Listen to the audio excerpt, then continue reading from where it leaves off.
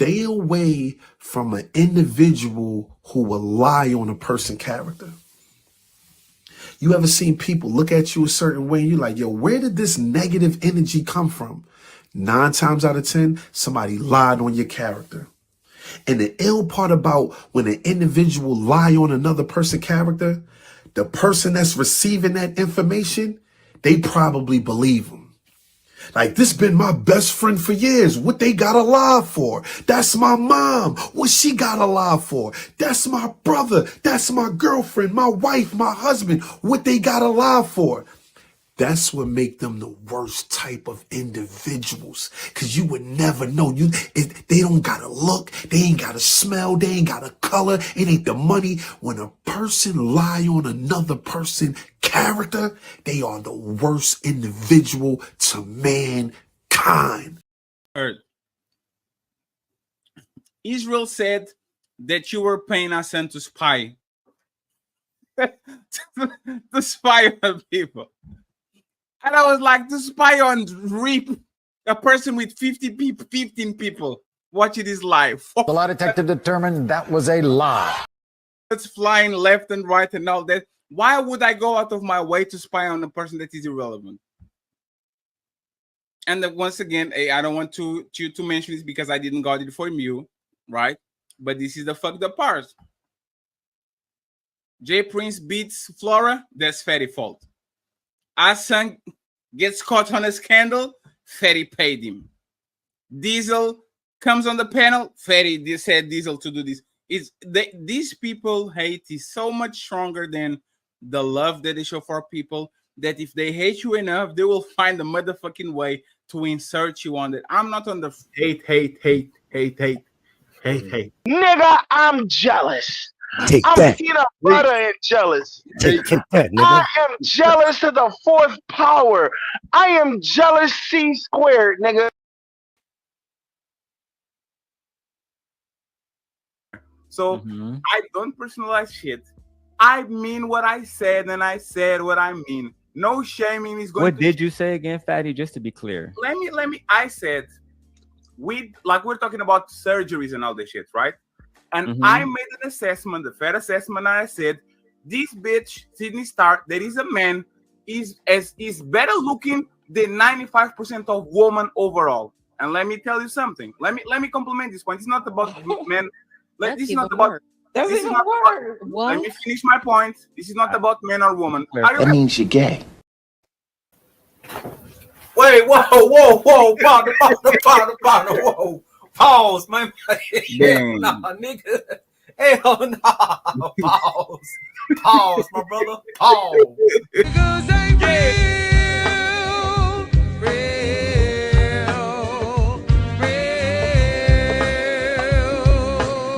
Some of you niggas ain't real.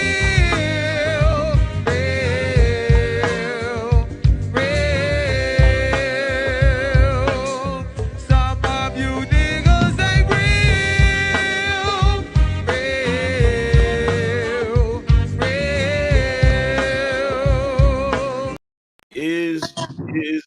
Is one thing about him, he doesn't lie. Exactly. He's not a liar. You know what I'm saying? Like, it's niggas out here that love to tell tall tales and all that type of goofy shit. He doesn't lie. You feel what I'm saying? If he doesn't want you to know something, he just ain't gonna say it. But he's not a liar. You feel what I'm saying? Like, entering the real spill with Mills.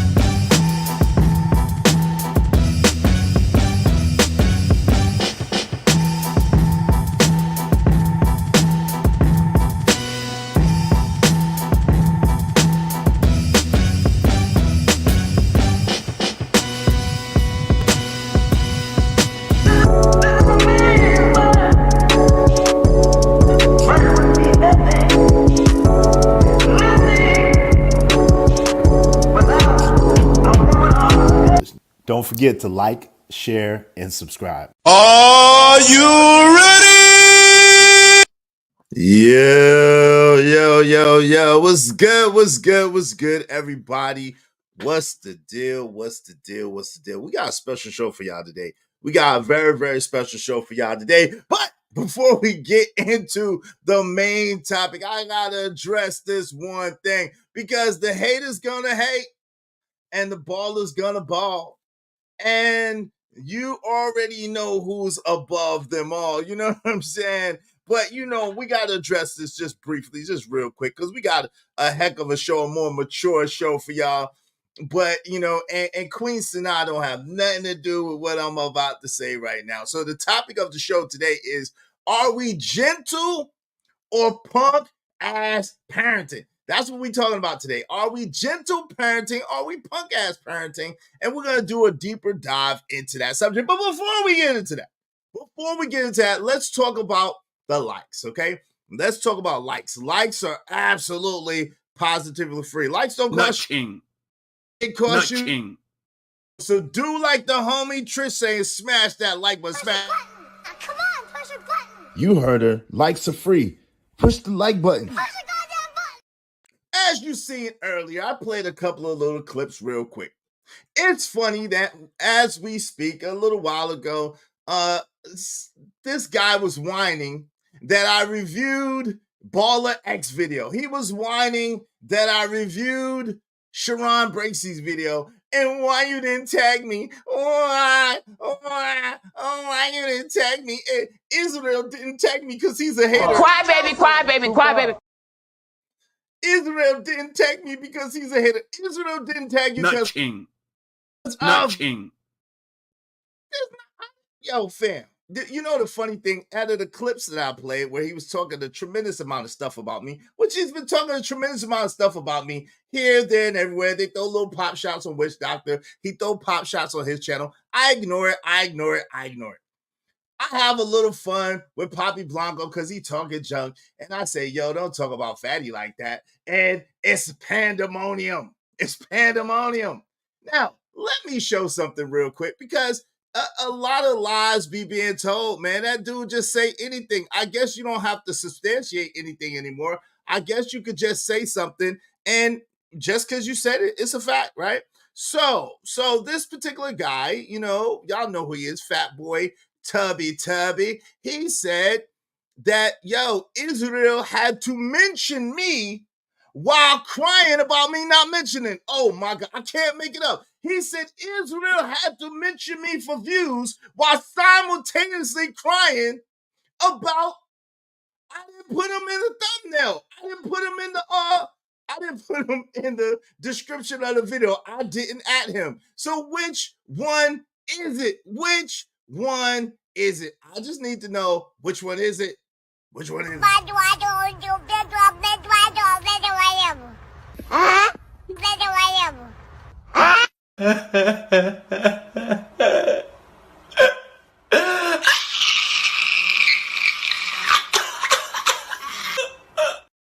So I'll tell you this, sir. Again, like I said, in response to what Blanco was asking me about debating you, it's pointless. It's useless.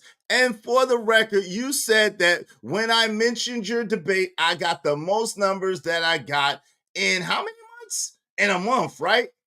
How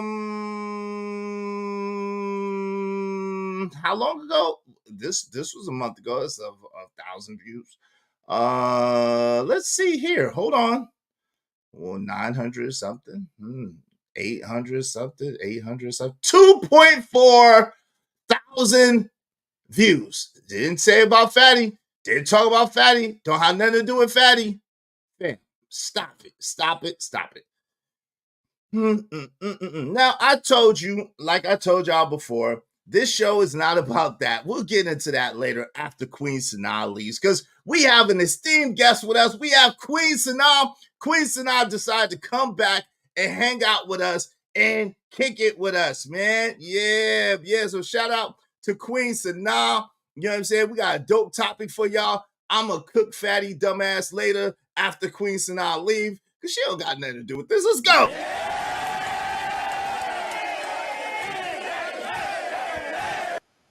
Hey, Queen Sana, how you doing? Good to see you. So Welcome much back. drama in the LBC. What in the world? Welcome back. No, don't worry your pretty little hairdo about. Don't worry your pretty little hairdo about any of that. Any of that. Don't you worry about that. You know what I'm saying? None of your pretty little natural hair. Don't you worry about that. This is all about the childrens. This is all about the childrens and the parenting of said childrens. Okay? This is about childrens like this child right here. Childrens like this children situation. Like a boy. I don't. You say his name Jordan.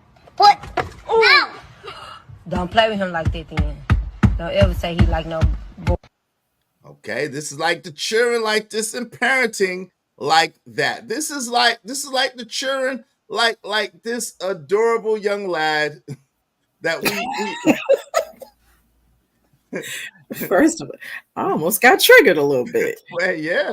Please, But you know, please continue. Please continue. Okay, don't get triggered over here. Please don't get triggered over here. This is about the adorable young lad that we know as Reese. You know what I'm saying? Reese Jackson. That this is Reese. Of course I am, Bobby. You know I'm always hungry. Today I have a Black Forest ham sandwich. Yum.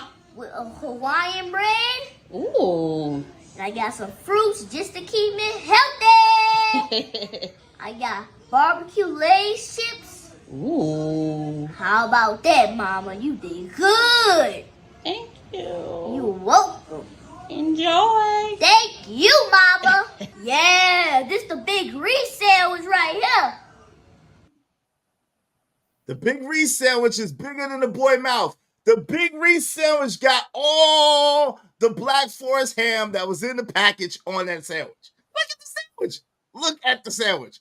His hands can't even get around the sandwich. This is child abuse. Look at that. That is at least 24 pieces of Black Forest hamage. Too much. Do you have any mention of the fruit? You want to talk about the fruit? Tender baby. You mean you mean the garnish? Do you mean the garnish on the side of the plate? That's garnish, young. You mean the garnish on the side of the plate, or do you mean actual fruit bowl or fruit basket? I mean the fruit, because a lot of kids garnish is like Oreos and Takis and ring pops and what. The boy got fruit on the plate. He's Okay. halfway winning. Wait, no. That fruit to Black Forest ham ratio is off. You know what I'm saying? There he has a whole pack of Black Forest ham, like at Protein. least That's a grown 24 boy. slices. Yeah, grown boy. Yeah, It's a grown 24 boy. slices. A whole pound of Black Forest ham to 3 grapes and 2 strawberries. Like, come on, No, make it wait, hold on. Pull it back up. I know I counted more than 3. but you know what I'm saying. Come on. Of course I am. Come on. Okay, 1, 2, 3, 4. Okay, my bad. 4 strawberries. 4 strawberries and 6 grapes. My bad. Yeah. But that is tremendously less than a whole pound of Black Forest ham that's on that sandwich. You know what I'm talking about? I'm just saying. Well, let me welcome the people. As you see, this is going to be a very interesting conversation. Queen Sana and I do not see eye to eye on the particular a perspective or the point of view. So this is going to make a very, very interesting conversation. And the question is this gentle parenting or are these punk ass parents? Is this gentle parenting or are these punk ass parents? So I want to know, because I'm seem to think like Bernie Mac say, we got a lot of punk ass parents out here. We got some punk ass parents, okay? All right, now we talked about the like button. We talked about likes. Likes are absolutely free. Y'all know that. But in order to keep the show going and in order to make the haters mad, you know what I'm saying? In order to keep the show going, but more importantly, in order to let the haters keep hating, support the show. Support the show. Listen, y'all hate Team Fatty, support the show. Y'all don't like that nigga, support the show. If you want that nigga to be mad and angry, because he's a hater, hit the Cash App and support the show. I'm going to read it out. I'm going to tell it loud and proud. Hit the Cash App, support the show, support the stream. You know what I mean? Dope discussions deserve dope donations. compensation for the conversation. Let's do good business because they like to pocket watch. They like to pocket watch, see what we doing, how much we making, speculating, hating. You know what it is. Let's get it.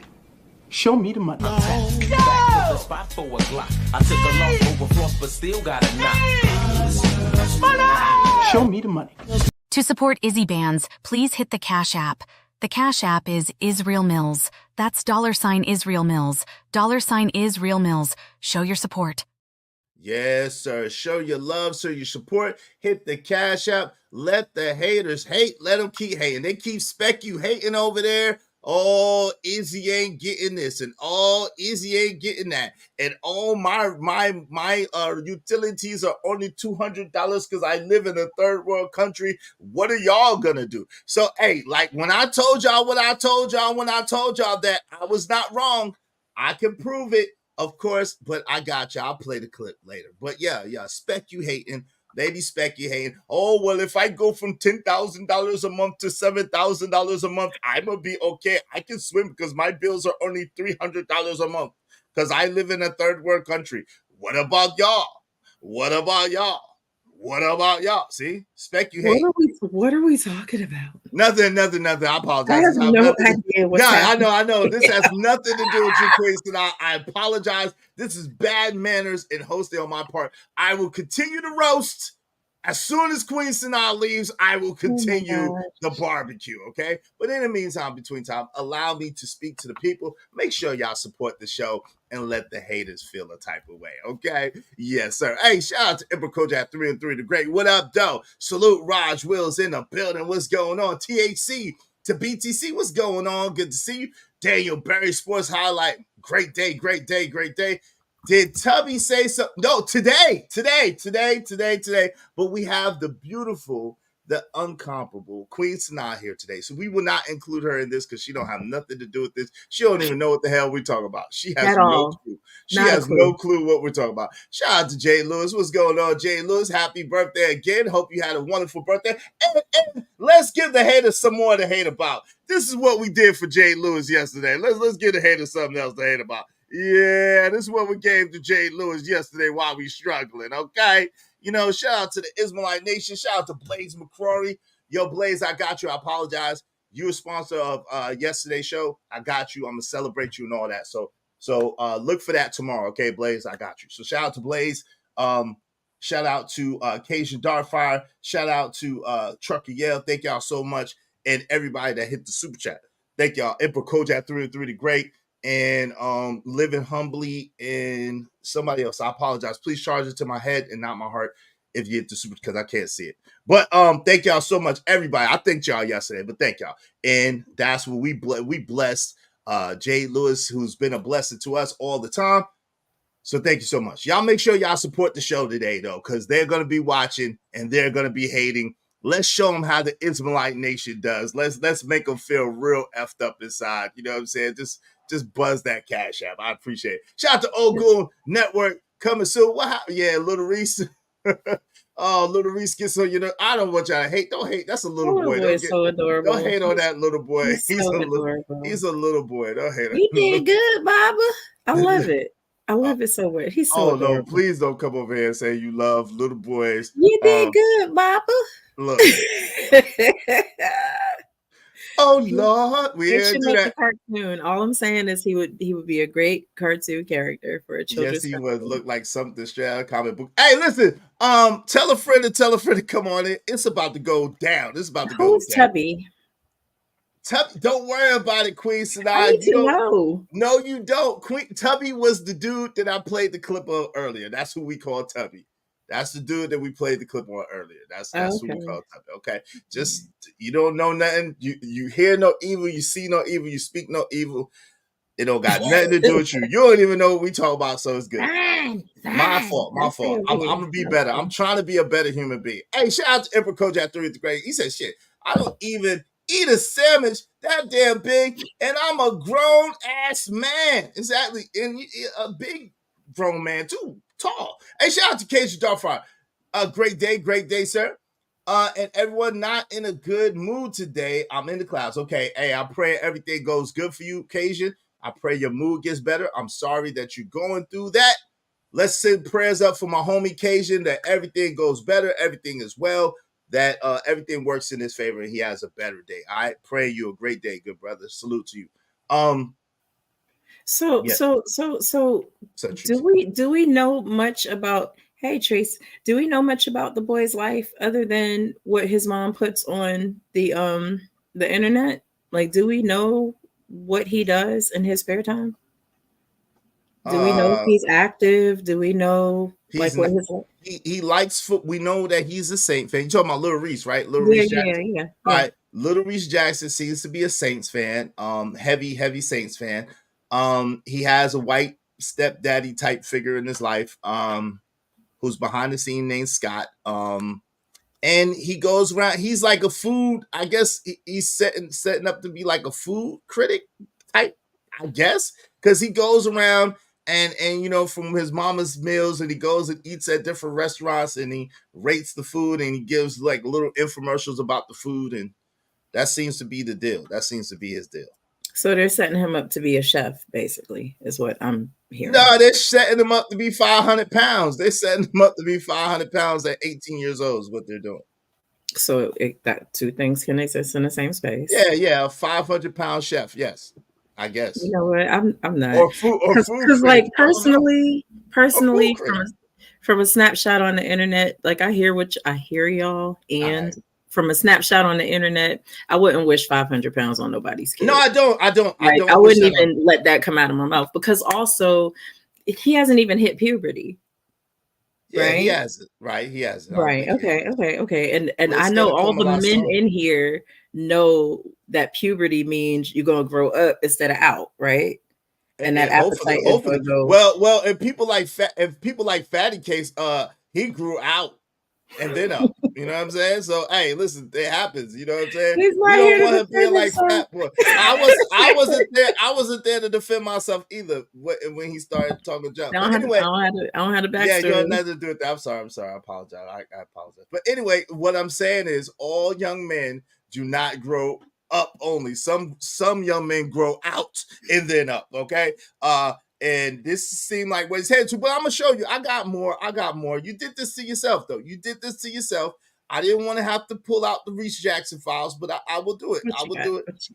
Because apparently you don't know Reese Jackson like we know Reese Jackson. I don't. And I don't. Okay. Well, let me familiarize you with Reese Jackson. Hold on. Give me one moment. In the meantime, what's up, Tracy? What's up? Jade said, compared to a half of a pig. God, dog, who are we talking about? Lord, how much? What ignorant TV? I'm guessing the little boy. God, y'all brutal, boy. That's a kid. Hey, pretty lady, welcome back. I don't think she was talking about the kid, but anyway, what's up? What's up, Lord ADS? What's good? Yo, Sovereign Teddy P, the ruler in the building. Yeah, he lives in a shithole country. He needs to focus on the problems over there and leave us alone. Exactly. But he's a daggone eucalyptus. Yo, this nigga had the nerve and stop getting me involved. Anyway, we're not talking about the boy no more, right? I gotta wait. No, we're not talking about Little Reese Jackson. Hey, listen, I gotta wait till Queen Sanaa leave because she don't know nothing about this. So we gotta deal with these kids first. We're gonna deal with these kids first, and then we'll deal with that. Y'all make sure. Yeah, Tom. I'm trying to be better in life. Y'all make sure y'all support the show early, though. Bring in them cash apps. Let them cash apps bubble up, son. Make sure y'all support the show, support the stream, because they're over there talking about, hey, Israel is struggling. Israel is struggle streaming. Israel is not gonna make it. Israelite Nation, y'all gonna let Israel struggle? Y'all gonna let Israel not make it? $10 challenge to the Israelite Nation. Let's do $10 a piece to the Cash App. Let's blow it up. Let's show them what we're working with and what it's hitting for. Shout out to Bucket88. What's going on? Absolutely, you're welcome. You welcome, Jay Lewis. Raj Will, what up? Run, Queen, run. She ain't in it. We got it. We gotta keep her away from it. Bruh, I just know Little Reese is gonna have a hard life when he goes. Prayerfully not. Prayerfully not. You need me for pray. I pray for Teddy P's bank account, God. Multiply. Teddy P, put it on Teddy P heart to sow some seeds, some money seeds, because he sold artwork seed. He sold video seeds.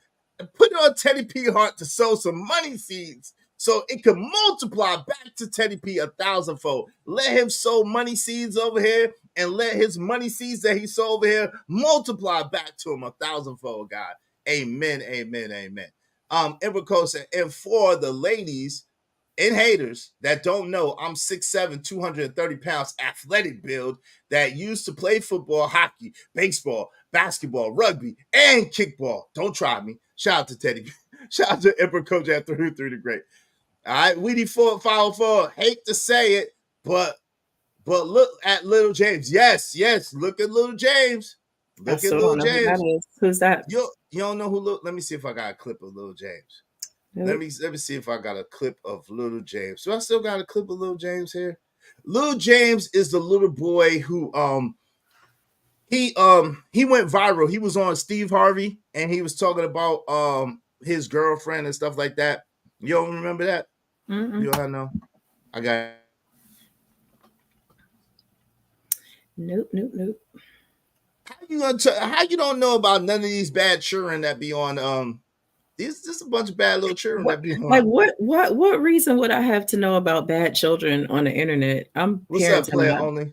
What's up, Player Only TV? Yeah, I'm Izzy. Don't corrupt Queen Sanaa with that fatty. I'm not. Y'all hit the Cash App though. Oh, is that who Tubby is? Fatty? Yes. I said that. Don't worry about it. Y'all hit the Cash App. If y'all want me not to explain stuff, I need y'all to hit the Cash App and support the show. Overflow the Cash App. Overflow the Cash App. That's how we get the haters away.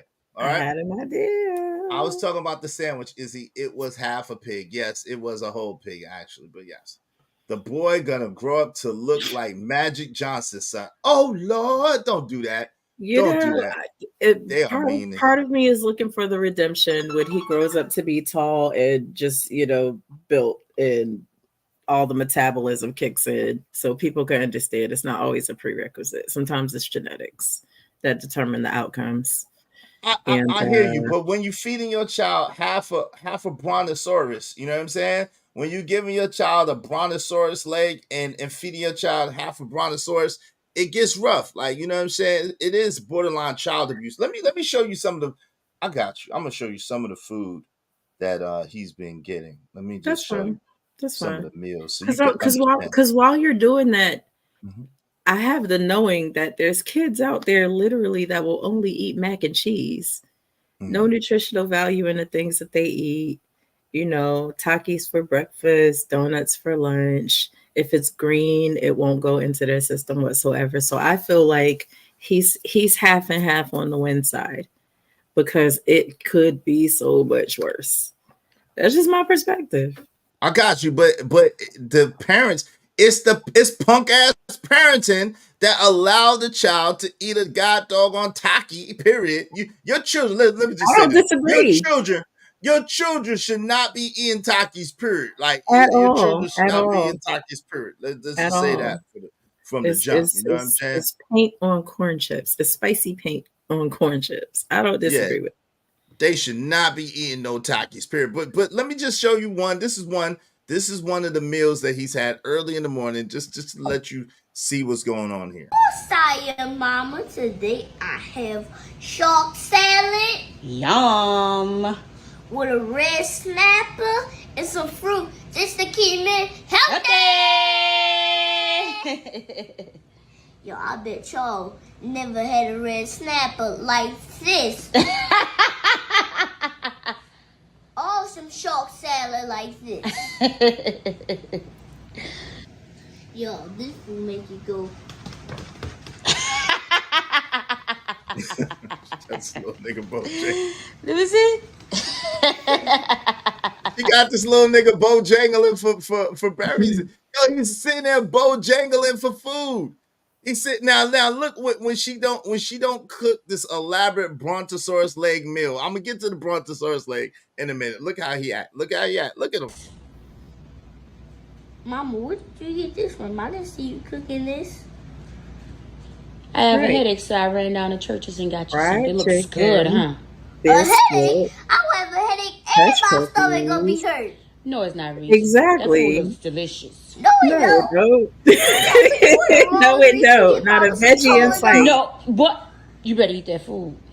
Mama, Scott, could you please do it?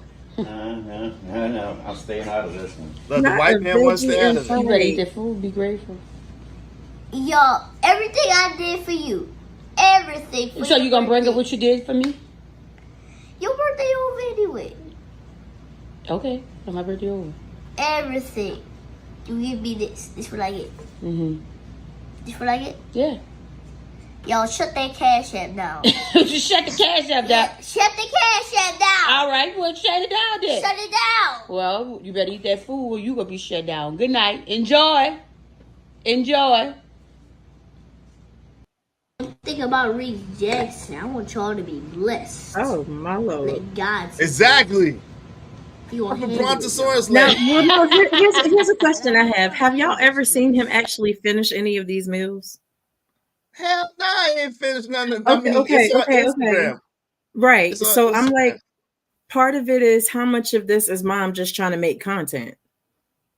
Oh, here we go. Is he actually eating all this crap, or is she making content? Because look at him. He's not exploded, or like, you know what I mean? He's not. Who said that? Wait, Look hold, at the little boy. He is chunky. He is chunky for his age. Don't even do that. No, you Don't ain't even do seen that. chunky kids. If you think this boy is chunky, you have not seen chunky kids. I mean, I didn't say he's obese, but he's chunky for his age. He's chunky for his age. That mother is horrible. He got prepubescent baby fat. He got prepubescent prepubescent tomahawk meat, baby and fat, Brontosaurus burgers in his system. That's what I'm saying. And shark salad. Aliana, I hope I'm saying your name right. I don't think he eats all of that. I think it's for content. I think the mom is creating this illusion so that she could show all these meals that she prepares so that she can, rake whatever she got to do with her content. That's what I believe. And some of it probably does get wasted. I don't believe that boy eats all of that. Looking at him, he looks like he has a prepubescent physique. He don't look like an overweight. I see overweight children regularly. That ain't it. So as soon as he hits about 12 and maybe 13, he's going to slim up and he's going to get tall. Even if he doesn't get 6 feet, he's still going to slim up and he's going to get tall. But the problem I have is that entitlement. Like, that's a whole different conversation. When he saw that church is in front of him and he looked down and he looked up and he looked down and he looked up again, like, what's this? And he slapped it off the table when she turned off the camera. That's the problem I had. You ain't seen nothing yet. Where's your wallet, little Reese? Like, that's the part. No, don't get twisted. No, don't get twisted. Oh, little Reese is paying for that. Oh, don't get twisted. Oh, little Reese meant that when he said shut down the cash. Oh, okay. Oh, little Reese is the cash cow. Little Reese is paying for that. Don't get it twisted or misconstrued. They ain't coming to hear that mama cackle. They're coming to see little Reese. Little Reese is getting paid. Don't get Little Reese is getting paid. Little Reese probably getting more money than me. Shout out to Little Reese. Little Reese getting more money than all of us put together over here. Shout out to Little Reese. Hey, but because I feel like once you start addressing your parents like that, you need your own lease. You know what I'm saying? You know what I mean? You gotta go on and let me be quiet. But anyway, you were saying something. Oh no, I'm gonna show you what the last debacle. Hold on, I got you because. I watch, I keep up with Little Reese. Shout out to him. I keep up with Little Reese. Unfortunately, I keep up with him. He's an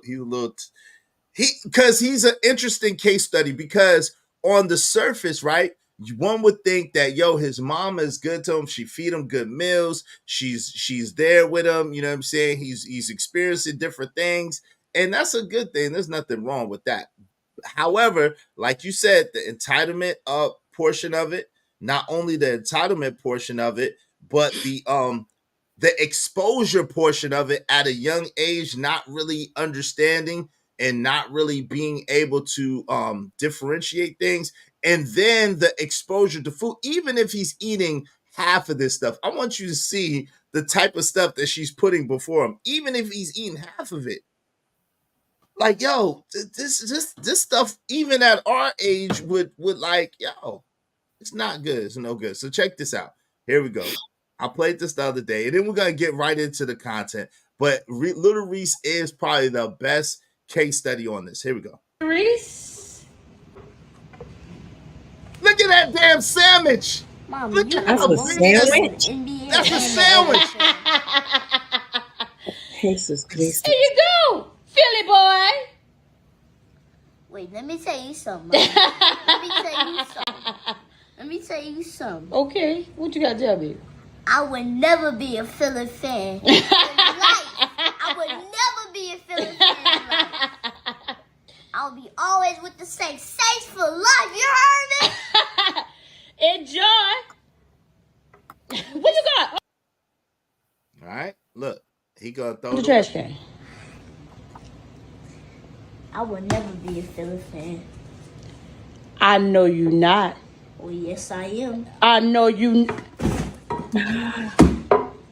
Cut. Cause you owe me an apology. I'm sorry. Oh, don't hit me with the eyes. You was cutting my manhood right there. You know I'm not a Philadelphia fan. I'm Saints for life. Never changing that team. They're my best friend, actually. I thought I was your best friend. You my best friend, too. Oh, Problem. Lord. Well, what happened yesterday? I was upset since the Saints lost. I was upset yesterday. Yeah, anywhere in Garfield. That's a good Well, point. make me something else. Make you something else. Yeah, I don't know if I'm making something else. You want to make me a trip home?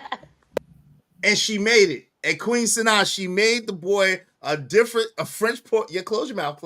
She made the boy a French. The fuck he did not. Excuse me. Yes, he did. And it gets worse. He does, like, that's what I'm saying to you. Exactly. Yes, he did. He threw the damn sandwich away. And then he said, yes, he did. He threw the damn sandwich away and then had the nerve, the audacity, the unmitigated gall to say, will you make me a French poor boy? And she made it. No. Okay. Hold on That's real quick before we get into this. Hold your thought real quick. Hey, y'all, if y'all want to guarantee that your comments get highlighted and read, y'all got to do it through the Cash App or the Super Chat. I'm going to read these as y'all come in, and I'm not reading no more comments unless y'all do it through the Super Chat at the Cash App. So let y'all know. Elena Gomez says, he's smart, though. I don't think he really eats all of that. Okay. He's overweight for his age. Yes, he is. Ogo Network. What's up, King Passion? What's going on? Just laughing. Raj Wilson he got to wear that husky pants from back in the day. Yes, he does. I think he's 8 though. Emperor Cole said he's 4 or 6 years old and he's not that tall. I think he's 8. I think he's 8. I think not he's like articulating 8. Like that. He's not. I think he's like 8 years old. He's got to be like 8, maybe 9. Between 7 and 10, I would give him.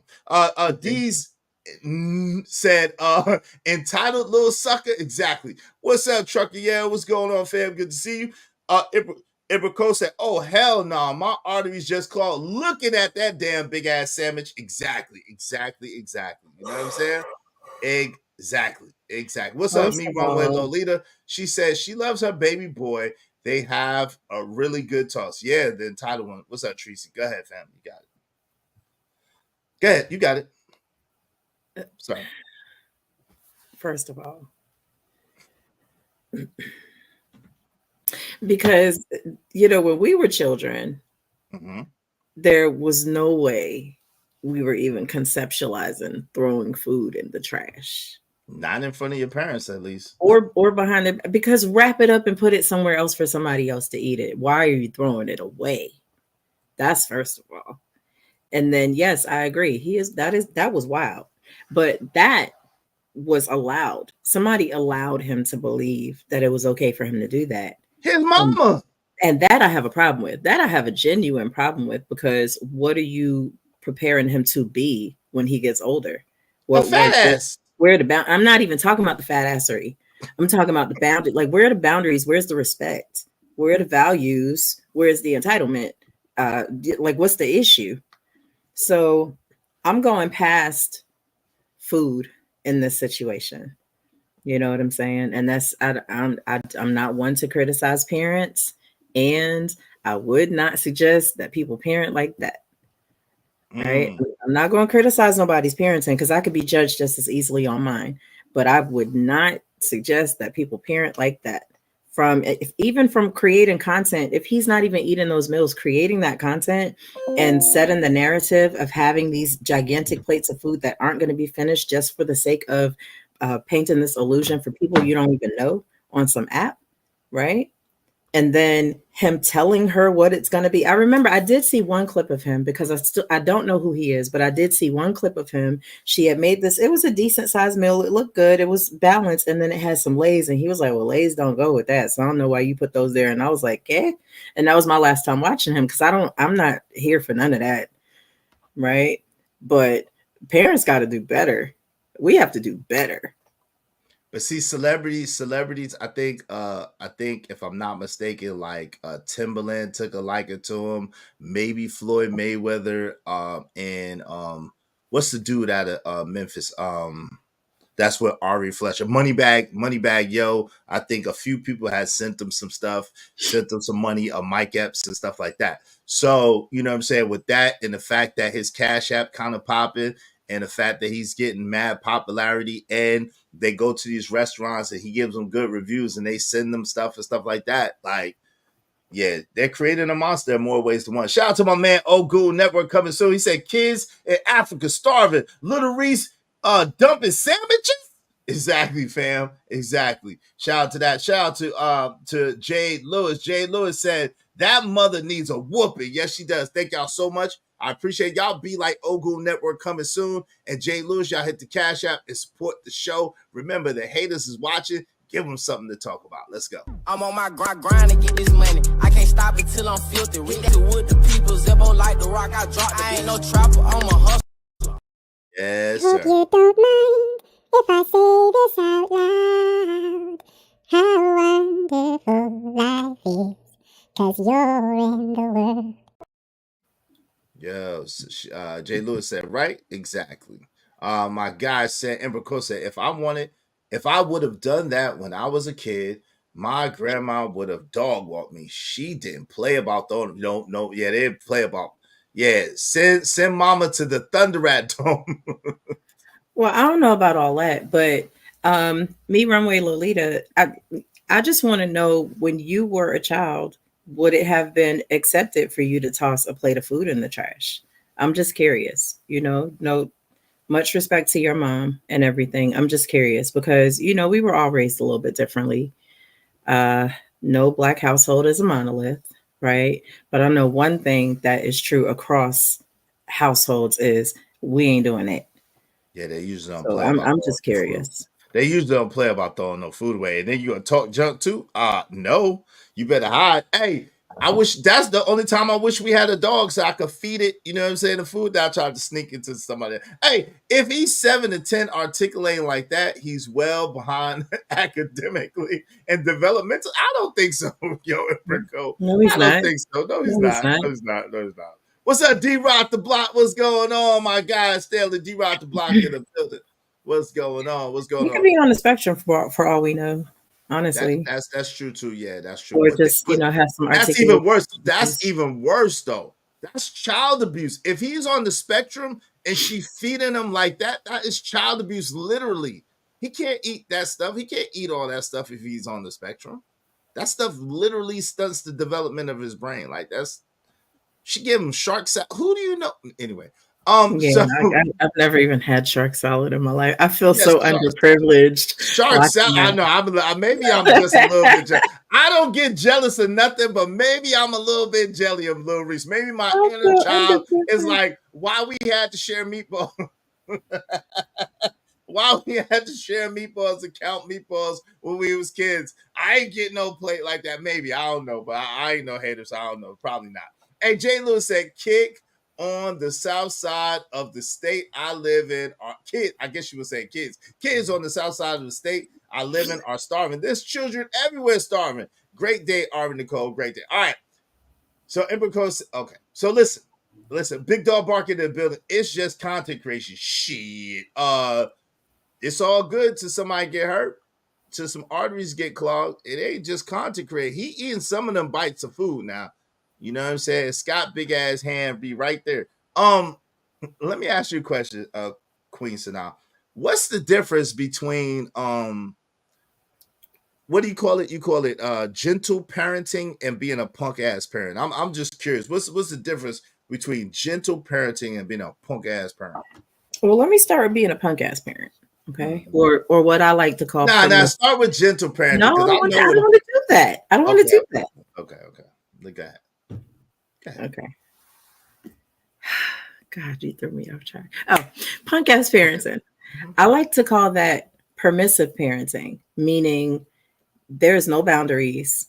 Your kids do what they want to do, no matter what it is that they're supposed to do, right? You're so busy being their friend that you don't have the ability to set parenting boundaries, right? So there's no differentiation between the parenting and the, you know what I mean, and the friendship.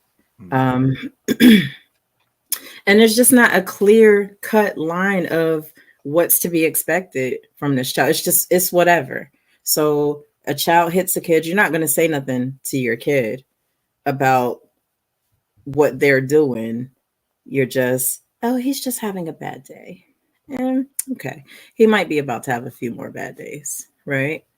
But gentle parenting, which, let me just, for the record, I'm not with all these terms that people are coming up with these days to try to put things in a box, because in essence, gentle parenting is being gentle with your child, making an effort to reduce maybe some of the traumas you experienced as a child, to maybe break some generational curses, maybe let them know that they have a safe space in you. And why would there be anything wrong with that? Maybe not beating the dog crap out of them as soon as they do something wrong, but opening up a pocket for learning, a pocket for growth, something that will give them something to hold on to aside from just pain to associate with an experience. But let me ask you a question. Let me interject because let's get a back and forth going. So with that being said, right? Do you think that now it seems to be, so let me give you an example first, okay? In America, right? People from the LGBTQIA plus community did not have certain rights at a certain period of time. You know what I mean? But it seems like they have all the rights, and now you can't, they're an untouchable class, right? Women for a long time had very little rights, especially compared to men in America. And now, you know what I'm saying, they got all the rights, especially legally and in the court system.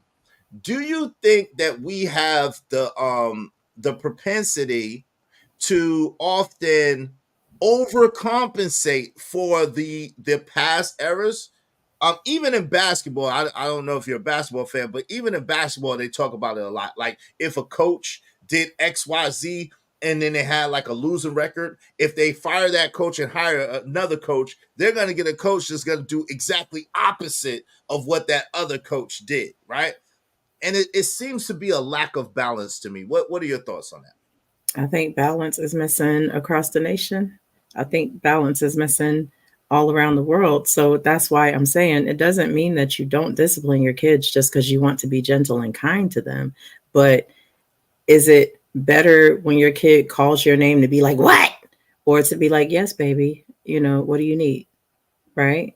So I think that meeting a happy medium is important across the board. So don't let them do whatever they want, and don't DDT them every time they get on your nerves.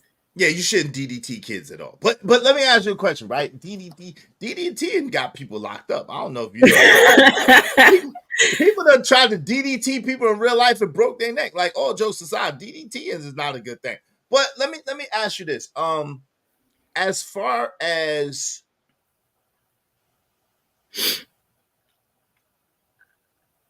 okay, you say your children, you respond, say, hey, baby, yeah, coochie, coochie, coo, right? That's baby, that's coochie, coochie, coo, little baby. Yeah, you know what I'm saying? And they're 15 years old. Coochie, coochie, coo, baby. So you treat your kids good, right? You treat them nice. But then they talking to you, yeah, mom, you piece of poo. Yeah, mom, you bitch. Yeah, mom, you piece of shit. Like, is the coochie, coochie, coo an appropriate response to when the children are entitled and acting like little shits? I mean, I feel like that's a little bit of logic, right? Let's use some logic there. So we don't meet bad behavior with reward. We don't reward bad behavior. If I'm a bitch, I promise you, my initial urge may be to pop you in the lip. 9 times out of 10, I can't speak for the 10th time because I'm a human being, but 9 times out of 10, I'm going to, pause for a second. So I'm controlling my impulses as the adult because I also have to teach impulse control. And instead of pissed off parenting, my mind is going, okay, consequence. That doesn't involve pain. What's the consequence? Because in 5 minutes after calling me a bitch, it's going to be, Mom, I don't even hear you talking. You don't even get to see me. You get basic mom.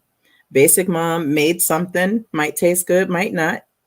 Basic mom made sure you had make something that was intentionally nasty. Like, it might basic mom good and it might not. Did basic mom poison the children?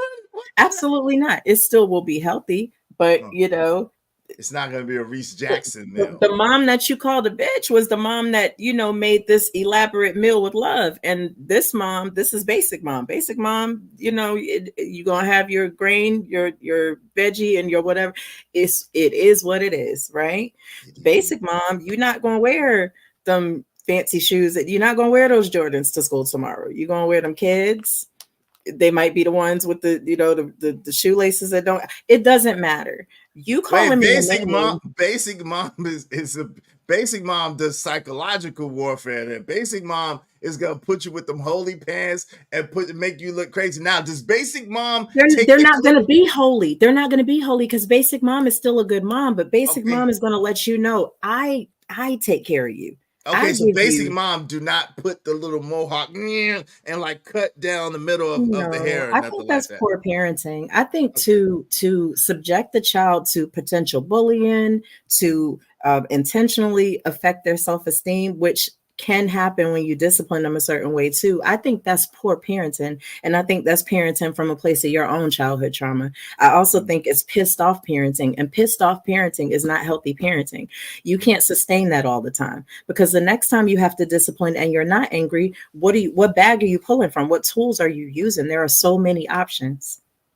So let me speak to the people real quick. This is a dope discussion. Listen, y'all, dope discussions deserve dope donations. Compensation for the conversation. Let's do good business. You want to guarantee your comments get highlighted red? You want to open up the panel and maybe converse with Queen Sanaa? You got some opinions? Make sure you hit the Cash App and let it be known, man. Shout out to Jimmy Rucker in the building. Great day is great day. Chat is, I think it's a combination of bad parenting and content creation.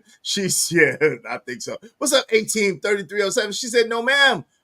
Were you talking to somebody in the chat or what? I'm confused. Shout out to Emperor Kojak through and through the great. Oh, I call that the new age parenting. I don't subscribe to that. Nope. What's up, Abby Wardy? Peace. And if I didn't speak to Ari Nicole, I thought I did, but shout out to Ari Nicole. We love you. Shout out to you. Good to see you, sis. Peace. Abby Wardy in the building. Yo, shout out to Emperor Kojak through and through the great. He said, right. When I used to work with the public, I used to see white kids call their parents all types of swears and cuss words, shaking my damn head. Yes, we did. Yo, black kids do that too, though, unfortunately. Nowadays they do, and that's what I want to get into. They did it back then too. Nobody really talked about it. No way. Nobody really talked about it. I've never seen it like that. Nobody really taled about it. So you're saying, hold on real fast. So you're saying that you think back in the days that black children used to cuss their parents out and talk crazy to their parents, but nobody talked about it? Is that what you're saying? Because I'm gonna be honest with you. This seems to be a very, very new phenomenon with the children being emboldened to talk the way they talk to black parents. Because I ain't seen that back in the day. But go ahead. I knew children like that. Whether it was because they had mental health issues or certain type of disabilities, I have seen children do stuff like that. But what I also know is those same parents were catching CPS cases because they was taking them here and taking them there in response instead of getting them the help that they needed. Maybe it wasn't talked about because people were embarrassed that black children were doing that when they thought it was just a white kid thing. It's not just a white kid thing. It's a parenting issue. It's a mental health issue. It's an environmental issue. It might even be a what you feed your kids issue, if we're being honest. But it's not talked about enough for us to really get to the bottom of it. So now we have these terms like gentle parenting, permissive parenting, harsh parenting, and all this other crap, instead of people calling things what they are. So what is it? Let's I don't call it know. what it is. I don't know. You don't know. I think again, it's a parenting issue, a mental health issue. You know what I mean? It's issues that people need to find the root of what's happening. Every child is different. A child could have been abused and maybe they're acting out because they're being abused. A child could be getting bullied at school and maybe they're acting out because they don't know how to process that. They might have been touched. They don't know how to process being touched, or they're in the same house with the person that touched them and have to deal with that every day. We don't really know what the issue is. But when you try to put it in a box, what are we supposed to do with that? Right, but they're just some badass kids too, though. There are some badass.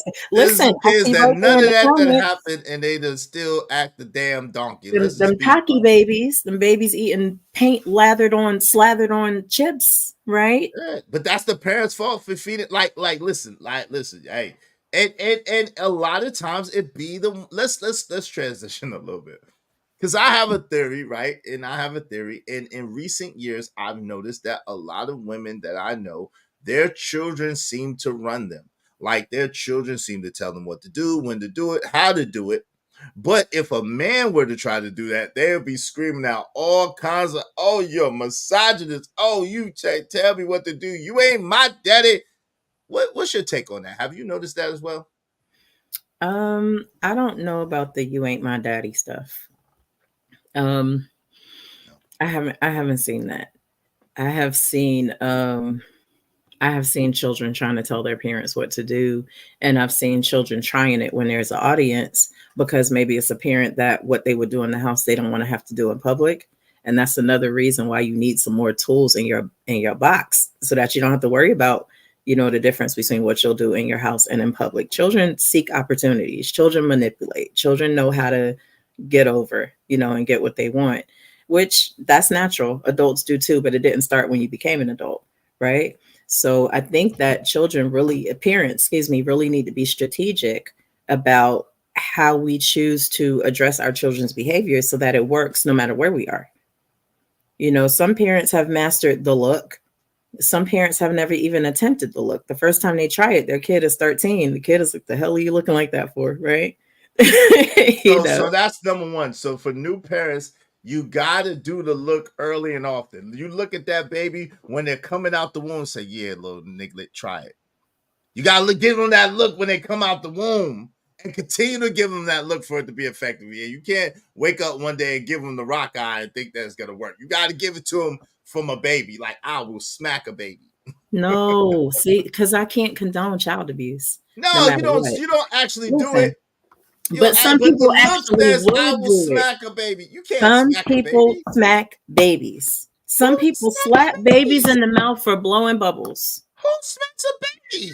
Some people smack babies in the mouth for blowing bubbles. No. What the hell is wrong with you? Nobody smacks no baby for blowing bubbles. Look cute little baby.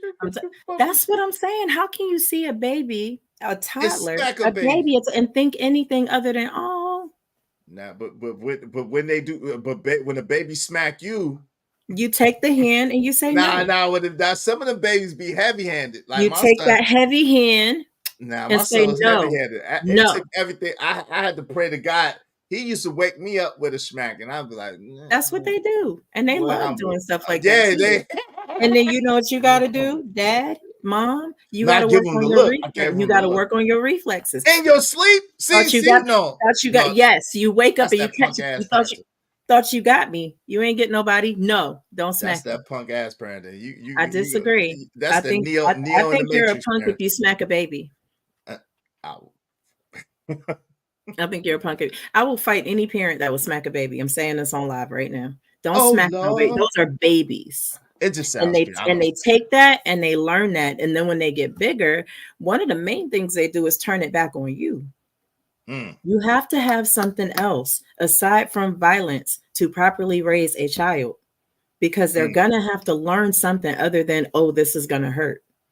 After a while, either they get too big and it's not going to hurt anymore, or they turn around and they unleash that back on the world. Jay Lewis said, Izzy is not living in reality. Some people shake them to deletion. Yeah, that's it. Exactly. We not. I don't condone child. I do not Yeah, condone child abuse. I do not either. Let me just. I'm And talking about. here's the thing, though. My niece said that, and a lot of parents don't realize that's hilarious. It's so many factors, like knowing about your child's development, for example. They might not even be the appropriate developmental age. So maybe they're acting a way that you don't like, but it could be because of how they're developing. And you got to know about that.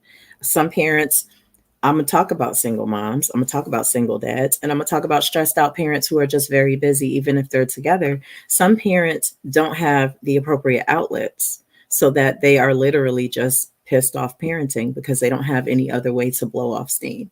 So immediately they're unleashing on a child.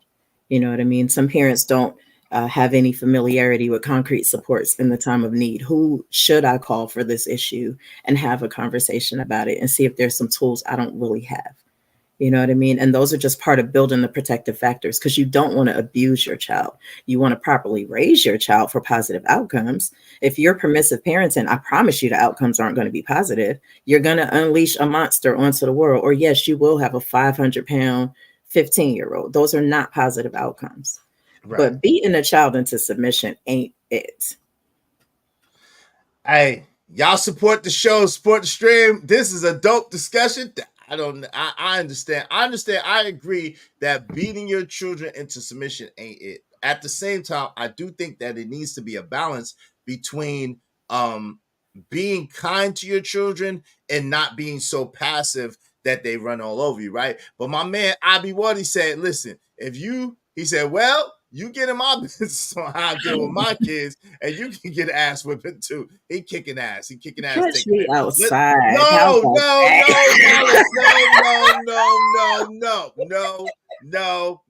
My guest, please.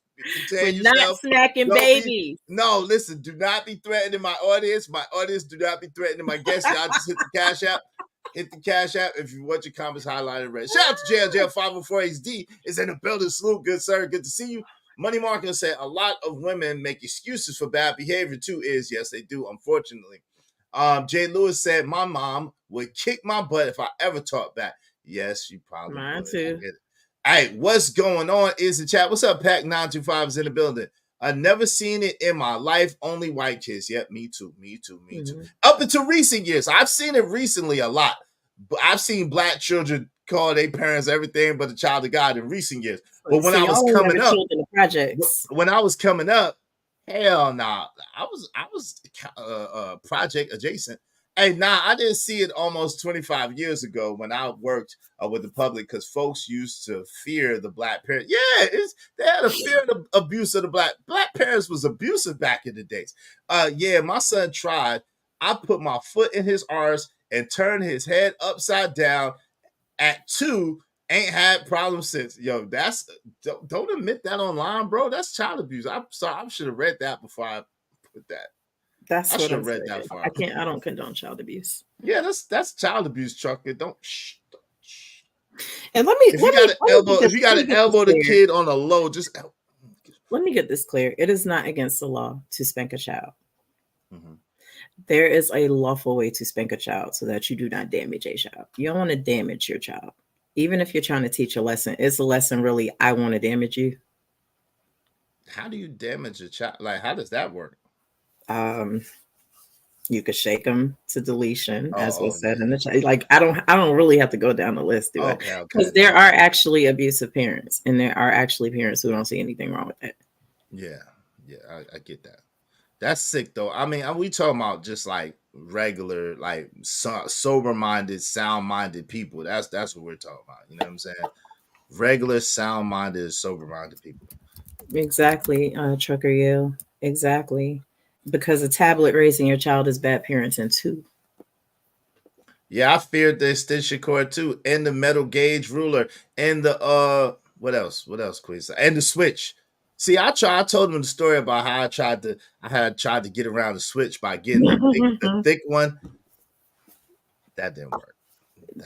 The braided switch was my fear. Yeah, that's what I'm saying. That usually came for trying to get the thick one that just broke on you. Wooden spoon. Oh Lord, yeah, wooden spoon. Yeah. 555 child abuse. Queen Sanaa is getting triggered. Let's go. Let's change the topic. She said, "Yeah, let's No, change the topic." there was a comment that was made that I was thinking about, because I agree with what Ari said about not liking to see misbehaving children in public. I feel the same way.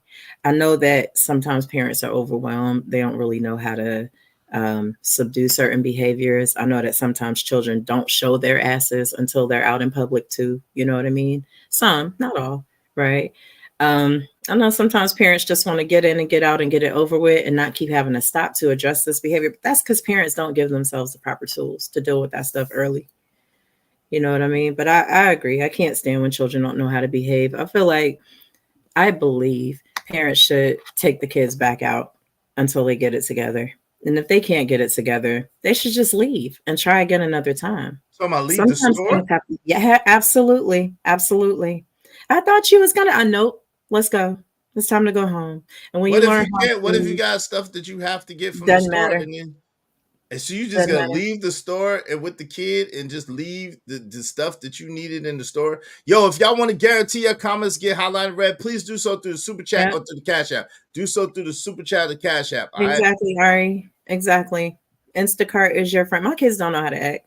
Instacart is my friend when my children aren't doing what they need to do. And when they're doing what they need to do, hey, let's go to the store. Let's have some fun in the store. But the minute you don't listen, we're walking out.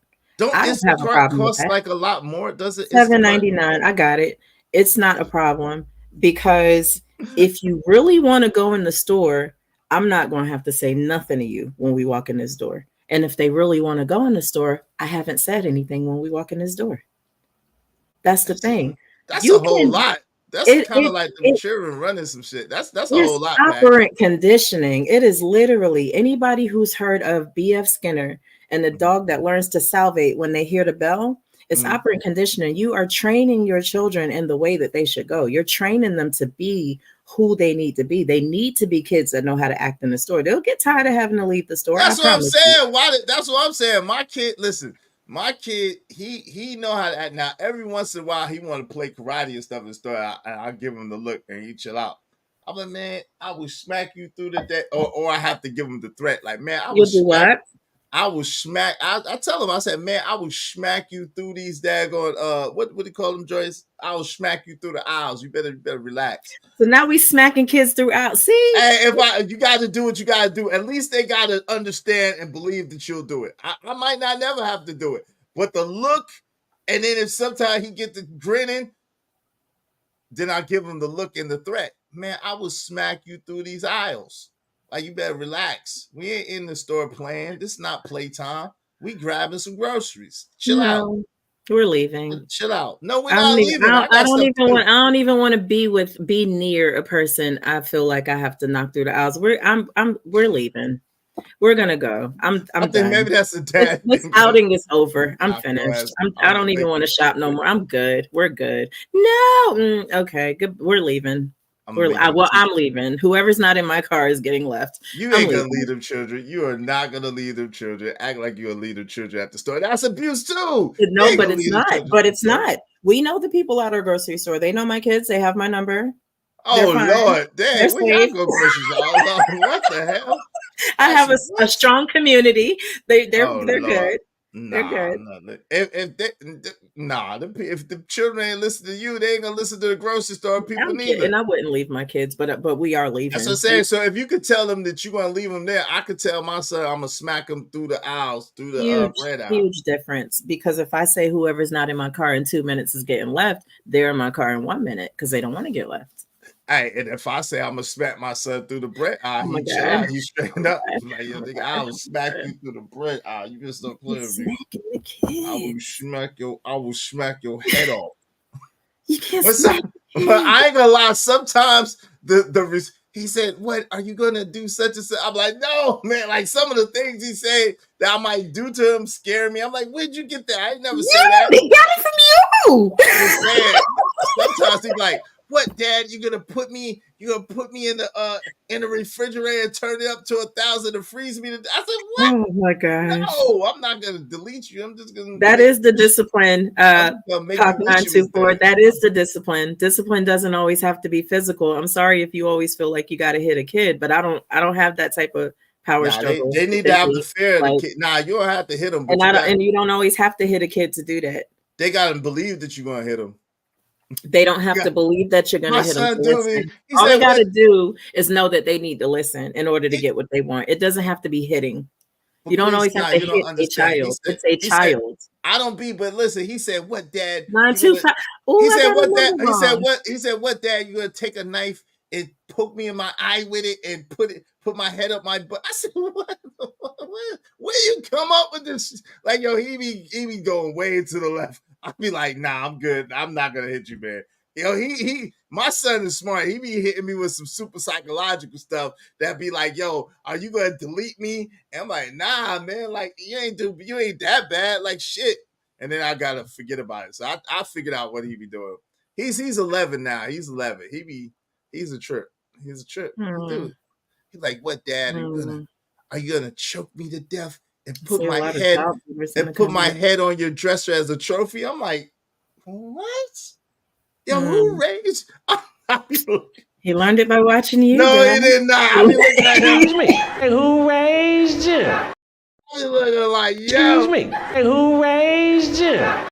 I ain't said none of that. I ain't said nothing close to that. I just said, I just told him I would slap him to sleep. Like, man, don't make me slap you to sleep. You better relax. I told my son there's a button right here, and if I press it, his head will blow up like a balloon. You know, he's on the spectrum, so he don't really understand what I'm saying. But he's like, please don't turn me into a balloon. Well, listen. You heard what I told you? You heard what I told you to do? Okay. All right. Well, let's do that then. Okay. Let me ask you this since you said that. Do you think that now that because I'm thinking about even what's her name? Amanda Seals and a couple of other people, like how popular it is to claim that you're on the spectrum. Do you think now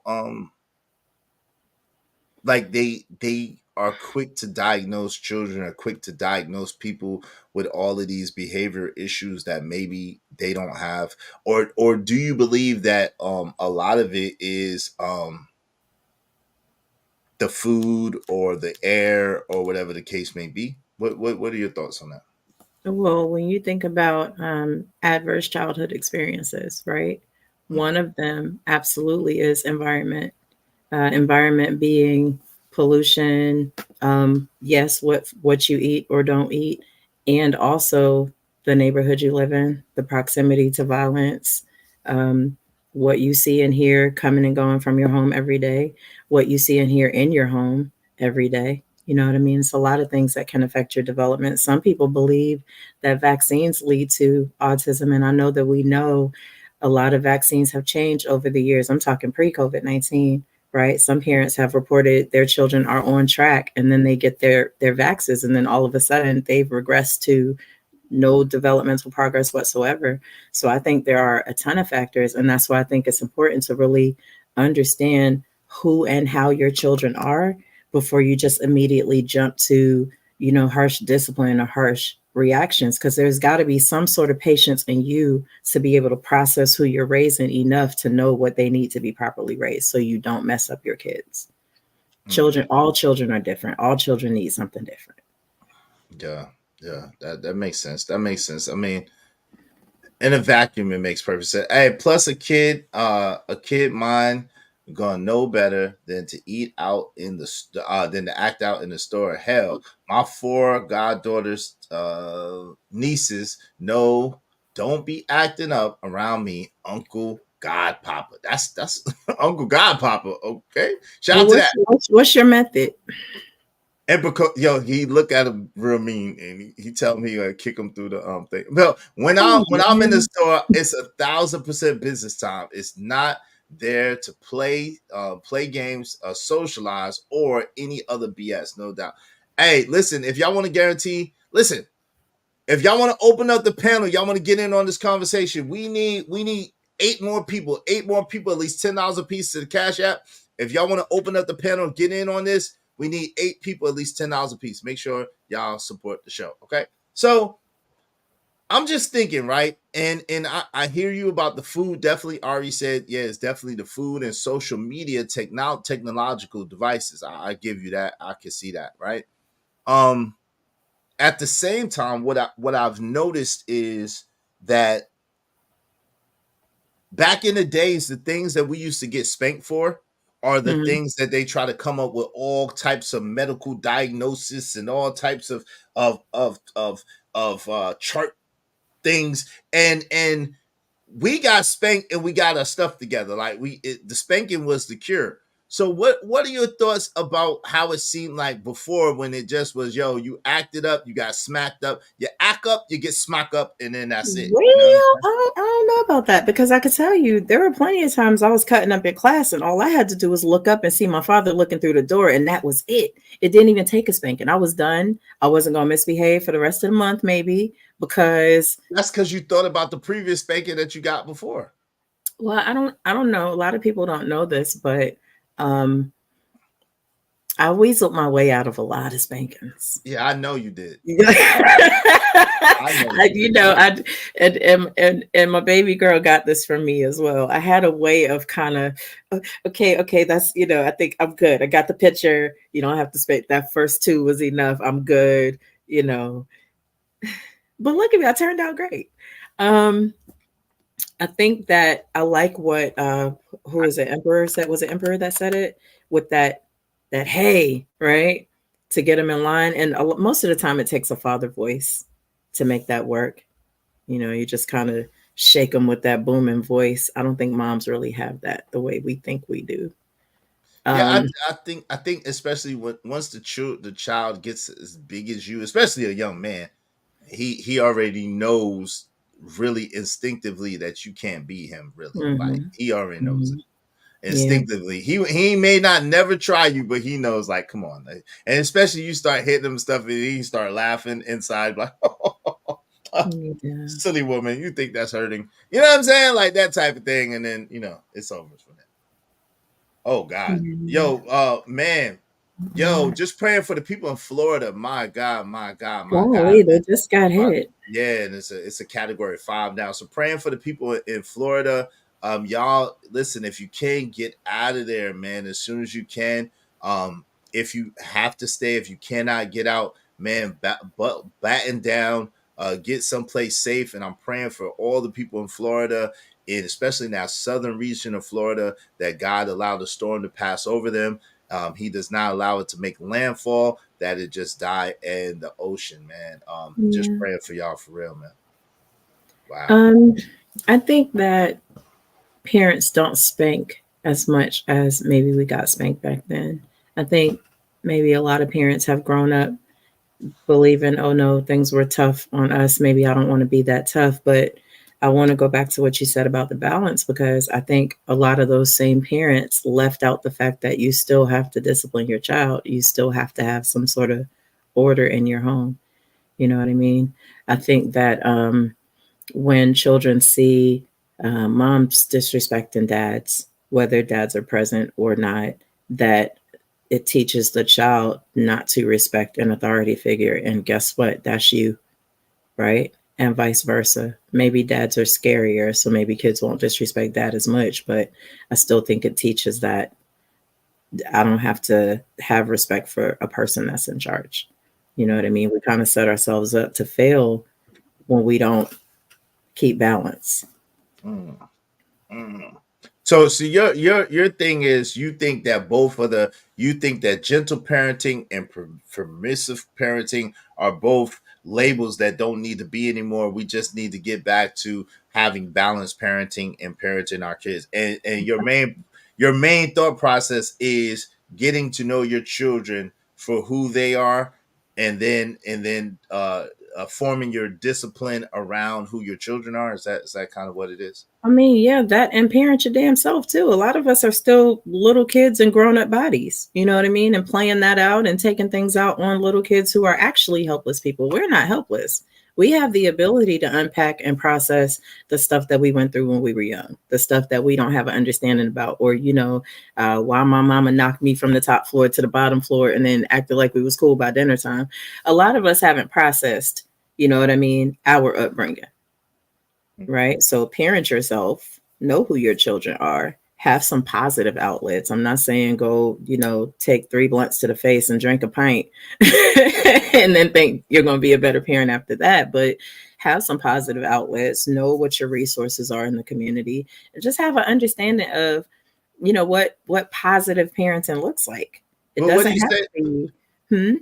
What do you say to people who say, hey, look, that sounds like you're trying to make me responsible for the way I was raised in my upbringing and my parents' deficiency, and you try to make me responsible, which I am automatically responsible for the upbringing of my own children. No. What I'm saying is it's your responsibility not to bring that bag into your parenting now. So the only way to not bring that bag is to go through it, process it, let go of what you don't want to then pass on to your child. And when you have time to work through the rest, work through the rest. And if you don't want to work through the rest, leave it alone. But don't drag that with you when you're parenting this child, or they're going to have just as big of a bag, if not bigger, when they're trying to recover from you. You don't want to do that to your kids. If you were abused as a child, don't abuse your kids. That doesn't make it better. Yeah, I think that you should. But I think that honestly, people should deal with the trauma and deal with their own personal pain before they ever have children. I don't think that you should have children if you haven't dealt with your own trauma and your own pain. Like, you know what I'm saying? Because you don't want to take that on the children's. You know what I'm saying? Shout out to Jay Lewis. She said exactly, because kids can be abducted by not listening. Yeah, that's true too. Facts. It's a safety issue. And one of the things I really think that parents should press is it's a safety issue. It's a safety issue. Even if you keep talking to me like this is a safety issue, because you might trigger something in me that I ain't dealt with yet. Your best bet is to go take a minute in the corner, right? And let's come back to this and watch your tongue. And watch your mouth. In other words, your mama crazy, so watch your mouth. Your mama watch your tongue, because I ain't worked through all that yet. Safety issue. You're not safe right now. You're not safe. Issue. Safety is the most important factor, is it not? I'm gonna start using that. It's a safety issue. You might want to back up. I don't have to use it with my son because he already know what it is. But I'm gonna use it with people on YouTube. It's a safety issue. You might want to relax. And she's so right. Somebody come grab you up in a heartbeat because you don't want to listen to me. Okay, now what you gonna do? Hey, you're just gonna be. Oh, that's sad. We don't even want to think about that. And the last time I smacked up my daughter, she was 14, and she had me feeling like she was gonna call. She was gonna report me to CPS. She was about to do it. She was about to do it. 555 child abuse. She knew the number she was about to call, but you got lucky. You bribed her, didn't you? Tell the truth. You bribed her. I know. I'll be it'll be hitting around Tampa sometime Wednesday. Folks still have time to evacuate, and they need to leave like now. Yeah, man. Get out of there. Get out. What's going on? Uncle Jeff is in the building. Yeah, I ain't one of your friends. That's definitely one of the things to let the children know. You ain't their friend. You are their parent. You know what I'm saying? There's a big difference. Money, Marco, I don't disagree necessarily about explaining why they're getting a whooping. All that I'm saying is whooping doesn't always have to be the option. There are other options that work. There are other things that children fear aside from ass whoopings. Like, I don't know, what are children attached to? They're attached to phones. They're attached to TV. Some of them are attached to going outside playing with the friends. Some of them are attached to their favorite pair of shoes. It's just, there's other options besides just physical pain. That's all I'm saying. It doesn't have to always be pain. Oh, they be acting up. Hey, John J, shout out to John J. You assume Uncle Jeff got time, number one. Shout out to Uncle Jeff. You assume Uncle Jeff got time and is not busy. But number two, we gotta get some support. If y'all want us to open up the panel, tell a friend, number one, because this is a dope discussion. Like Arvie said, this is a great convo. More people should be tuned in. Exactly. Tell a friend to come on in. At the same time, y'all support the show. If we get 8 more people, at least $10 a piece, we will open up the panel. Uncle Jeff says, speak like that again, and we gonna see how many men standing here, my father, when others would get mouthy, not me. Shout out to Uncle Jeff. Salute, salute, salute. Good to see you, Uncle Jeff. Glad you're doing well. Glad you're doing well. But yeah, it's not easy. Like being a good parent is not easy, right? It's so many nuances to it, so much to it. And I think you hit on something that a lot of people don't really understand. What's that? That truly your children, how you parent your children will be 9 times out of 10 how your children are introduced to the world and the people that they'll become in the world. Exactly. So it's a huge responsibility. It's a huge responsibility. Exactly. A lot of the most aggressive, angry children I know were just really brutally parented and not lovingly parented. Like a lot of them were raised on survival. And that's part of what I'm talking about. You still have to equip your kids with a set of tools that they can use for the rest of their lives. And it can't just be violence. Exactly. That's a bar. Yo, Uncle Jeff, you got time today? He said, I wish I could. Y'all can't right now. Y'all gonna have to do with me talking ish in the chat. I love y'all too. See, yeah, I figured Uncle Jeff is busy. Uncle Jeff got some things going on. I hollered at Uncle Jeff, so I know a little bit. He got some things going on, so he get into it. So shout out to Uncle Jeff. Salute. But listen, if y'all want to open up the panel and y'all want to chop it up on this, we just need 8 people, at least $10 a piece to the Cash App, and we will definitely open up the panel and chop it up. What are 3 things that you wish you knew? Like you're like me, you had children when you were younger, and you have children in your older age. What 3 things that you wish you knew early in the game before you had children, like that you really understood, and explain how they could have helped you a little bit more with your older children? I wish I knew how to communicate better. If I knew how to communicate better, I might not have had my older children, if we're being honest. But also, if I knew how to communicate better, co-parenting would have been a lot easier. I wish I knew. Well, before you get past that, because I think that we don't need details. no details. I'm just saying no details. We ain't gonna go into that. I just think that if we work on ourselves and fix ourselves, co-parenting ain't necessary anyway. I think co-parenting is a sign of a dysfunctional relationship. The fact that you have to co-parent, I feel like, is a sign of the dysfunctional relationship. I believe truly that if you have children with someone, then all things considered, you should be in a good place. You should be working it out, and y'all should be able to work it out together. That's what I'm saying. What's up, Hood Conservative? What's going on? Yeah, yes, and the reality is there are dysfunctional relationships. So sometimes y'all got to learn how to leave each other the hell alone and make sure that y'all create a loving, nurturing environment for the child, where the child does not grow up with an inkling that you might hate each other in any way, shape, form, or fashion. Because shouldn't have had. But if it's a say it. Go ahead and say it. You shouldn't have had kids. You shouldn't have children with a dysfunctional.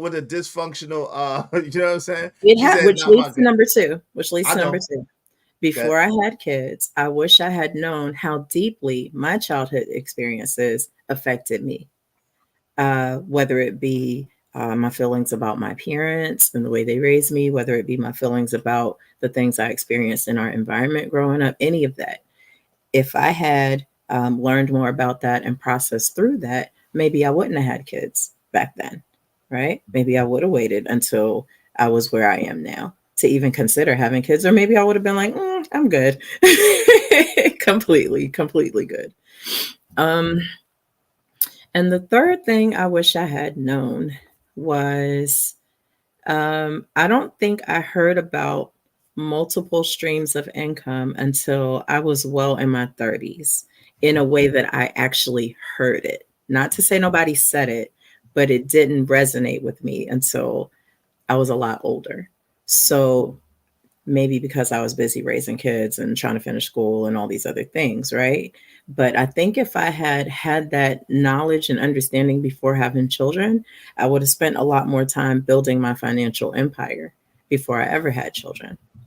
But do you think that that's worthwhile as a woman, or do you think that if you like and not try to be funny, right? And first, real quick, shout out to Ari Nicole. Thank you so much, sis. You know I got you. I appreciate you. She said, "I wish I could come up, but support it anyway." We just need 7 more people, at least $10 a piece. 7 more people, at least $10 a piece, and we will open up the panel. So y'all make sure y'all support the show, support the stream. You know what I mean? All right. So not trying to say anything about you personally, right? What I'm saying is overall, do you think if women focus more on themselves as far as their inner value, as far as their concept of family, as far as their concept of mentality and getting their mind right, that will be far more valuable than them focusing on material wealth or working or whatever? What are your thoughts on that? Because a lot of us believe over here that if women really focus on themselves as being good women and great women, they would attract a good man that would conquer the world and bring everything from the world to their footsteps and raise a great family. So what are your thoughts about or feelings about that? A good woman can attract a financially astute man and still have some knowledge about the way finances work. Anything can happen. Her man can get gout in his pinky toe and be gone tomorrow. She's still going to have the wherewithal to keep things going just in case she doesn't decide to do that again, all over again, right? So I think it's important. We're going back to balance. I believe that a good woman has the understanding of all of those things, how to carry herself, who to be, how to manage finances. She might marry someone who wants her to manage the checks while she doesn't lift a finger. But it's a good idea to have that insight and that understanding all around, I think. All right. So let me ask you this. If it's an either or thing, like, and I hear you, it is good for her to have the knowledge just in case and to have it in her back pocket just in case. I can agree with that, right? Now, if it's an either or situation, which one would you prioritize? If you had to choose between cultivating yourself internally and being the best woman you could be and the best mother you could be and the best wife you could be, or cultivating a business acumen and making yourself the best businesswoman that you could be, which one do you think is more valuable or more important? Because I believe that lived experience does strengthen your business acumen, I would say the first one. Because if I'm cultivating myself, I'm getting some of those transferable skills that will allow me to have good business acumen, maybe just not with the technical terms, right? I would definitely say building yourself as a person, getting your insides right, keeping your outsides in order, taking good care of yourself, and learning how to be a good person to people while being a good person to yourself is a great idea for anyone. Does it have to be for the sake of being presentable for a husband or as a mom? Not necessarily, but it would definitely make things easier, I'm sure. Makes sense. Shout out to Hood Service. Hood Service said co-parenting sounds like co-driving. That's why cars only have one steering wheel. Shout out Come to Hood on Service. now. Have you never been in the driver's seat while somebody else had the GPS up for you? That's co-driving. I don't like. Hey, I don't like it either. Hey, Jeff TV said the road to a spanking in my house is long, not all confusing and well lit. You gotta screw up, blatant and repeated, and the spanking has to teach a lesson or it don't go down. Shout out to that. Shout out to that. That's good work. That's all I'm talking about. But it is kind of abusive when you be trying to teach the lesson while spanking. Didn't I tell you before? And then especially if you're long-winded, like, didn't I tell you before not to go down stairs and come back up? What are you doing? See, that's abuse. That's abuse. They leave you laid out like Peter Griffin, boy, I tell you. Yeah, you can't do that to your kids. We just need 7 more people. Y'all want to open up the panel. Hey, Ari Nicole said, ladies, what is your purpose? I believe it's nurturing and caring for your family, being kind and calm, loving and approachable. Shout out to that. I like that. She said a little bit of both. Shout out to Ari Nicole. And if y'all wondering why I read certain people's messages and not everybody's, because they hit the Cash App. That's why. They hit the Cash App. That's why I'm reading their message. I'm just being honest. Hey, Jeff TV said Queen Sanaa got original to this land features. She looks like the sisters in my family. We are Iroquois, Blackfoot, Chickasaw, and Irish. Where are you from, sis? Where you from, sis? I don't want to talk about it. Where are your people from? That's the India Ari question. My folks are indigenous to these lands, and I'm proud of that. But I don't talk about it a lot in public for a variety of reasons. There's so much erasure going on. Y'all know what it is out here. But definitely find out who your folks are, who your people are. It'll provide a lot of insight. Okay, fair enough. All right. That would be a car with 2 steering wheels. Yeah, pretty much in the crash. My spankers are formal, 1 lick per age, but your butt with my hand. Okay. I got See, an open-handed slap on the bottom is not against the law. But it's not. Y'all don't believe in belts? Grabbing a branch is against the law. Yes, but a belt. I said a belt. Belts are in North Carolina. Belts are against the law, especially if you leave whelps with those belts. Ari Nicole says, "Now you're a beautiful spirit." Shout out to Ari Nicole. Hey, Scorched Earth, what's going on, brother? He said, "Izzy, the long-winded butt whippers is because they was long-winded talking to you before they beat you." No, your ass. They got sick of talking, didn't they? It just depends. It just depends, though. When you got sneaky, I had a ninja in my family, and I don't know to this day who the ninja was. I got my suspicions. I had a ninja in my family, and we all used to get in trouble for the ninja. The ninja used to do most of the stuff, and they were sneaky. They were stealth, and they would do the stuff, and they would hide the hand, and they wouldn't tell. They would not snitch on themselves for nothing. They was not snitching. They was no snitch. So, yeah, when you get in trouble for what somebody did, when everybody get in trouble for what one person does, that is bad parenting. Let me just say that is bad parenting. That's bad parenting. Don't be getting in trouble. Are you? Is that an amen? Are you getting offline because you was the ninja, or because I was not the ninja? Oh, because you was bad. You do that. You get it. You punish something for what one person. Everybody does. One person does. Is that what you do? Hey, Jeff said no belts. I do ass hand tests. We gonna see which is taught my hand or which is tougher, my ass or your hand. Warning. I got 2 hands. You got 1 butt, 1 ass. I mean, that is wild. Because natural consequences are what they are. Look, it's not that there is no consequences. You're gonna get these consequences. yo, that's funny but sad at the same time. Ari said, "My mom drop kicked my brother one time." Yo, I would have been dying laughing. I ain't gonna lie. I'd have been dying laughing. Yo, you jumped off the floor and kicked somebody. I'd have been dying laughing. That'd have been hilarious, yo. I'd have been like, "Do it again, do it again." No, you wouldn't, because it would have been you getting drop kicked. Now, I wouldn't have got drop kicked. I'm familiar with that, ninja. I think I don't like to do that to my children, but when it comes to my twins, yes. If one doesn't fess up, then yes, they both get disciplined. That's bad parenting, Queen. No, but it's not. But it's not, because let me tell you something.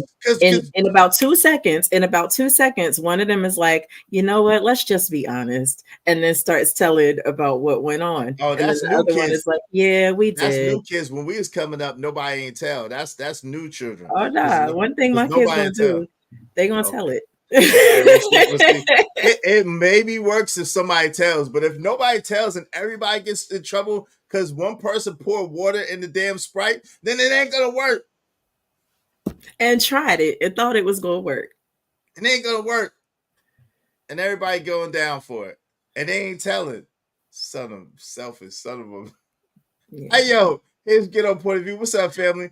Having knowledge about finance works isn't the same as running in the rat race. Many women sacrifice a lot of their best years to work some jobs, which 9 times out of 10 never turn into a true career. Shout out to that. That's a good point. That's a good point. Emperor Cole said, my grandma used to do one lick for each syllable in a word. Oh my God, that's the worst whipping. So if my grandma was saying a lot of 3 or 4 syllable words, God dog. Yeah, correct your child before it. Proverbs 19:18, correct your child before it's too late. If you don't punish them, trouble will come their way. No doubt about it. What's up, Vibe, with Big Heavy Podcast in the building? Yeah, What's going I on? got a Long time question no for see. Vibe. I got a question for Vibe. So But let me read this first. I do your thing. If an adult is traumatized from a whipping as a kid, they have a bigger problem, and just because it's law, don't make it right. All right, go ahead. Do you agree that there are some adults that haven't processed through some of the things that happened to them as children? Like, for example, you had a parent that might have went a little overboard a lot more often than maybe necessary. And maybe you never had a chance to really talk about it because maybe that parent acted like it never happened. Do you think that parents really need to work through that stuff? Or adults need to work through that stuff? Or do you think they should just brush it off and, oh, well, it happened sort of stuff? That's a good question, Vibe. If you can't vibe, if you answer that. Ogun Network said, men, do you think you should spank your daughters less than sons? Well, I did, because I didn't want my daughters thinking that it's okay for men to put their hands on them. At the same time, I taught my daughters, to the best of my ability, not to provoke men. And I think that men should teach their daughters, while teaching them that no, men should not just be putting their hands on you and beating you and putting hands on you. Do not provoke men. Don't jump in no man's face. Don't be telling no man, I dare you to hit me. Do not do none of that stuff, because if you do and your ass get hit, you kind of deserved it. So I taught my daughters, do not. Nobody deserves to get hit. Nobody deserves to get hit, but they did earn it. You should not provoke a man. You should not provoke a man. Like I taught them through actions when they got a certain age. In our religion or custom, you're not, once a young lady has her monthly, you're not supposed to spank her anymore, right? Now, unfortunately, in my case, my daughters had their monthly very early in age, so they were really unfortunate. Young. See, you just aching to beat a kid. Stop. Nah, I didn't beat you. I didn't beat children. I didn't really have too much of a reason to beat children. Either my children were really sneaky and really good, or they were just good kids. They didn't really. I didn't have a whole bunch of reasons to beat them, right? Yeah. You know what I'm saying? It'd just be once in a while. I didn't really have a whole bunch of reasons to beat them. But a lot of sometimes sometimes children don't act out until they get to be adults or teenagers or whatever. You know what I'm saying? Or young adults. So there's that too. Just because they're good kids don't mean they're gonna be great people. I don't disagree with that. I don't disagree with that at all. Vibe said, I think those adults who are dealing with bigger mental issues and blame their parents for their problem. That was Vibe said. Mm-hmm. Absolutely. And that, that same word that says, that you have to raise a child the way they're supposed to go also says don't provoke people to anger. So I definitely agree with that. Doesn't necessarily specify don't provoke men, but just don't provoke people to anger, period. That doesn't make you a good person to just walk around making people angry because you think nothing will happen. That's not cool either way. No doubt. Hey, Ari Nicole said my brother also got drop kicked because he would punch me in the breast to win it. Oh Lord, dang! Oh, I agree. Y'all's a rough bunch, boy. Good gracious. Sound like my clan growing up. Ain't nobody punch you. Yeah. Hey, I think not the punching, the roughness. I think people blame their upbringing as an excuse because as an adult, I never thought back. To a whipping. Lucky you. Well, maybe you didn't get abused. A lot of people got brutalized by their parents. What do you think? Vibe with heavy. You might have vibe with a heavy big vibe with big heavy podcast. You might have been fortunate not to have been one of those people that got abused, but unfortunately there are a lot of people that do get abused by their parents. Like we can't pretend like people don't get abused by their parents. You seen that episode of Good Times with Penny's mama? You know, you seen the iron. I went to school with a girl whose mom poured boiling water on her hands because she wet the bed. Oh And my God. she lost her daughter. She never got her daughter back for that. Good for her. Because there are parents who truly are dealing with their own mental health issues or substance abuse issues, you know, or just are unfit to raise children, men and women. And so those children did grow up to be adults that had to deal with that trauma. And we're not going to minimize that because that's real. But this is the thing. So me, Runway Lolita, of course, in normal fashion, acting crazy. I do not care if I yell at a man. He better not touch me. I am yelling, leave me alone. Although I do not keep company with men who do not have manners. So this is the thing. Yo, we often talk about what men do, right? And men should not abuse women or put their hands on women or any of that. Men shouldn't do that. At the same time, we don't address what the women do. Women should not be in a man's face provoking a man. Women should not put their hands on a man. Women should not be like, hit me, hit me, hit me. You ain't gonna do shit. You ain't gonna do shit. I dare you to touch me. My brother, my father, my sister, yo, y'all crazy as hell. So I taught my daughters, you better not do that. You better not do that. I mean, really, nobody should be in anybody's face. That's why girls getting acid thrown on them now and faces sliced up. Because don't get out of people's faces. Y'all got to learn how to deal with your conflicts a little differently. Why are we screaming and yelling anyway? Why are we doing it? Because one thing I learned, if I learned nothing else, is some of those men that you yelling at was yelled at by their mamas and couldn't do nothing about it, knocked around by their mamas and couldn't do anything about it. And the most available target when that comes back to the surface is you, and you are right there. You don't have no control over how they choose to respond. Does it make it okay? No, nobody should be hitting anybody. I'm standing on that 10 toes down. However, don't set yourself up to fail. Exactly. You done triggered that man. He been feel that way. He been wanting to get at his mama his whole life and can't do it. If you feel that way, leave him where he stands. Leave him where he stands. Yeah, leave her where if fellas, leave her where she stands. If she's sitting there jumping in your face, provoking you, leave her. Immediately. No man should ever put his hands on a woman, but that don't mean you can't pay somebody. I've heard of that. I've heard of that. I have not experienced it, but I have heard of it. Don't send nobody my way because they're gonna leave a different way. I'm just saying. They're gonna leave a little differently than they showed up. What's that? My mama would keep my mom in check. She would call CPS if she felt like my brother was limping. Talking about her nana. Wow. Shaking my head. Kinda wreaked havoc a little bit on my mom. Yeah. Wow. Well, I mean, I'm just saying Ari though, but to be honest, right?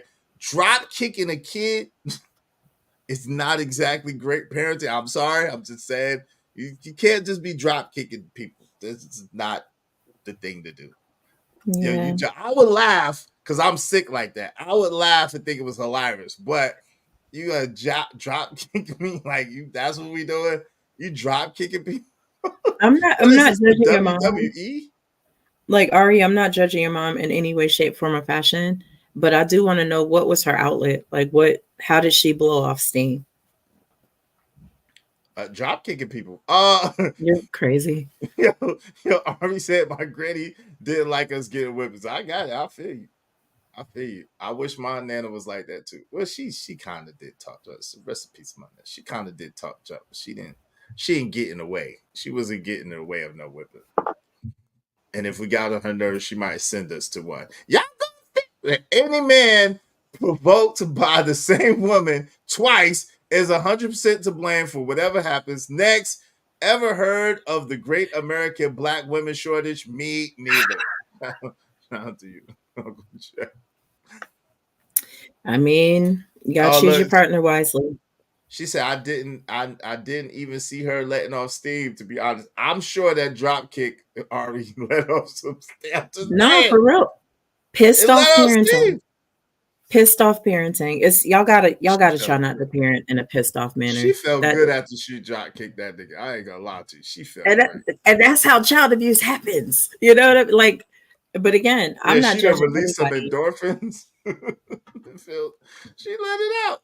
Hey, that's how it is what it. Hey, it was because my grown ups ate steak and we had to eat bologna. Oh wow, damn. That's not fair. Yeah, that's not cool.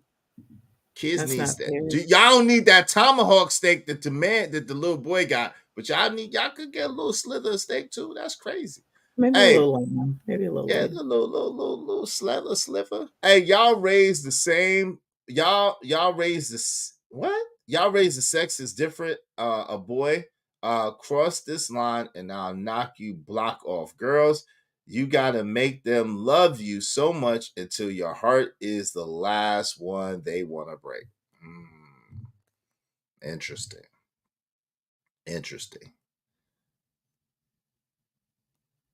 Oh, the question was asked and then she drop kicked. Okay. If you're a chick and crazy enough to strike me, I'm gonna treat you like a man in my response and call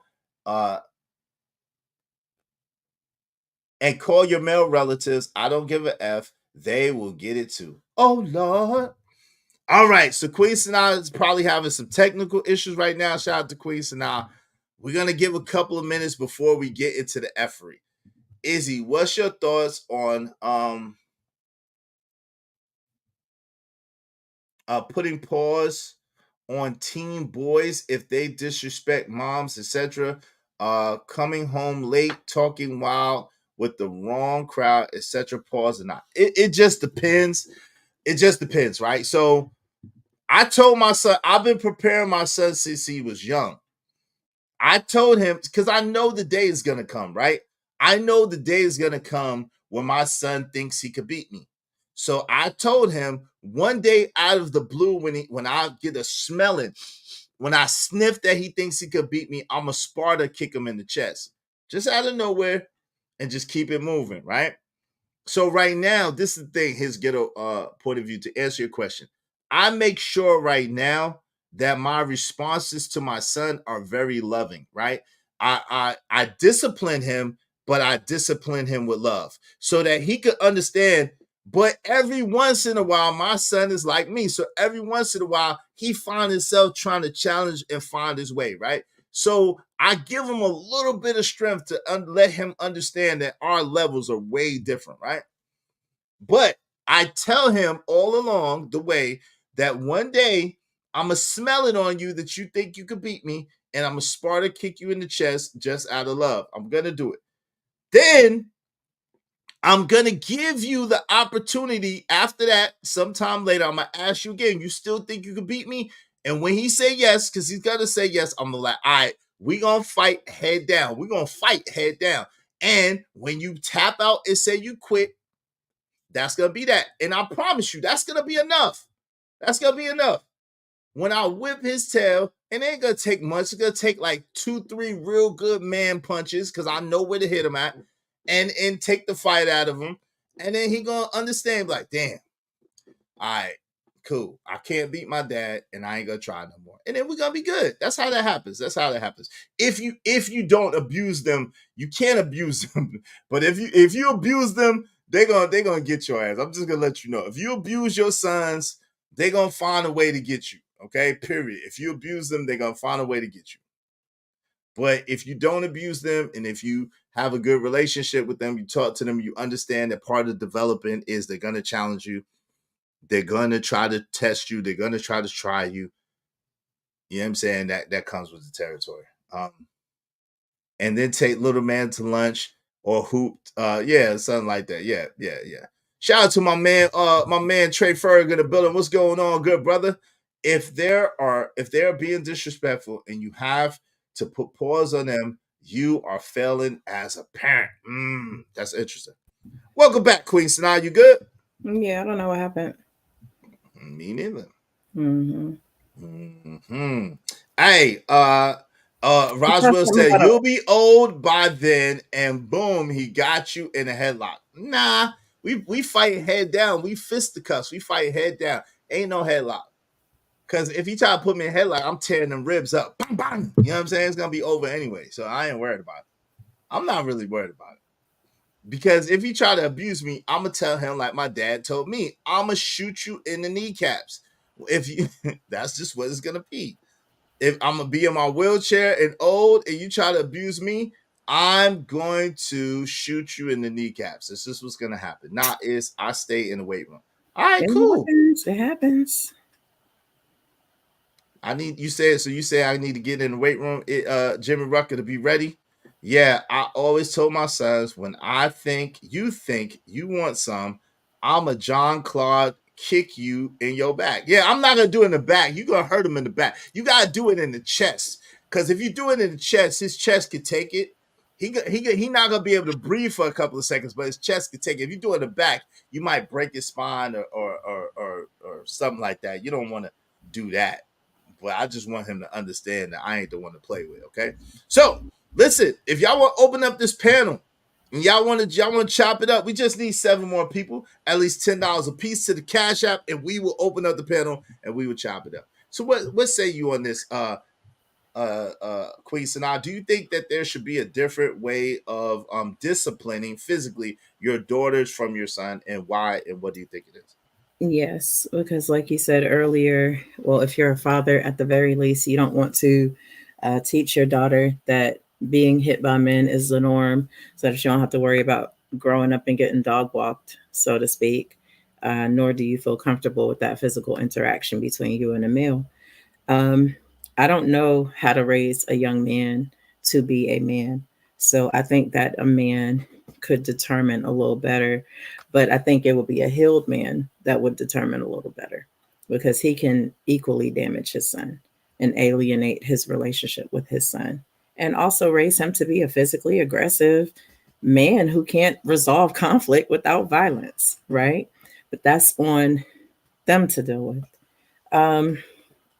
Young women, girls being disciplined by their mothers, yes, should be disciplined differently from boys, because we are raising women, right? And we are raising women to be women, not to be hood rats, not to be MMA fighters. If that's what they choose to be later, that's fine.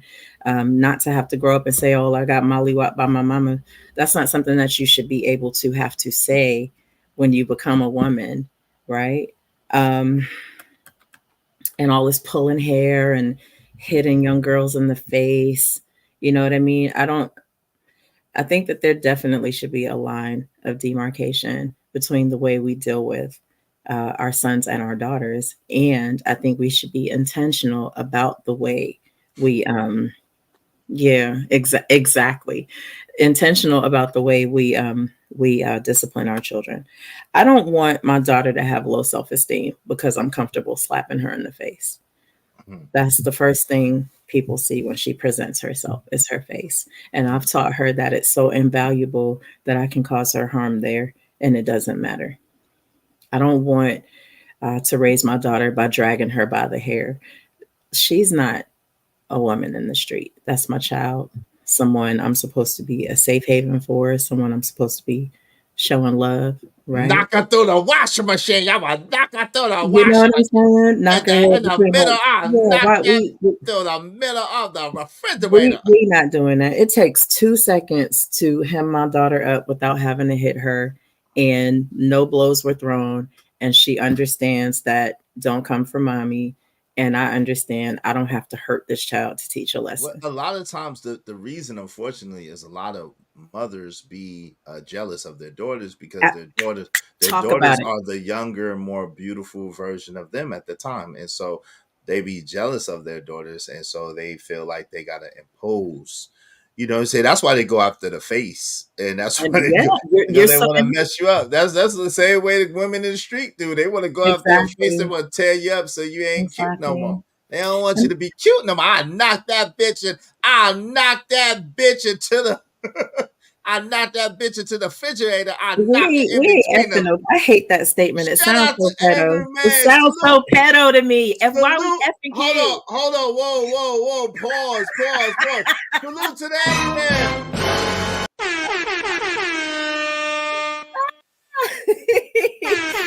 up, angry man?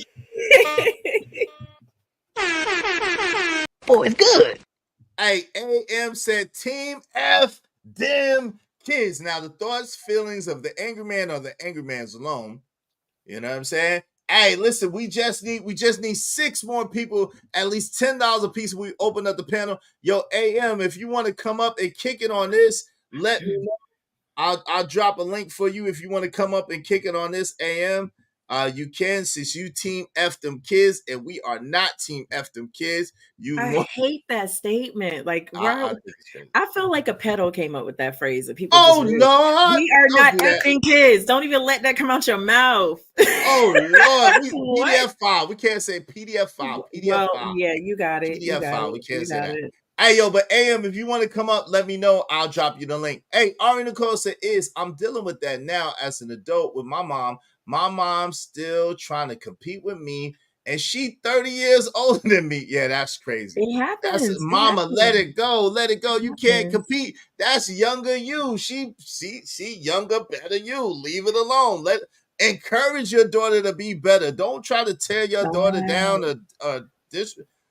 Because guess what? You ain't going to get what she got regardless. You know what my daughter said, my baby girl? She said, that's why I'm prettier than you anyway. And I said, and you are. Look at you, beautiful. All she could do was calm down. You're beautiful, mommy. Don't come for mommy. My arsenal is big. And I don't have to hit you to make my point. I don't have to do that. Ari said, shaking my head, get on my nerves. I better do. I better do. I can't imagine how you feel. But I mean, I know like one of my daughters looks just like my ex-wife. So I could, and then sometimes the mother try to live vicariously through the daughter too. You know what I'm saying? He said, okay, team, forget those kids. I'll join if y'all want me. Yeah, you're welcome, man. And he said, shout out to Angry Man with the $9.99. He said, team, forget those kids. All right, right now, this link is for the Angry Man. Angry Man, if y'all want to open up, we just need 6 more people, at least $10 a piece, and we will open up the panel. 6 more people, at least $10 a piece. I tell you what, or if you donate $20 personally, to the channel, I'll let you could come up on the panel, okay? So if you donate $20 personally to the channel, you could come up. Or if y'all want just to open up a panel, period, it's just 6 more contributors, at least $10 a piece. All right. So this link is for the Angry Man. Shout out to AM. This is for you. Let's chop it up, man. Salute to the AM in the building. Let's get it. All right. That's for Angry Man. The link is in the chat. I'm gonna pin it to the top just in case. But yeah, I think that it's a crazy thing. I don't understand though why a mother would be jealous of her daughter, or why a mother would try to live vicariously through her daughter. Like, I don't understand that. You know what I'm saying? Like, those mothers that allow their daughters to date young. You know what I'm saying? Oh yeah, she can have a boyfriend. You know what I'm saying? La la la la la. I don't agree with none of that. What are your thoughts on that? It's dysfunction. I mean, it's all dysfunction, right? A mother competing with her daughter never really learned to love herself. So she never learned to see herself in her daughter. And therefore, she'll never know how to nurture her daughter. You know what I mean? And that's sad. And I really feel for anybody who has to go through that. But I really also hope those moms get that healing that they need. Because, again, it's going to be another generational cycle perpetuated. Peace, Angry Man. How you doing? What's up, good? AM? What's good with y'all? Shout out to AM is in the building. Let me give you a proper salute. Salute to the Angry Man is in the building.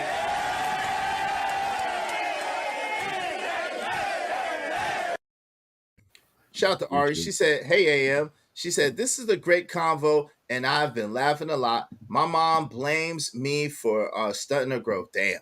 And listen, Ari, if you're able and you put $10 more, you could come up too. If you put $10 more to the Cash App, you could come up too. If y'all want to open it up to everybody, we just need at least 6 more people, at least $10 a piece. We'll open up to everybody. So, AM, how long you been listening? What do you say on this besides team forget the kids or team F them kids? What say you, good brother? What say you? I've been listening probably about 5 or 10 minutes. Okay. Interesting topic. Mm-hmm. I really don't like everything I thought I knew about raising children. I figured out that I don't know. When did you figure that out? Like earlier when you had them, or like as they're becoming adults? Once they became adults. Because we don't, what's the best way to say this? We don't really, there's no definitive book on how to properly rear children.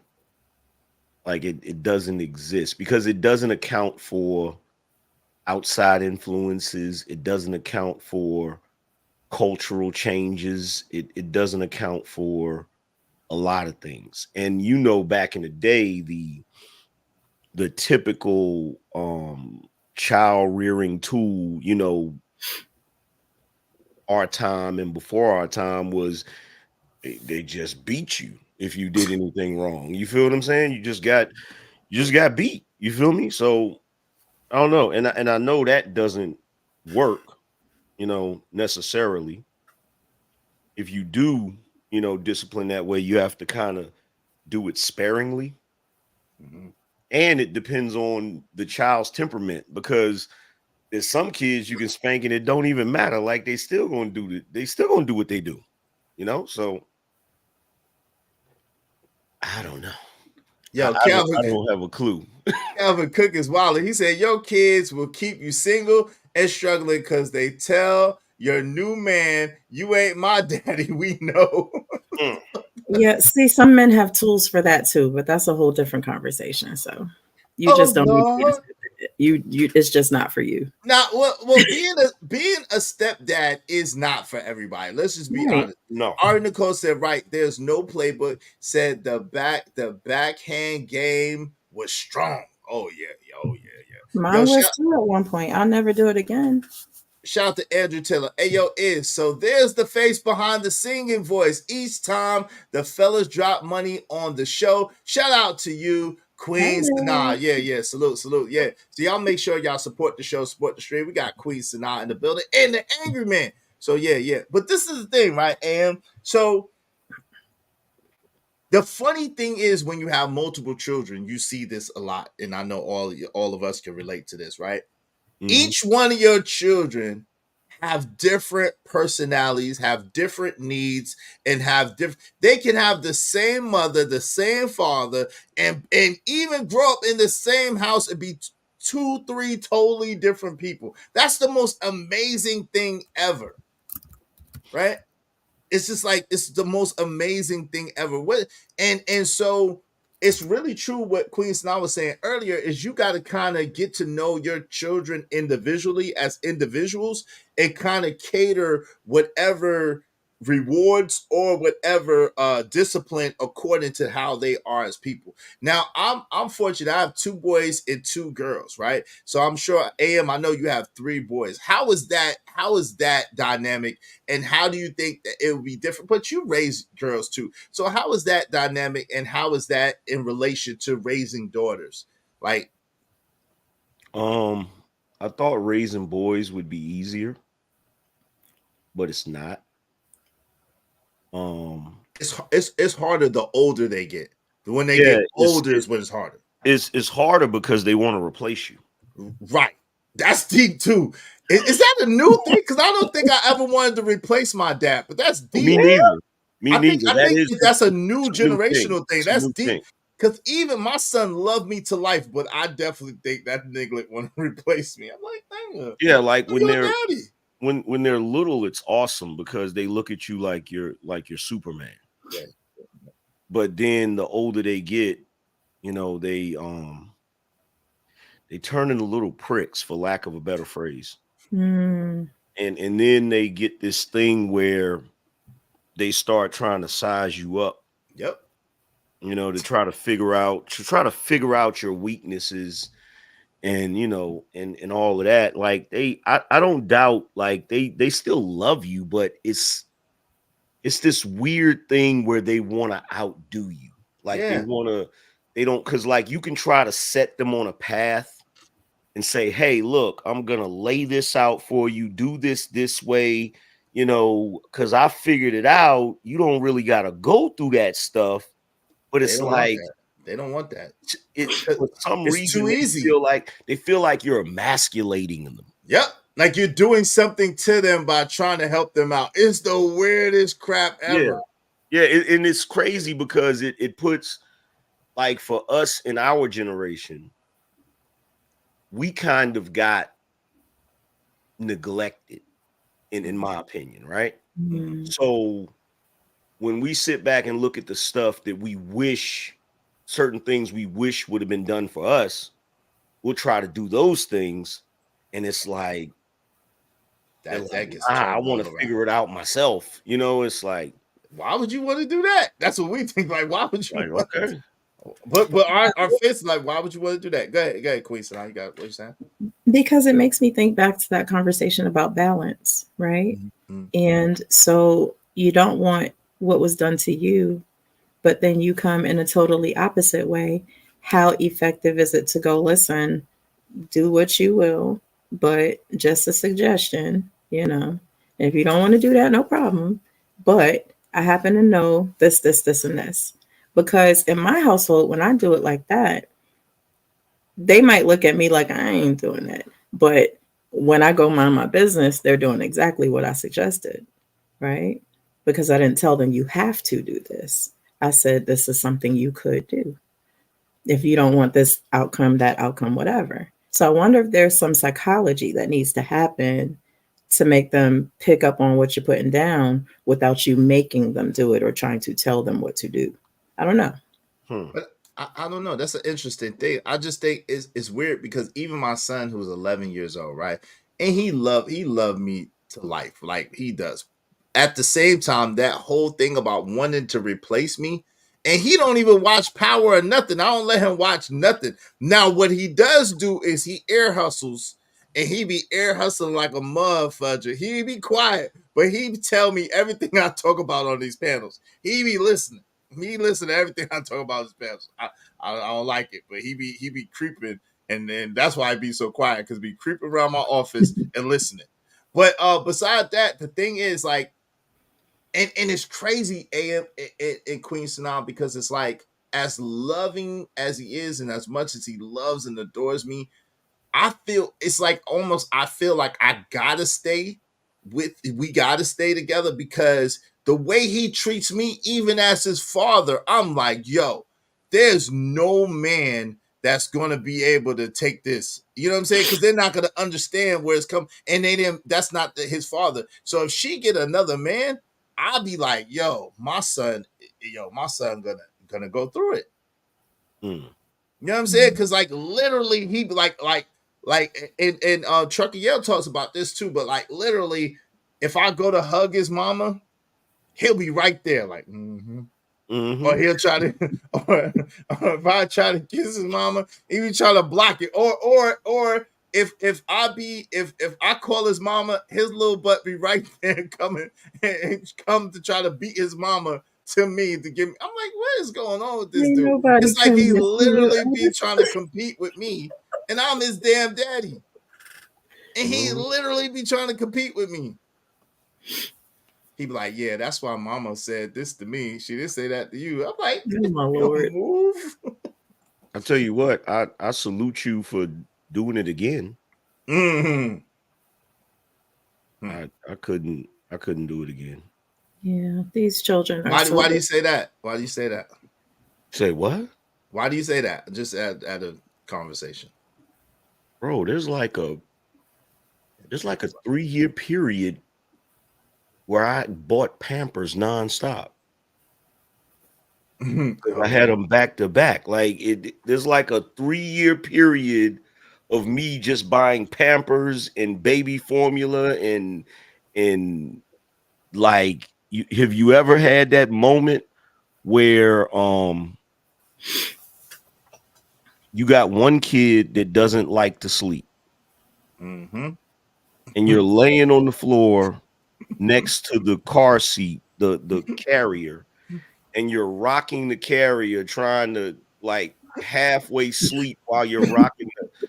There's no way I'm doing that ever. It was so bad, but my son is 11 now, so it's different, and he was a great kid. But yes, absolutely, I did. And I think it's different, like because mine are like stair steps too. The older three, they're back to back to back. So I think it's different when you have 3 kids in the house back to back to back because they all be different. But it was so bad with my youngest that I had to go at that time. I had to go and we had to take her in the car and I had to drive around the block in order for her to go to sleep. So yes, I definitely know about. I definitely know all about that. Yeah. That was my firstborn. That should have been my last time. But my twins are different. Like when you say you'll never do it again, yeah, my twins are 10 now, but kids now are so different than kids were 10 years ago, 11 years ago. That's true. And, you know what I mean? And kids 11 years ago are very different from kids before that. I don't know what it is. Yes, I do. The food, the environment, the internet, and all that. These kids are insane. Yeah. The stuff they tell you, AM, the stuff they tell you at 10 and 11, you wouldn't believe the stuff that come out their mouth. Like, what are you talking about? Like, my son is wild. I just had a 5-year-old tell me, because we was playing, and I was like, "You don't want the smoke?" And he's like, "Yes, I do. I want all the smoke." Yeah. What the hell?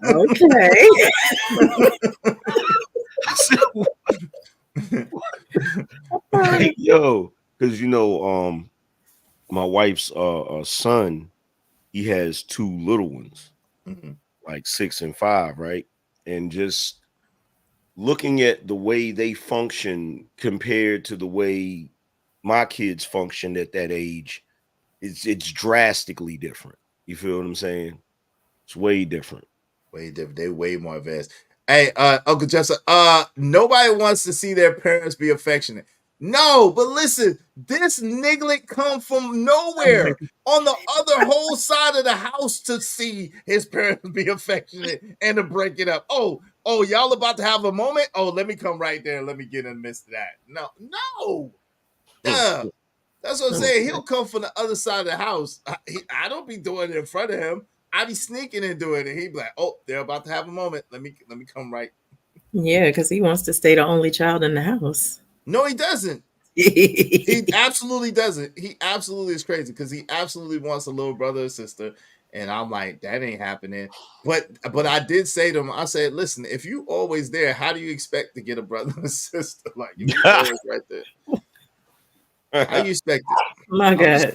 I'm just curious. I'm just curious. Like, it ain't gonna happen, but that's what he told me. He said, well, Dad, you say it gonna happen anyway. So he said, you told me it ain't gonna happen. So hey, Ibrako said, I would have gave that 5-year-old that smoke too. Let him know that in life a little rain must fall and I'm a hurricane. He can't be abusing his grandchildren. Edward Kojak is violent. He is. He can't be abusing his grandchildren, Ibrako. You know what I'm saying? Part of the fun of being a grandparent is spoiling the kids and sending them home to their parents. Facts. I wouldn't know. And then denying the babysit. Yeah, I don't know yet either, but I'm not ready. I'm not ready yet either. Shit.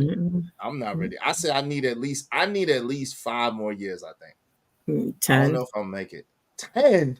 Mm-hmm. Yo, people be in their 30, people be 35. 10. That's their business. That's not my problem. That's not realistic. Like five more years, people like almost 30. That's cool. 5 more years. Well, if we're being honest, my older girls after the twins, they don't want to have no kids anyway. So I might say that right now. They say that right now. That's the other thing too. What's like that? The kids that are like in their 20s right now, like in their early 20s, like my kids, like they like all of our kids, yeah, like all of them are pretty much the same age bracket. They don't want to have no kids. No, but they say that now. They say that now. Smart. They say that now. They say that now. It's definitely gonna switch up. Well, my second oldest, and you know the one I'm talking about is like, I know he doesn't want to have any kids, and the reason why is because I put the curse on him. I told him, I said, you just wait. Oh, yeah. Just wait until you have a kid. Just wait. It's gonna be 10 times worse. I cannot wait for that child. He don't want to give you that satisfaction. He don't want to give me that satisfaction. That's hilarious. Because I know, look, that's the one thing that I do know about these kids. Yeah. Once they get to that position, it is only then that they will fully appreciate you and understand actually what was going on. Yeah. Yeah. And that's the sad part though. That's the sad part because that's a long time to have to wait, but that is the truth and the sad part. Like, and I said that. I was like, yo, my son, my older son will understand really what it is after he had a kid and go through with a woman. And he'll be like, God dog, my dad was a god doggone saint. That man tried to give me the world and everything in it, and I didn't do right. But it's sad that you gotta wait for all of that. You know what I'm saying? Hey, when have kids not been hard-headed though? But hard-headed is one thing. Hard-headed is one. It's a little different. It's different. It ain't just hard-headed. Because I think, and like AM said earlier, I think because with us, we didn't have nobody stopped to give us the game. Nobody stopped to like let us know exactly what it is and what it's hitting for. So because of that, it's like it's much, much different. You know what I'm saying? We try to actually give them the game and actually try to put them on and but it's like they resent us for it a little bit. It's like they're resenting the position that we're in almost. Like they want to be in the position without having to do any work or without having to have any pain. And someone said that in my channel the other day. They don't want to go through any pain. My son actually told me that. I'm gonna say it. He told me he don't want to go through any pain. I'm like, yo, then you're not gonna be a winner. There's no such thing as being a winner without going through pain. Everything in life, in order to grow, there must be a certain level of pain in order to grow. Think about it. When you're getting taller, there's pain. When you're exercising, there's pain. When you're learning new things, there's pain. There's no place where you're growing, getting better, and going to a new level where there's no sense of pain. There's no place.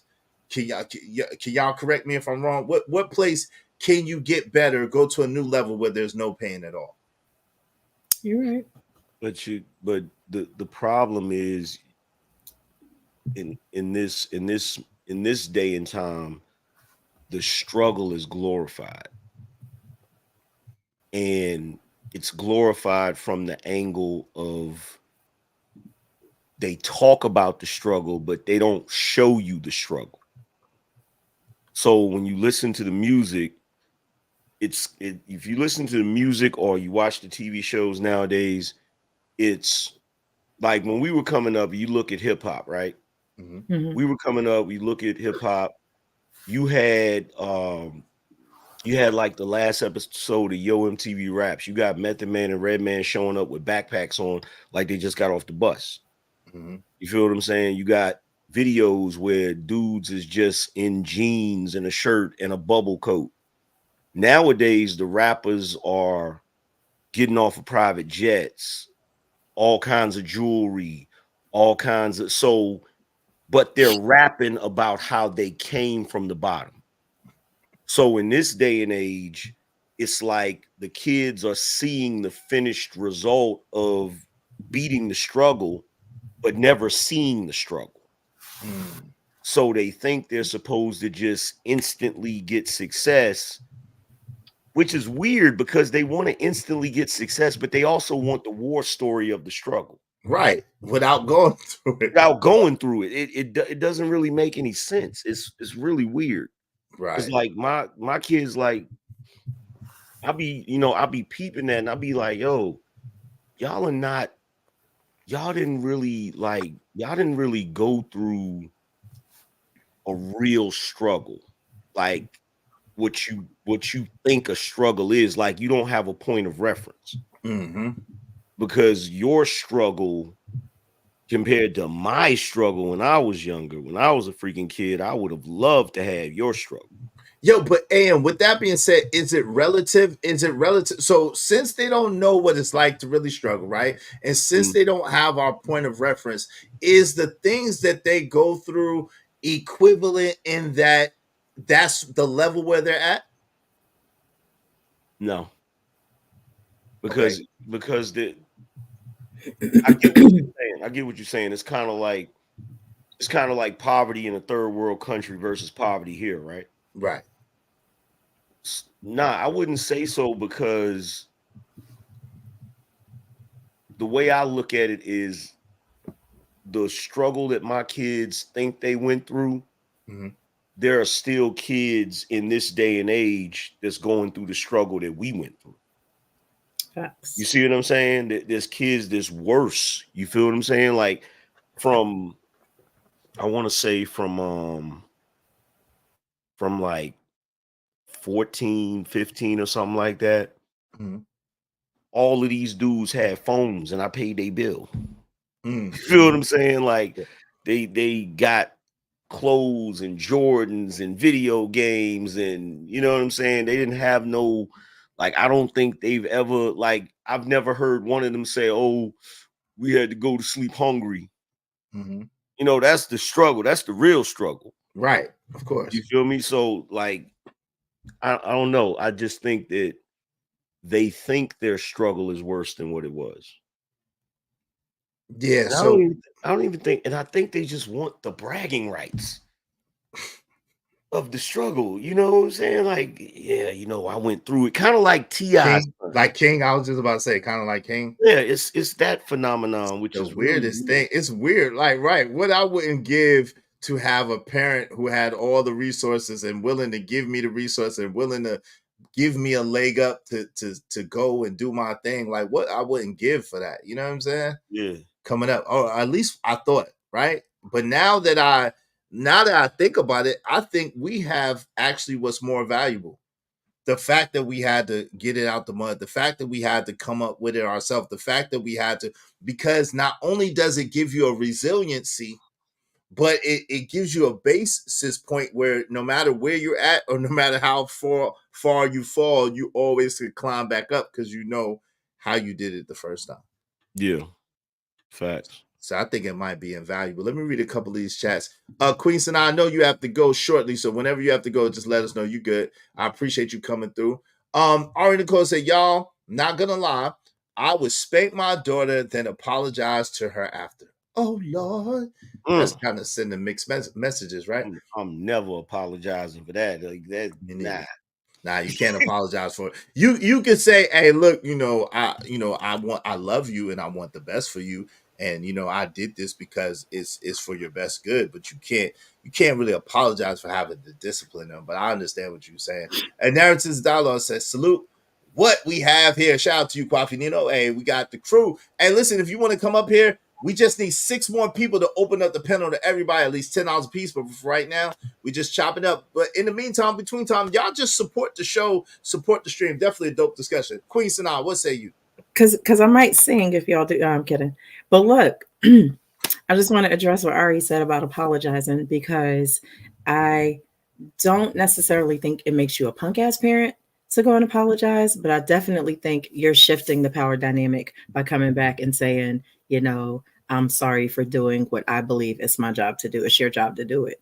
At the same time, if you drop kicked your kid, you must absolutely apologize. If you slapped she did. Her parent did. She did drop her kicker. If you slapped your daughter, you must absolutely apologize, and then instill some positivity in its place. You're gonna have to replace that with something that'll grow her as a wonderful young lady, and not a lady that thinks she needs to be slapped in the face. You know what I mean? AM, I ain't gonna lie. If my mom drop kicks one of us, I would have been laughing my ass off.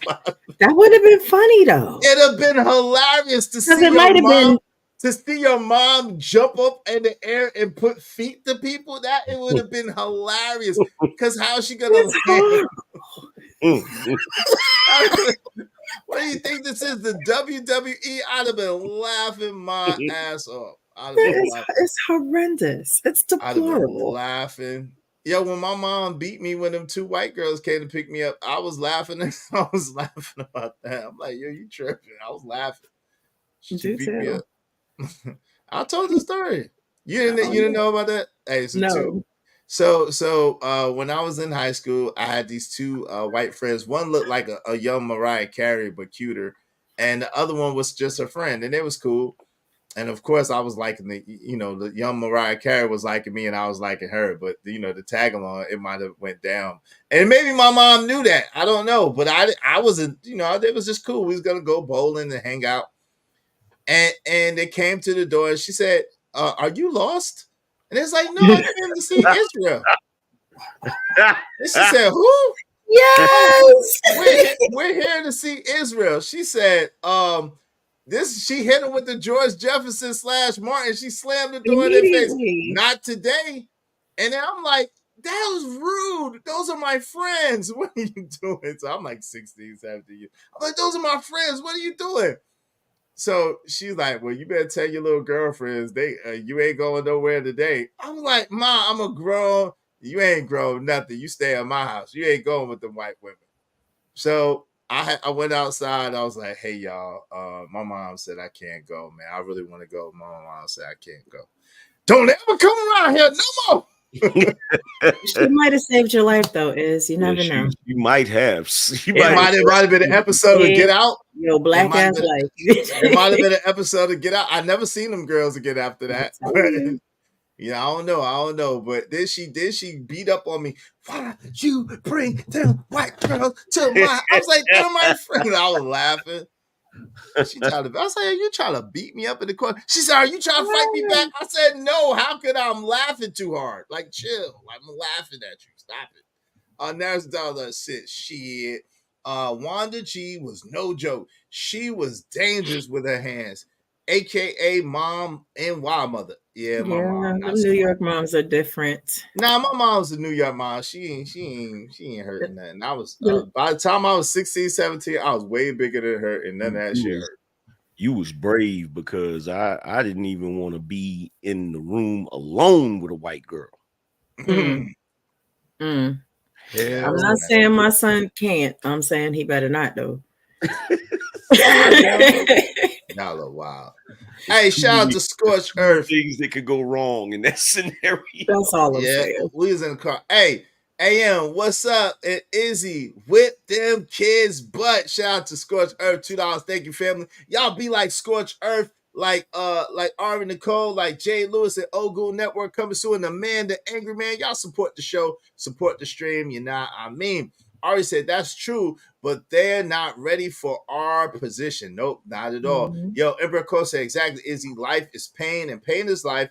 It's a part of becoming a man and manhood. Yeah, it's a part of growing, period, really, to be real with you. But that sounds like my ex-son-in-law. He wants my daughter to take him off child support because he says he's working too hard. The F, he's 28 years old and owns $1.6 million worth of property. Oh, Lord. I don't know. Get that man a break, Ari. Get that man on hashtag, get that man on child support. Absolutely, AM. And as a grandpa, all the rules I made with my sons, I'm breaking. Grandkids breakfast with grandpa cake. See, that's that bull crap. That's what I know. That's what I know. That's what y'all do. Y'all, the ex-son-in-law is wild. Why? Because he want to break. he gonna pay for them kids. Y'all stop making that man go to child support though. I don't know. I can't agree with you on that one, Ari. I knew I had done something right when my youngest son asked at dinner one night, Dad, what is poverty? I cried. Awesome. Hey, to call it like I see it, so says Shawn Michaels style missile drop kick. Yo, that's hilarious. Stop beating up them kids. That's hey, Uncle Jeff, imagine your teenage kid in his room with a freaking iMac you just bought him and a freaking I forgot the name of that interface that you use, you know, the one for studios and stuff. Imagine him in the room spitting a whole hot verse about the struggle. That he And don't know walk, nothing you about. walk by listening to it, like, wait a minute. Ain't nobody in here struggling, but he in there spitting a whole hot 16 about a struggle. Like, hey, look, he using his imagination, son. He using his imagination. Hey, Scorch Earth, $2 says scripture says to be harsh him, it won't delete him. To be harsh with him, it won't delete him. Oh Lord, shout out to you, man. I appreciate y'all. Appreciate y'all. Thank y'all for hitting the Cash App and Super Chat. Y'all continue to support the show, support the stream. If y'all will open up the panel, we just need 6 more people, at least $10 a piece, and we will do so. Make money, make money. When shit hit the fan, we'll take money.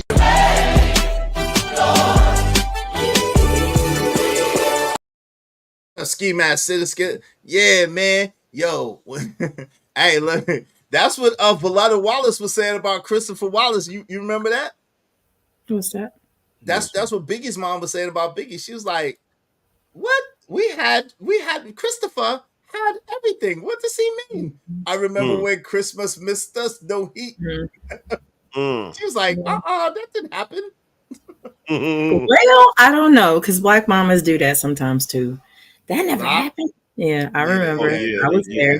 That's true. They do be lying. If 5 of us are saying the same thing, 6 yeah, of they us do be having convenient amnesia. Let's don't do that. You Yeah. ain't get in trouble. But I they mean, do be I don't having know. convenient amnesia. Though. Maybe she don't want to be embarrassed. However, what Right. your friend said, be But harsh. hold on. You got me started. What if they tell you to yourself that you lying about something you know that happened and you got witnesses? And like, yeah, you ain't never eat no spam. Shit, you shitting me. it ain't just black mamas, it's black fathers too. Oh, word? Okay. Oh yeah, they get amnesia. Oh yes. I don't think my pops did. Word. I haven't experienced that with mine. I never experienced that with my pops though. What I got was more like, I learned a lot as I got older as a parent, and I apologized for a lot of the things I didn't know about as a younger parent. Now, That's what I got. He makes some excuses. Now, but he ain't gonna act like it didn't happen. I did get that. I was shocked that I got that. I got the speech about, not knowing certain things or whatever. But there was a moment where I mentioned something about something that happened back in the day, some years back, and he hit me with the what? When did that happen? Like, nah, bro. I remember. Wait, do you think But did he say it didn't happen, or was it more like I don't remember that? Right. It's like I don't remember like the amnesia. Do you think he really didn't remember, or do you think it was convenient amnesia? Hell no, he remembered. He remembered. He just didn't want to. He didn't want to remember, right? We was all there. I know you did it. Just admit it. I know you did it. Just admit it. I know you did it. Just admit it. Nah. Right. To the grave. But yeah, somebody said something about some harsh parents, and I'm trying to find it, but I don't see it. Something about be harsh. The scripture does not say be harsh. Well, he was paraphrasing, because when you pay $2, you don't get enough room to put it all in there. Shut up. Because it's the difference between being a firm parent and being a harsh parent, right? Well, harsh. He's referring to spare the rod, describes spare the child. He's referring to spare the rod, spoil the child. So that's what he's referring to. Now, what? Okay, was the rod a physical rod? Yes. No. Well, wait. Or was the rod With the spikes on it. correction? Was it the correction with spikes on it? Yes, it was a physical rod with spikes on it. Yes, it was. Nibble, what? Yes, What spare the are we talking rod, about? spoil the child. If you don't beat that kid, you're gonna have trouble. That's what's No, trouble. it's the rod of correction. It's the No, straight. it's the rod of a lightning rod, of a belt, of a. Hey, Scorch, we not open up the pedal. I tell you what, Scorch, if you donate 20, you got 18 more, 16 more, or if we get 60, we open it up for everybody. It's not open yet. I apologize, brother. It's not open just yet. But if you do 16 more personally, or if we get 60 in total, we'll open it up for everybody. But if you do 16 more personally, I'll let you up. All right. That's how we doing it today. Go ahead, fam. You got it. I'm at the point where I don't even think it matters. What do you mean by that? Like I don't think it matters. Like I don't think it matters if you if you discipline or you don't discipline, because I think at the end of the day, it's still going to be a coin toss. To how they turn out? Yeah. What do you think are the determining factors now on how children turn out? If they have good parents, you're being a good parent, you're teaching them, you're training them, you're working with them. What do you think is the I think it's television. Because Okay. I notice a trend on TV shows now. Like every single TV show that I have the time to watch, the kid is lecturing their parent. Like every one of them. So it's like if they're growing up watching that, you know, thinking that that's the norm, like, because if you notice, I don't know if you notice, but anything you do now, everything is about their feelings. Yes. Yes. Which is weird because Yes. nobody gave a damn about my feelings. They didn't give a damn about mine either. But does it mean Did they care about your feelings either, Queen Sana? Absolutely not. But It does it does. But wait, but there were people in my life that did care about my feelings. And that for me is what made a difference. You know what I'm saying? So why not have it be us that cares about our children's feelings versus somebody out there? Nobody cared about my feelings. It's not me versus my kids though. You know what I mean? Like they're not gonna run my house, but how they feel absolutely matters. Thank you for sharing. Now go do what I said. It doesn't have to be an either or. And I got you, Scorch. Hold on real quick. Scorch was saying in the back chat that my super chat won't let me say certain words. I got you. I appreciate you, man. Salute.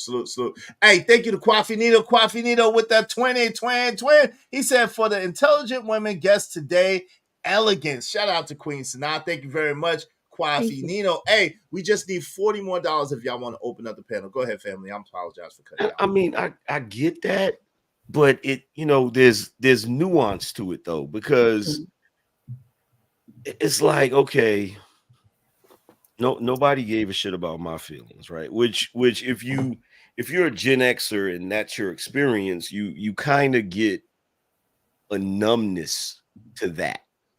So when your kids, and I'm not saying you're supposed to be like, I don't give a shit about your feelings when your kid is hurt or something like that, but it's like, if I told you to take out the trash, I don't care about your feelings in that moment. Like, I'm not trying to hear about the existential crisis that you're going through because you don't want to take out the trash. Like, it's ridiculous. And it becomes everything. Like, everything is about your feelings. It's like, bro, like, come on, man. And it's crazy because I got one that wants to be the hardest dude on the planet and also talk about his feelings. It's like, most sensitive. He's a sensitive thug. They all need hugs. Hey, that's how it is. It's a struggle. Like, it's because he feels so deeply that he's tough, brother. You don't understand. Nah, bro, you gotta pick a struggle, because it's like it's kind of like the one dynamic that I keep noticing is they want you to do certain things for them on a regular basis, but they also want you to treat them like an adult. Mm-hmm. And it's like, wait a minute, how are you? No, like it doesn't work that way. You can't have it both ways. Exactly. Yeah. No, you're right. So in other words, for the layman out there, for the uninitiated, if you want your parents to treat you like an adult, that means you need to have your own car that you're paying for with your car insurance. That means you need to have your own place to live with your own roof over your head. That means you need to be paying your own bills, like your telephone bills, your cell phone bills. You need to be paying for you to get something to eat. And if your parents decide to do something for you, cool. But if you're relying on your parents to do any of those things or any combination of those things, that is the telltale sign that you're not ready to be grown yet. Then you're gonna watch your tone. You know what? I genuinely, when I was younger, I used to think the Huxtables were mean because of some of the stuff they said. but now I fully understand it, like completely. You feel me? With like even on Friday, remember when Miss Pearlie asked Willie, he's like, how much do you love your son? He said not enough to pay his damn rent. And Heathcliff told Theo, I'm rich. We're not rich. I'm rich. Your mama's rich and I'm rich. You're not rich. Like, damn. Yeah, like I remember they got on Shaq for saying something like that too. I have money, my kids don't have money. I mean, it's the facts. Yeah, but Shaq is a little bit. I don't like how Shaq do. I like Shaq. I don't like how Shaq do because Shaq said that he gonna leave everything to them girls and he not gonna leave his sons anything. That's crazy. I haven't heard that. Yeah, Are his sons reckless towards him as well? Are they? They don't seem to be. No, they don't seem to be. Yeah. Hey, Calvin Cook, come on. No, what? Come on, Calvin Cook. What are we doing? Bruh, what? Come on, fam. We don't do that. Y'all are wild, man. Y'all some wild people, man. Brownsville knows where my channel is. If Exactly. you really want that smoke, he'll show up. Exactly. Like I told him the other day. I said, yo, you talking all that junk about Angry Man? Angry Man said, pull up. Like AM said, yo, pull up on his channel. AM don't have to go. Come on, man. Y'all wilding. Why would y'all do that? I must have missed it. Crazy. No, you did. Don't worry about it. Hey, Ari Nicole said, mine neither. We had to self-soothe and self-heal. Hence why there's mental illness. Oh, Lord. Yo, Trey Ferg said, F them feelings. The world don't care. Teach logic and reasoning. Shout out to that. Ari also said, oh, no, that's an oxymoron. Oh, Lord. Go ahead. You got it. I was just going to say, so why can't we be the safe space? I'm not saying that there shouldn't be logic. I'm not saying there shouldn't be reasoning, but why not address the feelings with logic? It's okay to feel what you feel. And I said, take out the trash. I'll see you when you get back. I don't think, yo, AM, do you think that we as dads can handle things like I don't think we have the luxury of handling things like that. Mm-hmm. And that's why kids need both parents too, or at least two parents in the household. Correct me if I'm wrong, AM. What you think about that? Because I'm thinking like, right, and so I address my son in a certain way, and I kind of let him know. But you know what I'm saying. But there's another side of that too. When the mama's in the house, the mama is gonna feel a type of way about the things that a father has to do with his son. Like if the mama's anywhere in vicinity or proximity, she gonna feel a certain type of way about the certain things you tell your son, the certain things you do with your son, and the certain ways you treat your son, because that be a source sometimes too. But like if my son is crying, let's say he crying about okay, here's a good example. So my son, I tell my son to take out. I tell my son to put the trash back because you know you got put the trash out where we at, right? And you got to pull it to the street and pull it back. So we'll come home from school and I'll be like, and he'd be like, well, Dad, I want allowance. So I said, okay, well, first of all, there's a way that you ask for something, number one, but then number two, you have to realize, think about this: who pays for your haircuts? You do. Who pays for your food? You do. Who pays for you? Who gives you this or gives you that or buys you this or buy? You do. Okay, so there's your allowance. So now let me ask you a question. Would you rather me give you a set amount for you taking out the trash, or would you rather me give it to you when I want to give it to you, but still take care of all the stuff I take for you? Who pays for your cell phone bill? You do. Okay. There it is. Like, so I talked to him, but like at the end of the day, go do what I told you to do, and then we'll talk about it later. I'm not gonna sit here because sometimes you don't have time to explain it. Sometimes it's a thing of it's crucial. You gotta move and move when I told you to move. Otherwise, we in danger. What you think, AM, on that? Yeah, the thing with the like, I feel like we're starting to get the roles, like we're starting to blur the lines with fathers and mothers. You know what I'm saying? I honestly feel like the fathers are better at being more you know, on the other side and not in the feeling side of it. You feel what I'm saying? Like if you in your feelings, like it's like go talk to your mother, or like, because if you don't have that balance, like how does a boy get prepared for how cold the world is if everybody he goes to in the household is so concerned about his feelings? Mm-hmm. You know what I'm saying? Like, how does he prepare himself for going out into the world where nobody's going to care about his feelings? And then on top of that, you have this new dynamic with the younger women complaining about how effeminate the men are today. So now you have that where you have younger women saying, "Oh, these men are sassy, these men are effeminate, these men act more like mama's boys and all of that." And I think it's because there's a lack of that, that stern father figure that, he not really gonna have that many conversations with you about feelings. Right. He's gonna talk more about, What is and what you need to do. Yeah, But here's because we can't afford, and I'm gonna let you get in there. It's past two. It's past two, just in case you need.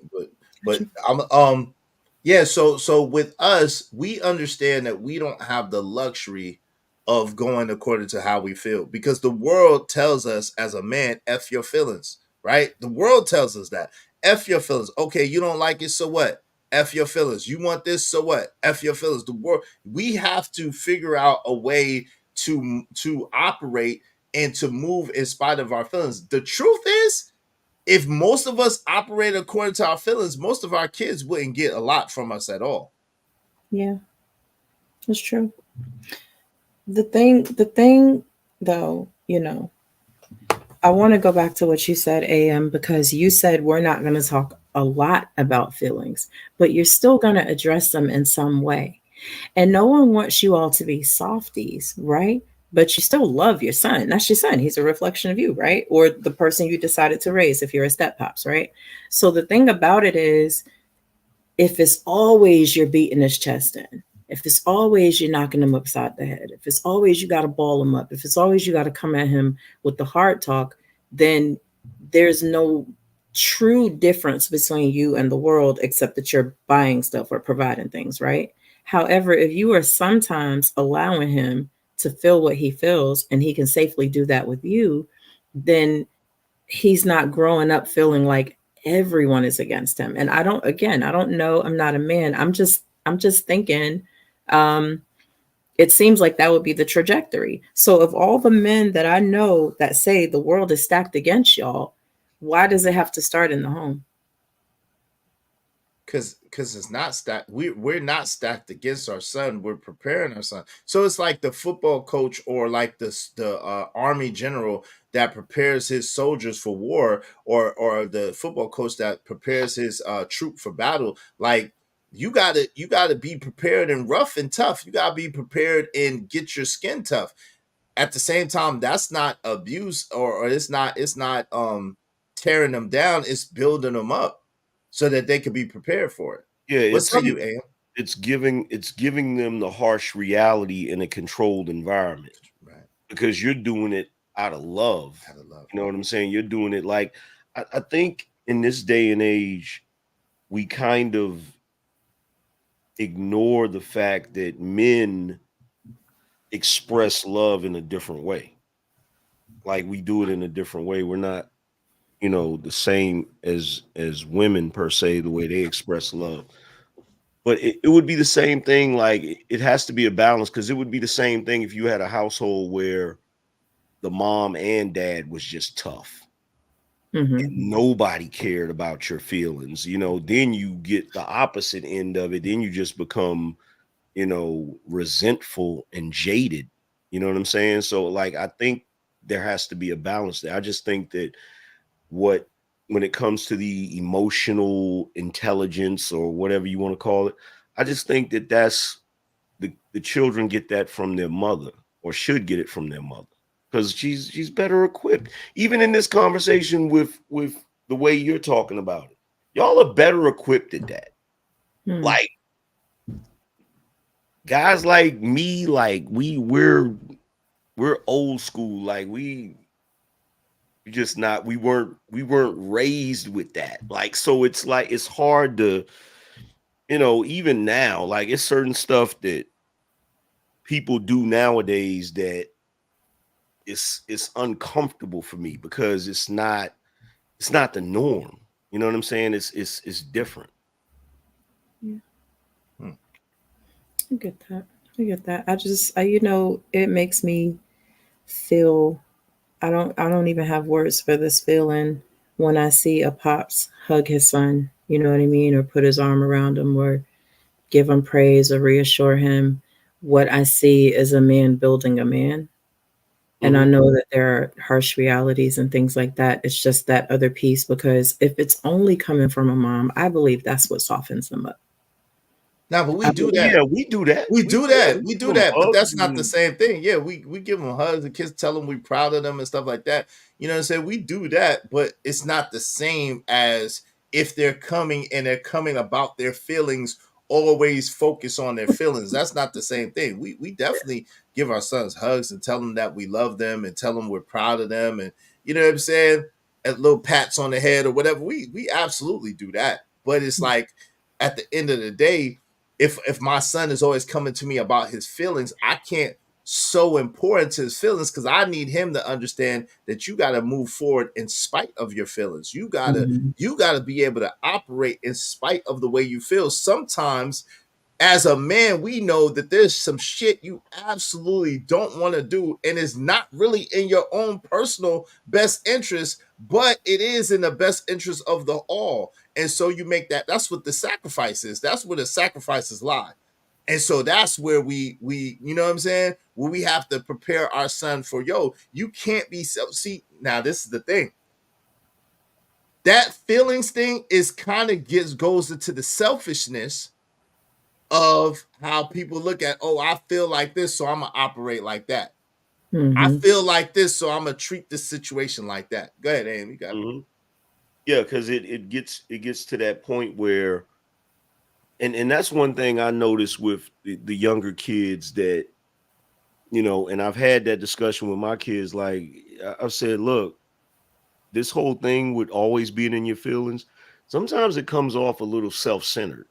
Where you think the entire world has to revolve around what you feel. It doesn't work that way. Even if your feeling is a legitimate feeling, like everybody's not going to kowtow to that. You know, so you still have to, you know, you still have to be able to deal with people, even if you feel like the situation isn't going the way you want it to go, or you know, you're not getting your way, because really that's what it's boiling down to. It's like this whole thing about constantly being in their feelings. A lot of times it comes from not being able to get their way. And we just live in a day and age now where us Gen Xers have overcompensated raising our children, and we've spoiled them. You know what I'm saying? We don't view it as spoiling because we just view it as, okay, we're just giving them what they need or whatever. But you know, in hindsight, when I look at it now, I'm like, these kids are spoiled. Made them downright entitled. I don't disagree. Screen time is a given. Tablets and whatnot are a given. That's something you earn in my household, if that's what you earn, because you might just earn going outside. Get on your bike. Get off the screen. Go be a kid, right? And also, I believe that we could stand to instill a little more logic in our daughters as well, because no matter who the human is, everything can't be about emotions and feelings and being lost in the sea of what this feels like. You have to learn how to acknowledge the feeling, decide how you're going to respond with logic, and move on. You can't stay stuck there. And that, I don't think that's just a boy-girl thing. It's probably more important for a man to instill that in his son. But women need to instill in their daughters. You can't just be wilding out, crashing out because you feel something. You can't be all going off in this dude's face because you feel something. You know, you can't just pop off every few seconds and watch your tone. You know, logic is important all the way around. I think that's what dads, the importance of dads and the importance of the nuclear family, having both the mom and the dad. And that's what dads usually instill in their daughters, not just by talking to them, but by the way that they handle certain situations, right? But that's why I said it was an important thing. Yeah, I showed my daughters through example, like, look, after a certain age, no man should be putting his hand on you. But also, I told them that they have a responsibility in the way that they interact. Don't put yourself in compromising positions. Don't be alone with no man that you don't want to be with. Don't do that. As much as you can help it, don't take things from people that you don't like that. Don't put yourself in a position, you know what I'm saying, that you don't want to be in. Now, there's some things that you can't help, but I tried to teach my daughters, as much as you can help it, make sure that if something happens, it's not because of you and what you did, or you put yourself in a position to be like that. You see what I'm saying? So, which still doesn't make it okay. It's still no, not it's okay. not okay. Y'all. No, it's not not okay. excusing anything. It's just saying I'm done with it. but as their father that was around, that was the adding to whatever they learned with their mother. Like, listen, you have an accountability too. You have a responsibility too. Right. What do you think about that, AM? I mean, I agree. It's important for young ladies to make sure that they're not that they're moving properly, so that they're not putting themselves in goofy positions. And Queen Sanaa, you're right. It doesn't make it right regardless. But it's, I don't know, it's weird because they don't realize, like, you got people that's ready to crash out. You know what I'm saying? Like, behind certain stuff. So it's like, it's kind of like I said the other day, like, I was saying I did a short, and I was talking about having a lot of sisters. And I was like, there's always one sister that dates the guy that she likes to get into arguments with all the time. And then she wants to call you and tell you to come over there, and you go over there, y'all get into it. And then she gets back with the guy, and now you got to look at him across the table at Thanksgiving. Right. So it's like, no, if you're in a toxic situation with a dude and it's always toxic, like, you got to get out of that situation. Stay out of it. Yeah. Thank you for coming through, Queen Sanaa. Go ahead. You got your last point. We appreciate you chopping up with us. Know you got some things to do. You're always welcome back. Maybe Wednesday or something. But go ahead. What would you like to say? Well, first I want to say y'all subscribe to my channel. I went ahead and put it in the chat, but I'm happy to put it in again. And honestly, I'm just gonna leave y'all with, do your best not to start off with violence. Emotional intelligence is something that's not just limited to mothers or limited to therapists or whatever. Examine your childhood and what you may be bringing forward, and examine who you're trying to raise as a future adult, and give your children some tools and some jewels that they can carry with them. Logic for the ladies, and a little more ability to validate their own feelings for the men. And y'all be great out here. Salute. Appreciate you coming through. Definitely a dope conversation. You welcome all the time. Definitely a dope discussion. And dope discussions deserve dope donations. Compensation for the conversation. Let's do good business. Make sure y'all subscribe to Queen Sanaa. That's her link right there. Make sure y'all subscribe to her. Thank you very much, sis. Appreciate you coming through. You're always welcome to come back. All right. All right. Peace. Let me read this real quick. Yo, shout out to AM for coming through too. I appreciate you. We ain't closing up yet, AM. If you want to hang out, let me just read these real quick. Emperco said, you want an allowance? Do some chores and earn it.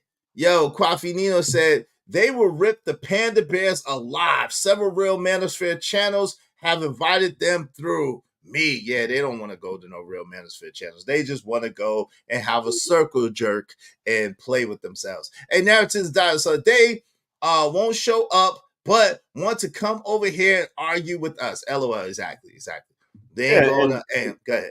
And with that situation, I know why I premiered my show earlier today, that the Rim versus simps. So that's why he's over there with a bee in his bonnet, so to speak.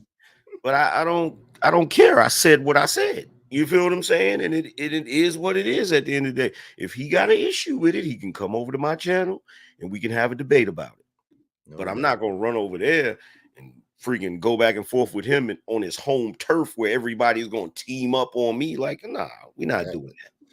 No doubt. And that makes perfect sense.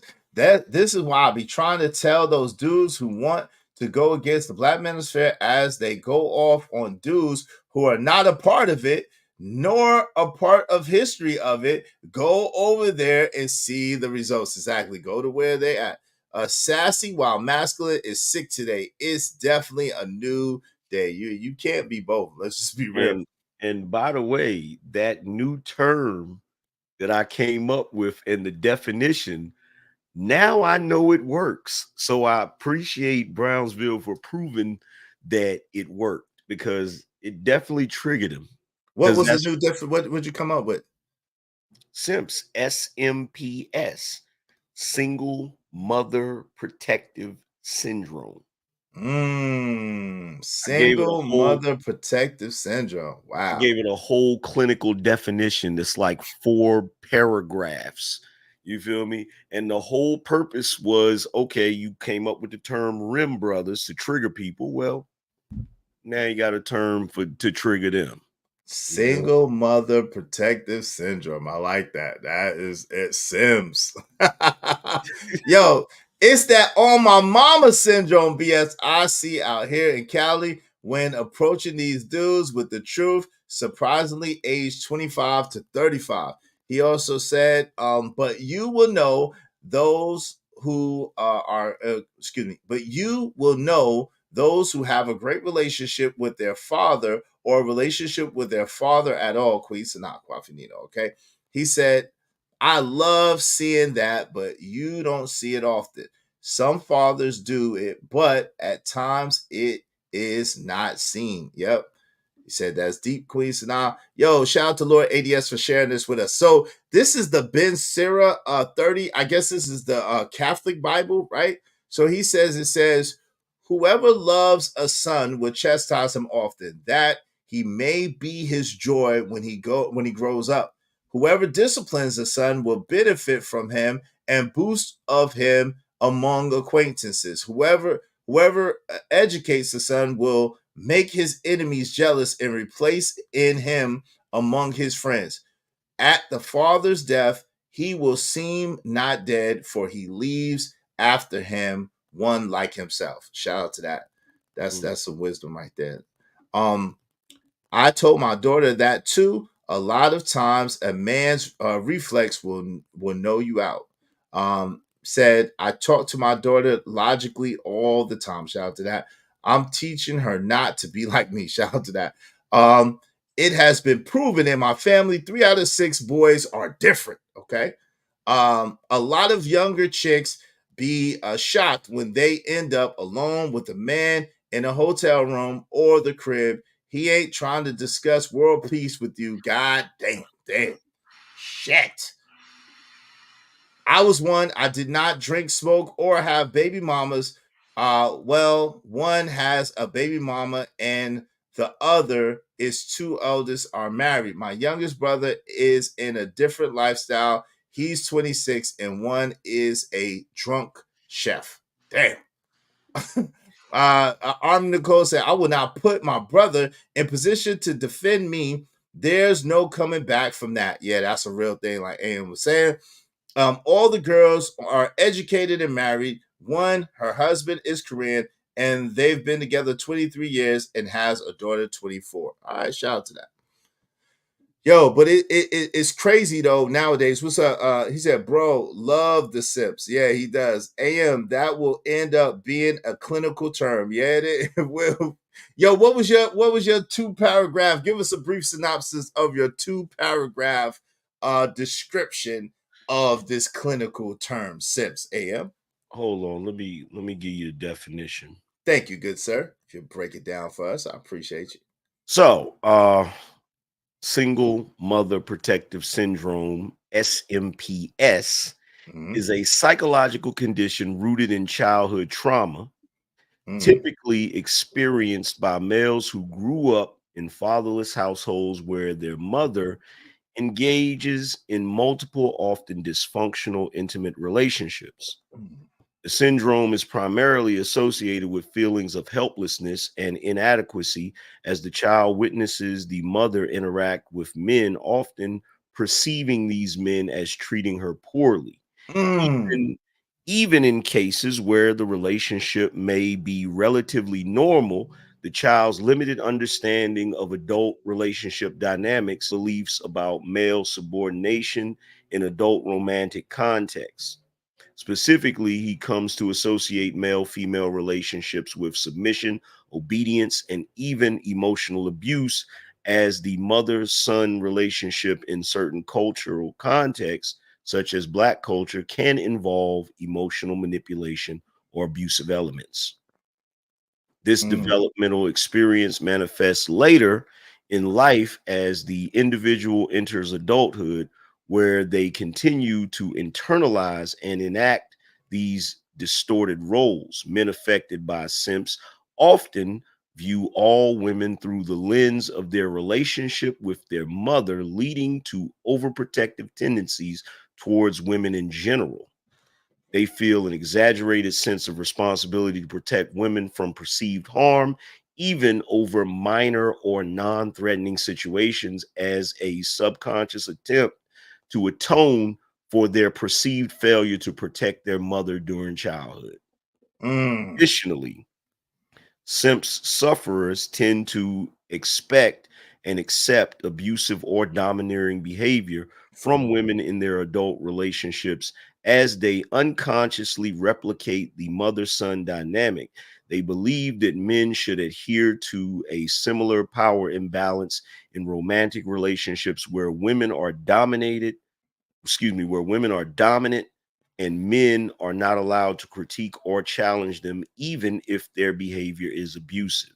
This leads to dysfunctional relationship dynamics where men defer to women inappropriately, often allowing unhealthy patterns to continue unchecked. In summary, simps is characterized by a combination of overprotectiveness towards women, acceptance of emotional abuse, and a distorted understanding of gender roles, all of which stem from the childhood trauma of growing up in a fatherless household with a mother who engaged in problematic relationships, the absence of a healthy male role model, and the exposure to dysfunctional dynamics leave lasting psychological effects that shape maladaptive beliefs and behaviors in adult romantic relationships.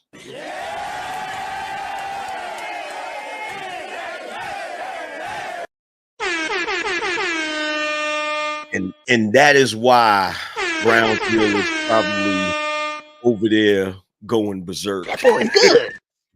God, put that in the Wikipedia, brother. Put that in the Wikipedia. SMPS.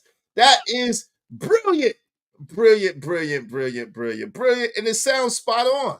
It sounds spot on. Yeah, that's a thing that nobody is really nobody's studying that because one, if you don't have too many Black psychologists that's willing to study that because it's a cultural taboo to even talk about something like that. And you don't have any white psychologists that's going to study it because they don't want to be called racist.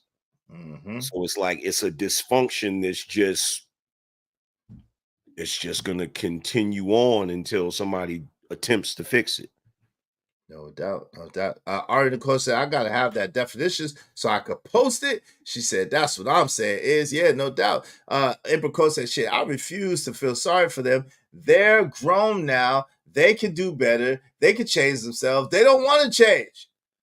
It's a diagnosis. It is a diagnosis at this point. It's a diagnosis. It's a diagnosis. Hey, somebody give my homie an honorary degree. Harvard. Y'all need to give the homie an honorary degree. What's up, man? Can a man get an honorary degree or what? Come on, y'all. They've been giving out.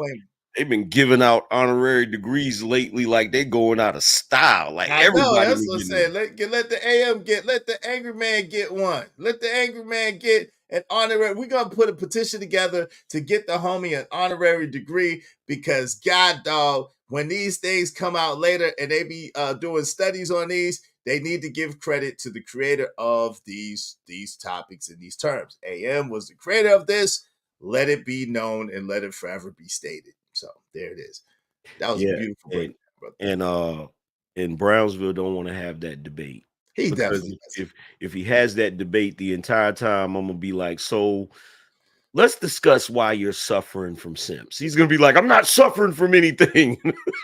You actually are, brother. You're in denial about that, but we can work through it. yo, Everco said AM needs one, Izzy needs one. Hell, I even need one. We're doing actual work. Yes, sir. Yes, sir. We are. Now, listen.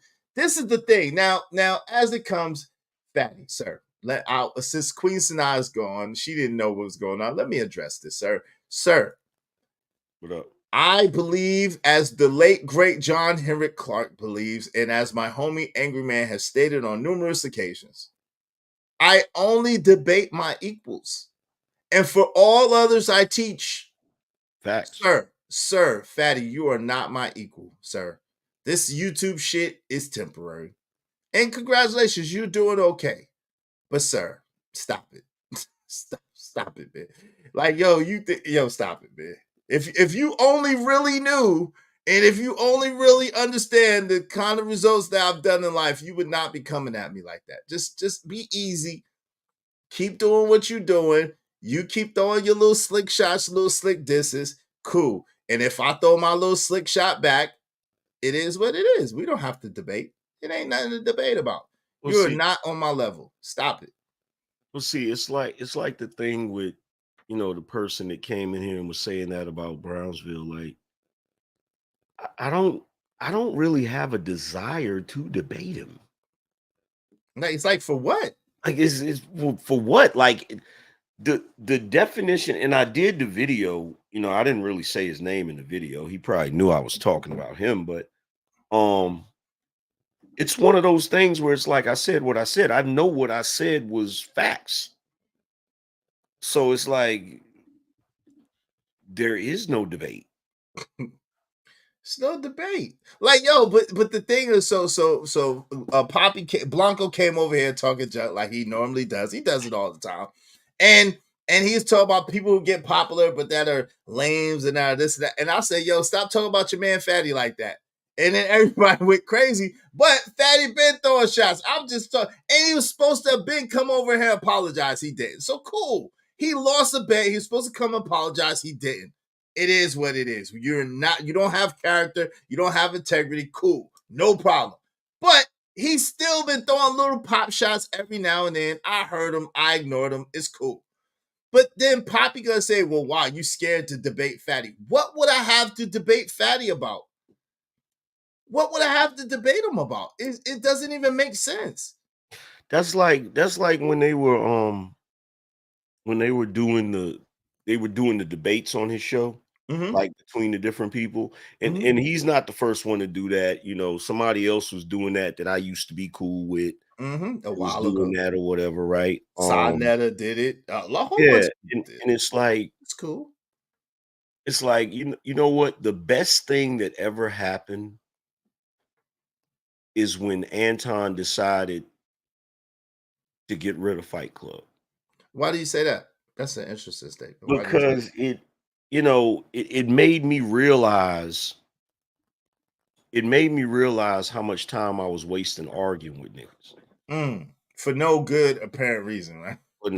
For getting a headache for no damn reason, having my peace disturbed for no reason, right? Because like nobody really wants to have that conversation, really. But the reality was Anton was giving a lot of people shine. And they didn't really give him credit for it. True story. You know what I'm saying? They didn't really give him credit for it. And so it's like, it's really interesting to sit back and look now that Fight Club is over at who's doing what. Mm-hmm. And it's like most people are they're really trying to recreate another Fight Club. Mm-hmm. And like, I'm not even gonna lie, like, and people, they can do what they want to do. I'm not tripping. Whatever works for whoever works for what, do what you do, right? But I'm not gonna participate in it. Me neither. Like, why would I dip it? Like, it doesn't need, it's not enough bread in it. It's not, I don't care about the clout. I know for a fact he's nowhere near my level. He don't have none of the man, and I've said this time and time again. He has none of the man attributes that I have, and none of the man attributes that I've been through, he hasn't been through. It would be a waste of time and energy, and it'd just be stupid for what? Yeah, because like even with the freaking with the debate thing, right? Mm-hmm. Like they asked me if I would do it. Mm-hmm. And I was like, I mean, if you want somebody to judge one, I might do that, but I'm not about to. First of all, it's not gonna be a real debate. legitimate debate. It's going to be a popularity contest. Exactly. In their arena. in whatever arena. So it's gonna be so in that arena with that audience, whoever they like the most is gonna win the debate, regardless of the logic. Exactly. And that's kind of Exactly. pointless. You feel what I'm saying? It's just like with the other guy that was doing the debate a while back, and people was telling me you should go over there. For what? When I know all you niggas that's over there don't like me. You feel what I'm saying? So as soon as I go over there, it's just like the thing with Destiny when he came to my channel and got schooled. And then everybody started running around talking about some Destiny defeated you. Like, it was defeated stupid. me Like, in what? how? Like, how? When? Where? It was just dumb. And proceeded to continue. And every time he sits down and has a conversation with somebody, they do the same thing that I did to him. He sat down with Candace Owens. She had to school him because he was like, if you were low income, why would you have to pay for college? And she looked at him like, what? So you think that people that are low income don't have to pay anything for college? So she had to school him. He sat down with Jordan Peterson. Jordan Peterson had to school him. Like everybody he sits down with, he ends up getting schooled and educated. And that's the major thing too. We want to try to act like these cultural differences don't make a difference, and they absolutely do. See, what we know, we don't really harp on it, but what we know for a fact is that dude could not live a mile. He couldn't live a mile in my shoes. I'm gonna tell you right now, he couldn't even, the shit I've had to endure and go through to get to even where I'm at, wherever y'all think it is, like he couldn't do it. He couldn't do it. So, like, it's pointless. But this is the thing too. Let me show you this. So he says, yeah, Israel had to mention me to get views. This the most views he got in a month. How many does this say 2 weeks ago, Angry Man?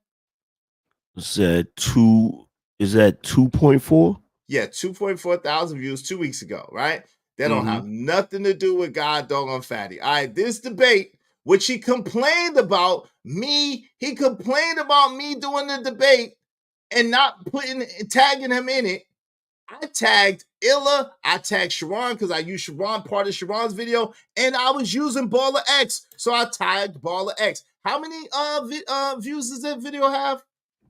Is that 1.1? 1.1. Another video I didn't have nothing to do with him at all. It had 1,000 videos, likes. So 1,000 views. So the thing about it is, Fatty.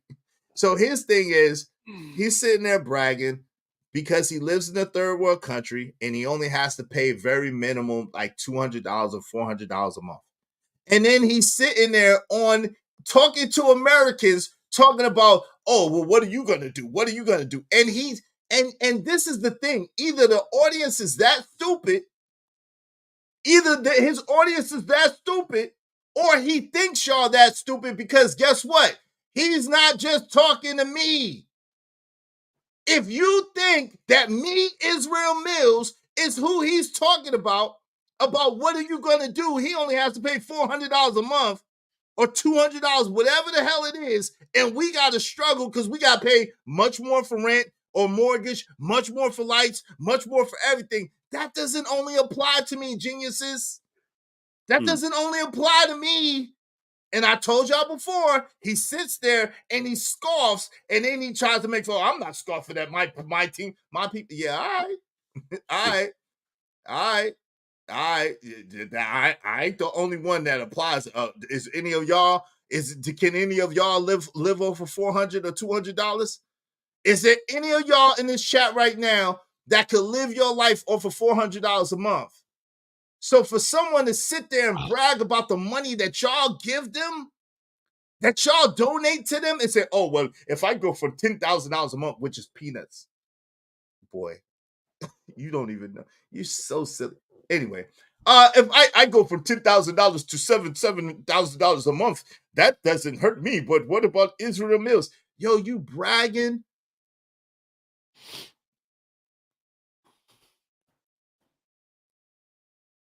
Exactly, Narrative Coffee. I wish I could live off $600 a month too. But the bad part is that you're bragging and trying to kick down other people because you live in a third world country and it's much cheaper in the country that you live in. But yet and still, you are pandering and catering to Americans. You might want to stop messing with me. It doesn't even make sense. What make it make sense, AM? Please, I know you got a way of making it. Make it make sense, bro. I'm listening. I mean, at the end of the day, when it comes to this whole thing, it's like you were saying before, like I've gotten to the point where I realize that when you come here to YouTube to be a content creator, right? Mm-hmm. Whenever these arguments come up or these back and forths come up, I just be looking at it now like if the shit is not making any money or it's not improving your platform, it's like, what is the point? It's pointless. They say, "Oh, Israel gets more views and more subs." No, I don't. My people don't want me to talk about you. Let me be honest. My people hate when I go back and forth with you, Fatty. They can't stand it. I lose subs, I lose views, and I don't make hardly no money talking about you. You make way more money talking about me than I make talk about, because everybody knows I'm better than you.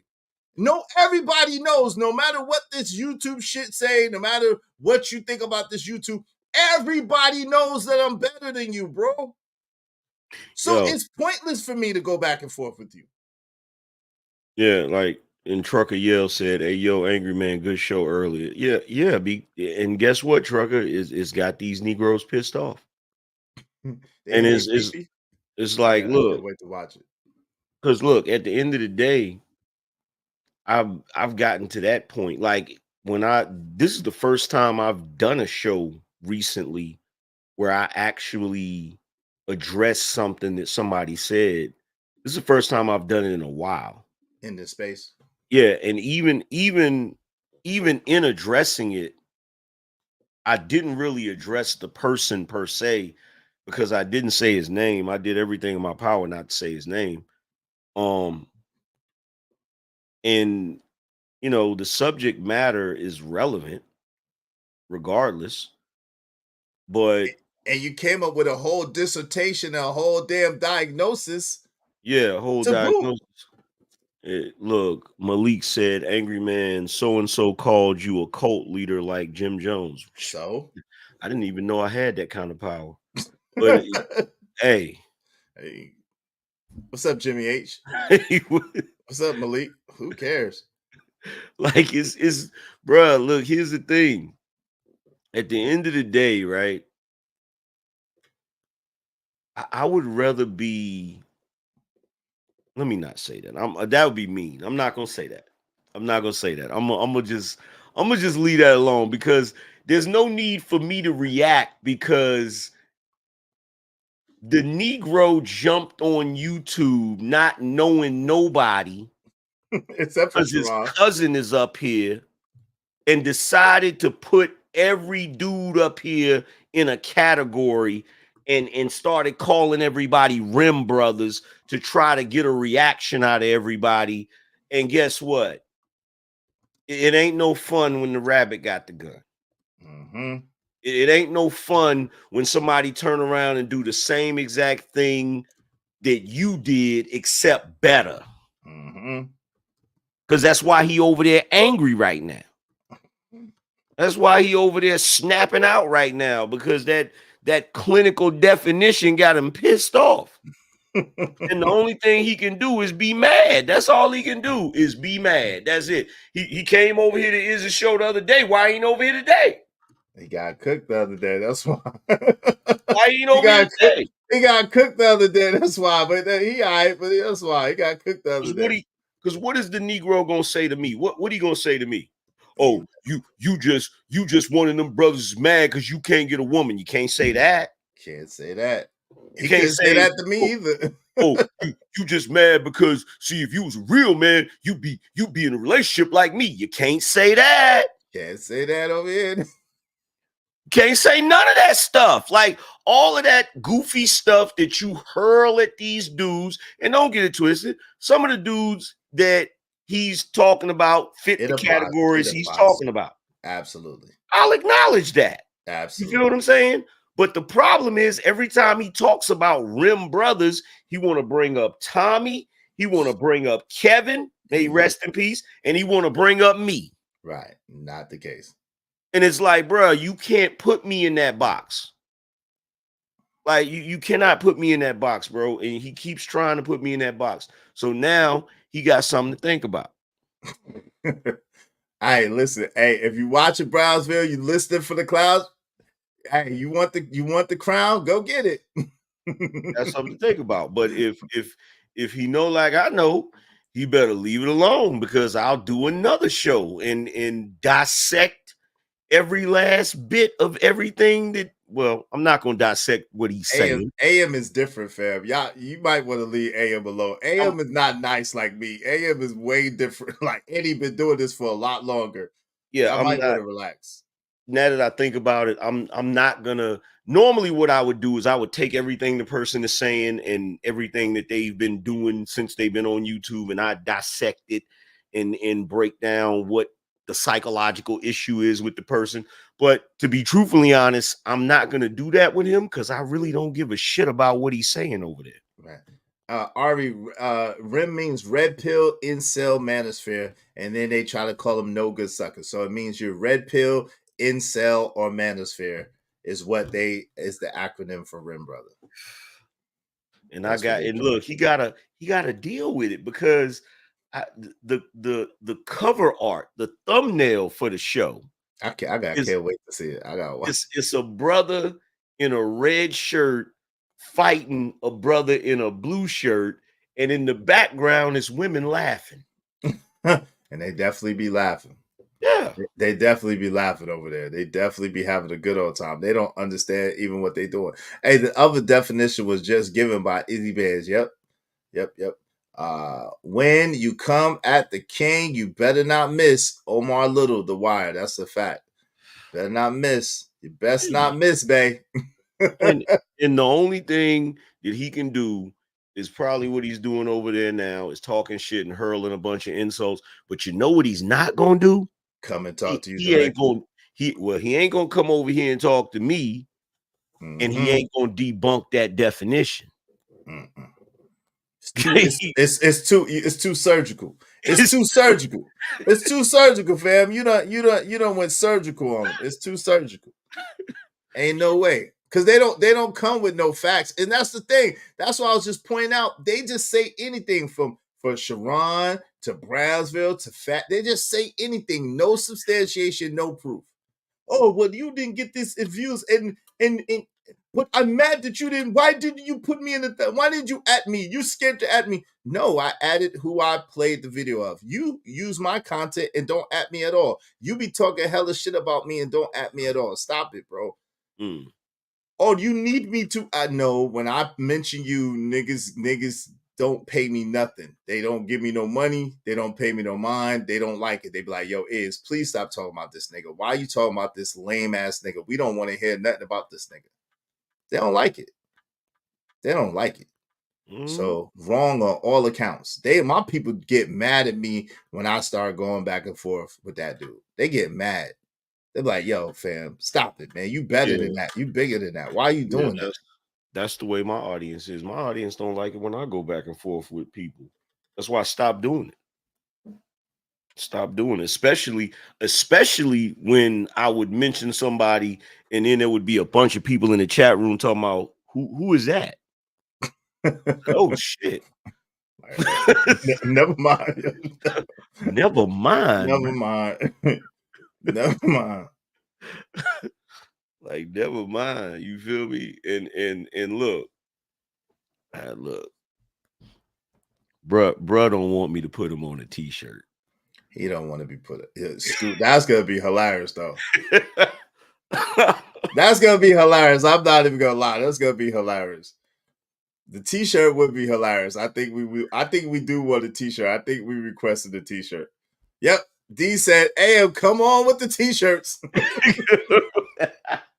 I think we don't want you to respond unless he go up there. If he go up there, I think you should cook him. But I think we do want a t-shirt. Request it. I'll request a t-shirt. Yeah. That shirt might be diabolical. Oh, you feel me? Make him the poster child for simps. Make sure you put the scuba suit on. He got to have the scuba suit. Hey, Narratives Dollar said Brownsville police did not even know him. Uh-oh.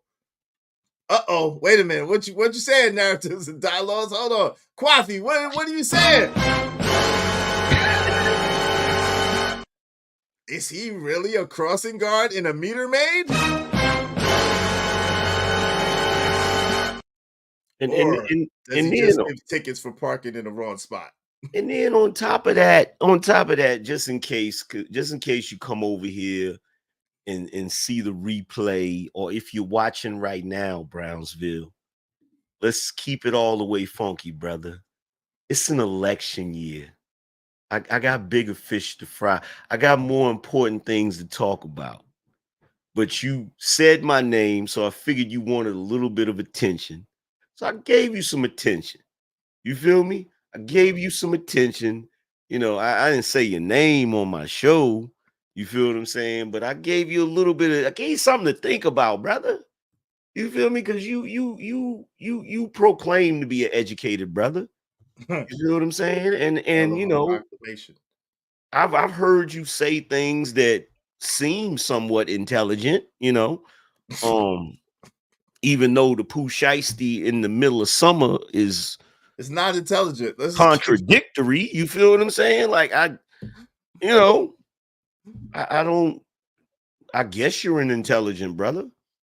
You know what I'm saying? So like, you know, I just gave you something to think about because you seem to be about community activism. So, you know, since you're about community activism, instead of coming to the internet and talking crazy about the Rim brothers, because the one thing you notice about a lot of those brothers, you know, outside of relationships, the rest of their life, they kind of got their shit together. Mm-hmm. You know what I'm saying? They got decent jobs, you know, they not out here making a bunch of baby mamas, and you know what I'm saying? That's the one good thing we could say about them. So since you're all about community activism, I just feel that energy that you display all the time, you know, you little rascal, that energy could be better spent figuring out why brothers suffer from simps. That's one way you can definitely fix the community. By addressing the dysfunction first and then worrying about where dudes put their Johnsons later. Oh, if at all. If at all, because you could always just mind your fudging business. You could just do that. There's a thought. There's a thought, instead of getting online trying to tell grown men what they should be talking about. There's an idea. Wearing a scuba suit that smells like raw, uncleared chitlins. Boy, if you don't. Facts. If they really cared about the community in their camp, they would push what this election is about. No doubt. No doubt. What's up, Easy? And I seen in one of those days, I just happened to click on the show because it looked like it was an interesting topic, and sometimes Sharon have decent topics. So let me check out what he got going on. And old buddy jumped up there on the camera and he had on the scuba suit and the Negro was sweating. His face was glistening. I was like, damn, bro, he looked like he done got into some of P. Diddy's baby oil. What was going on that day? I don't know. It just looked weird, bro. What is he, a scuba instructor? What does he do? Sun is hot. Is he a scuba instructor? Is that what he does? Yes.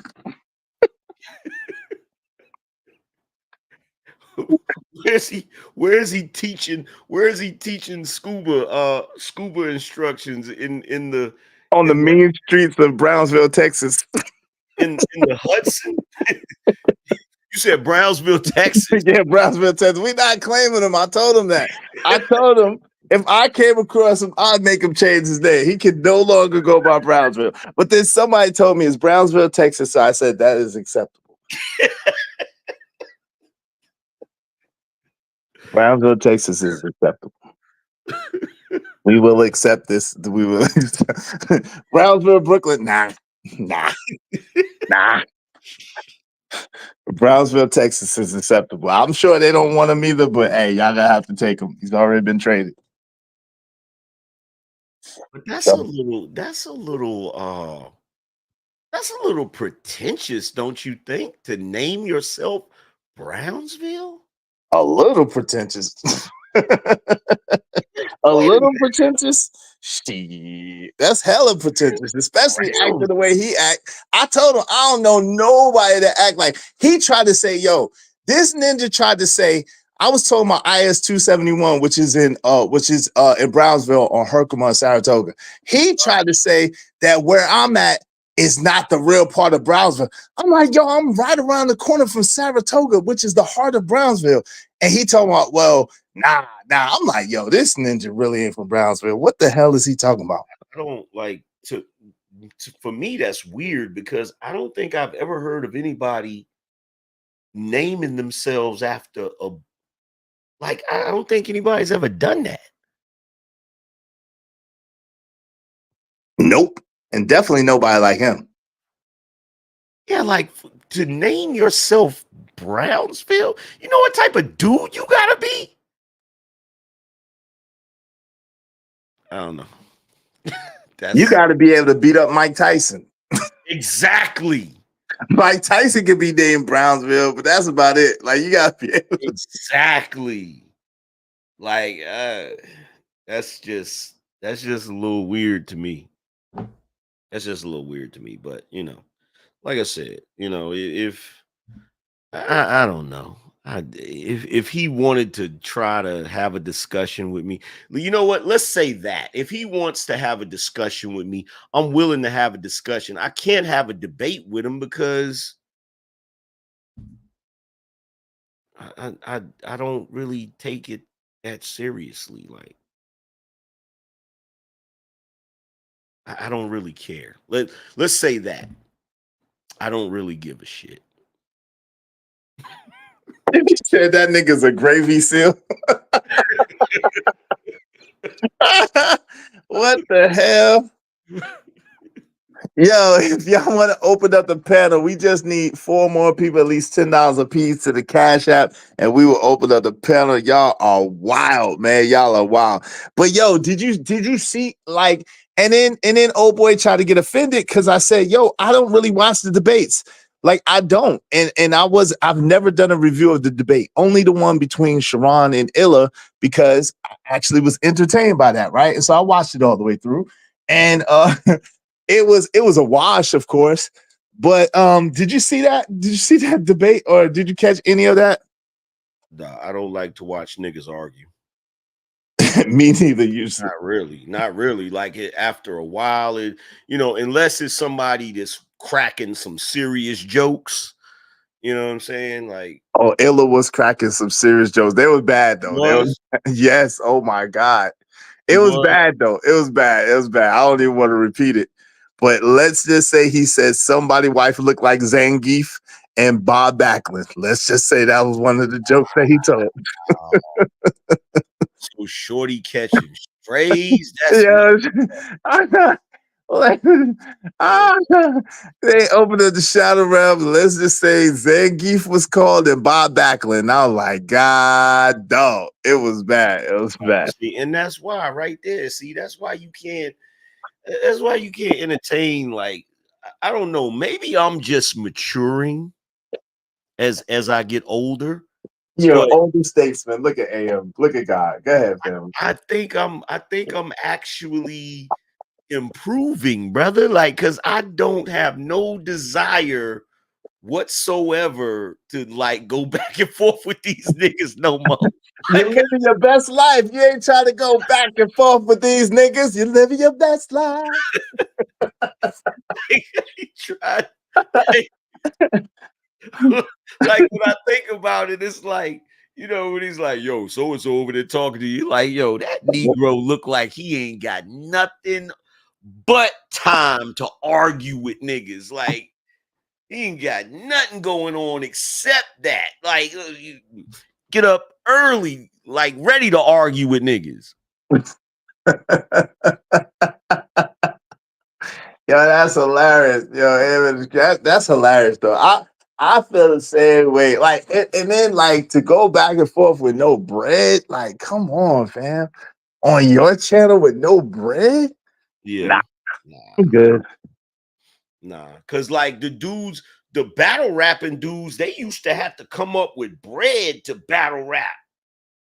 It's like they had to put up money. They had to put up money.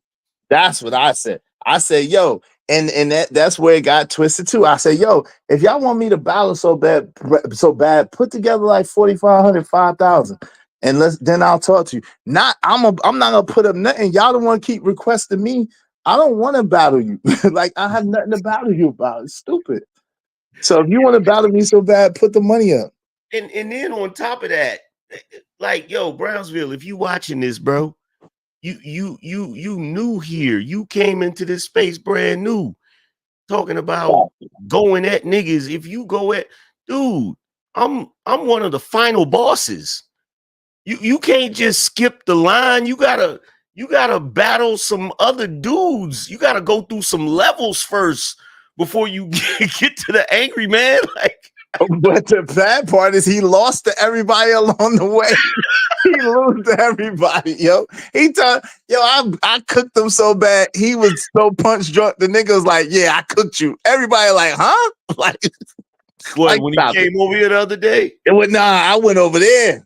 Oh, word. I went over there at first because he was talking crazy. I said, all right, I'm gonna throw him my alley. I'm gonna go over there and see what he's talking about. Man, that man got cooked so damn bad. It was ridiculous. He talking about, yeah, I cooked even his own people didn't co-sign that shit. It was like 3 people like, yeah. Mostly everybody was quiet. That's I knew. I like this nigga delusional. I like what he think he about to do with Angry Man. He keep calling Angry Man name. I don't know why he keep calling Angry Man name. What he don't want them problems, man, for real. That nigga's bugging. That Negro's bugging. Tox. There go Tox. Talk about, yo, Tox. Why are you on my yo, Tox? My homie, if it was like that, my homies would drop some bread on me. Relax. Why are you worried about it? Tox, you have to be honest. You yourself, your channel is struggling. I don't think you will lose if you go to debate. If anything, you will at least have content to run with for that week. Tox, I am 48 years old.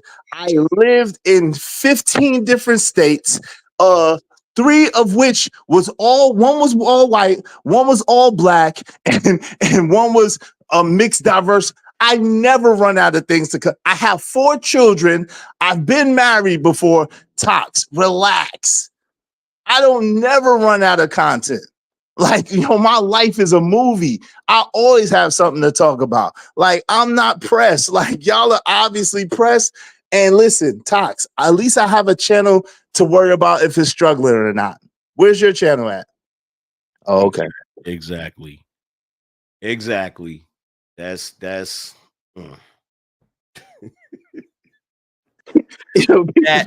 part. Be so pressed, like, yo, what are you talking about? Like, oh, you just admit your channel is struggling. I never run out of shit to talk about. You crazy? Especially, listen, I could cheat and talk about the election all day, every day. I don't even hardly talk about the election. That's how much shit I got to talk about. Like, let's be for real. You know how many books I've read? You know how many seminars I've been to? You know how, come on, these people are crazy. He doesn't understand the concept of a cup runneth over. You don't understand that. I don't know. You think is Tox a guy? If he a guy talking like Is that, it a that's guy? bad. I was thinking it was a girl. I was hoping it was a girl because damn.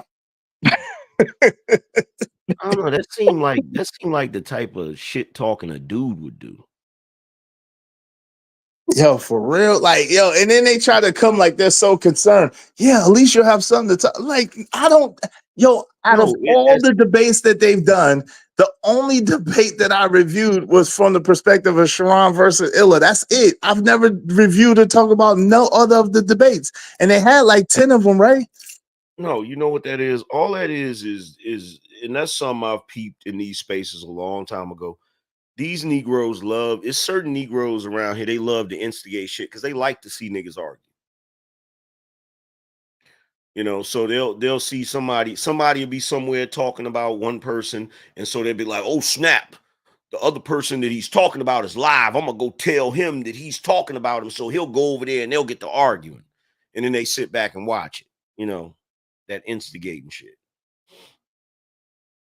Yeah, it's just dumb. Like, what could you think of that I could possibly want to have a debate with Fatty about? Could it be about marriage? Nope, he's not married, never been married. Could it be about kids? Nope, he don't have no kids. Could it be about the hood? Nope, he ain't from the hood. Could it be about American culture? Nope, that nigga don't know what the fuck he talking about. What would I like?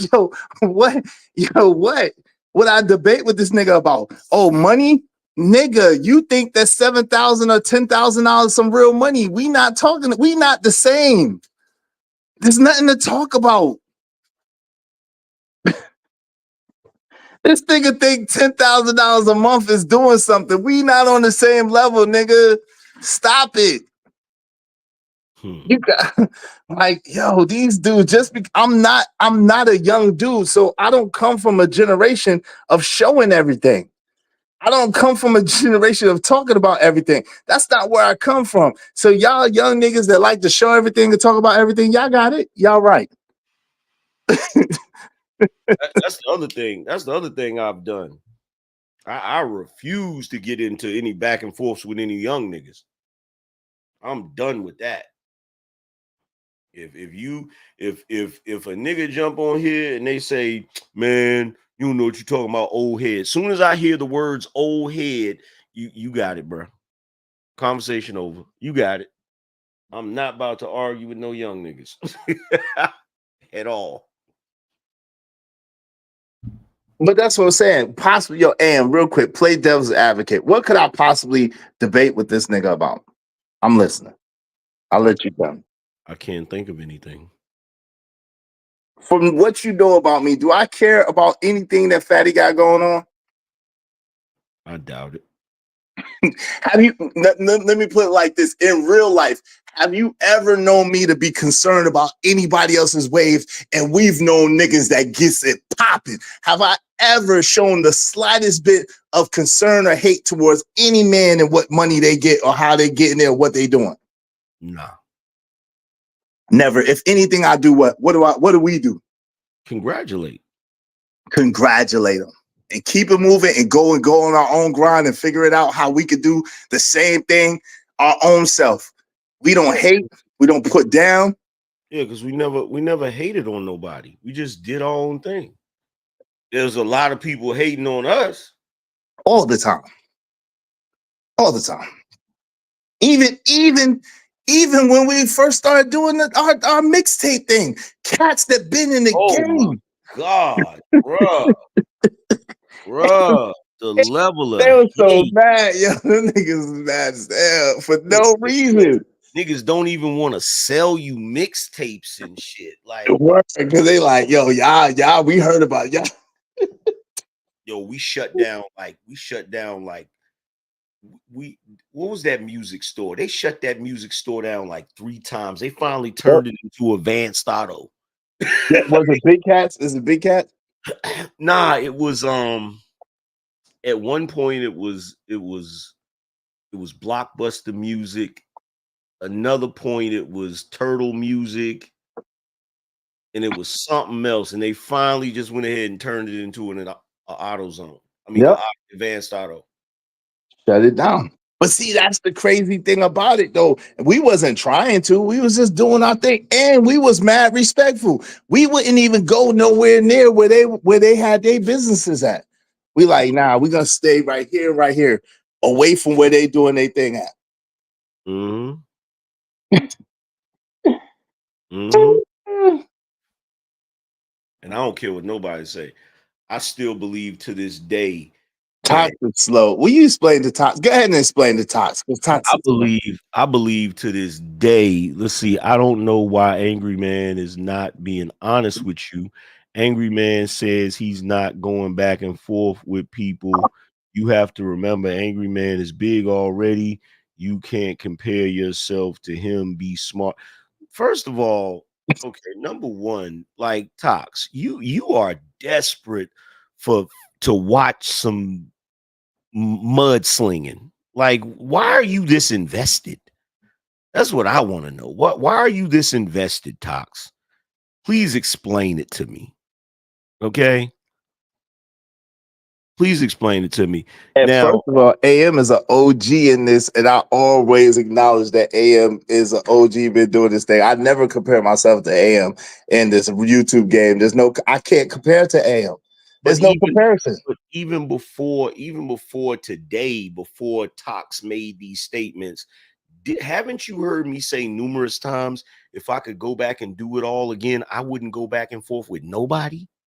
Yeah, yep. And that's one of the things that you told me. And have you noticed since you've been telling me that I've been tapering it down and tapering it down and tapering it down? Have you noticed that? Yeah. Because it's not profitable.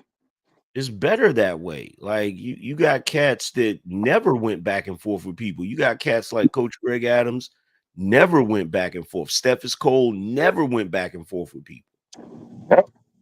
And that's the way to build a better channel. So, hey, I listen to the homie. You're right. The homie been doing this thing. The homie been is successful. And I'm listening to the homie. That was one of the main things he told me when he seen me going back and forth with cats. Like, yo, fam, if I had to do all over again, I wouldn't go back and forth with niggas. That was his way of letting me know, yo, fam, stop going back and forth with niggas. So I'm listening. And in addition to that, Tox, like, for real, it shouldn't feel no way about you talking that craziness, because just a couple of years ago, niggas was saying that same goofy shit to me. Angry Man, your channel's struggling. Like, dudes always talking that craziness. You know, the cats always be like, oh, your channel's struggling, or you struggle streaming or whatever. Like, bruh, y'all don't know how to do nothing else except be annoying. For real. But nah, like with the thing, like it was always cats hating for some reason or another, always. And we was never really running around hating on nobody. We was just trying to get it. We was just trying to get to it. No doubt. Same thing on this YouTube shit. You never hear me talking about how many subs somebody got, how much money somebody get, how much this, how much. I don't care. That's for them. That's good for them. Congratulations. Because guess what? If they could do it, I could do it. Like, and when it's time, I'm going to do what I do. And I'm grateful, trust and believe. If I wasn't making no money, AM, if I wasn't making no money, would I be here? Nah. Absolutely not. But then at the same time, you haven't been doing this 2 years. Exactly. Not even 2 years yet. Exactly. I'm grateful, man. And I know I could vertical stream and turn up the numbers, but I ain't even trying to do that. I'm trying to grind first, build my solid base, and then go. You know what I'm saying? And then that way, once I build, it's solid, and I'm building up and it's solid. I'm not ready for all that. Yeah, I just got on the internet like 2 years ago. Overall, like I'm talking about even consistently being over there with you, that was in June of 2022. And then after that, then I started going to Fight Club and stuff like that. So I ain't been a part of this internet like that for not even 2 years, bro. But cats don't like. Here's the thing. This is what cats don't realize, right? And I never get the opportunity to talk about it or bring it up or whatever. It's gonna sound really, really cocky and really condescending, but I gotta say it. Yo, we been those dudes. Like, yo, tell them again. Even back in the day, when dudes was like out there, like nobody, even back in the day before everybody had cell phones, bruh. We was out there with the cell phones, with the Motorola three-way pages. And look, I'm not even talking about, keep in mind, because back then they had the little BS two-way that was a little square joint. No, we had the official joint that you seen rappers with. Exactly. And everybody didn't have them joints. Nobody. We changed the whole culture in our city. When I say I'm a legend in my city, I ain't lying or playing. Like we changed the whole culture in our city at one time. Y'all bugging, man. I said something about the mixed CDs or whatever, right? And somebody was in my chat room talking about that 5 for 20. I said, yeah, niggas don't even know I started that. Niggas don't even know, because before I was doing that, the mix CDs was more than that. People was charging $10 a piece. It was $10 a piece. Yeah, so whenever I hear somebody say 5 for 20, like I know where that came from. Not to mention, I don't care what nobody say. That whoever invented that red box stole that idea from me, bro. Yeah, no doubt. We used to have it on the laminated sheet with all the CDs and all the joints with the pictures and all that. Like, yo, which one you want? Facts. You know what I'm saying?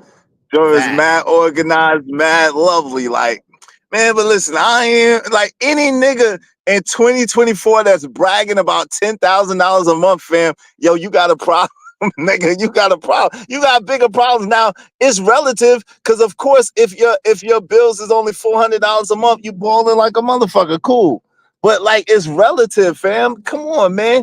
$10,000 a month and you bragging. Bro, if you don't get your little stupid ass out of here somewhere. It was crazy, right? What's crazy too is the other day I'm doing my show or whatever, right?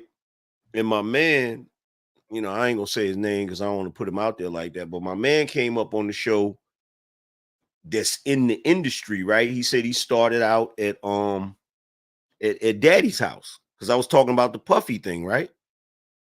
And he started out there, right? And so he was talking about how, he dealt with artists that was coming out of North Carolina or whatever. And I was like, word, you know Delph? And he's like, oh snap, I do know him, right? Yeah, Big Delph, my nigga. Yeah, you feel what I'm saying? Like, yo, we've been mixing and mingling in all of that. All of that. Men's been had. I know 5 niggas that got deals. Like I know niggas that wrote for niggas. Like, come on, man, they playing. Like I don't never talk about shit, bro. And it's not. You know what? This was what's so crazy. This is how you know how real it is, right? Because you might have known a dude that was shaking and moving and doing whatever. And then I would know the same dude, but we would know them from different, we would know them from different experiences.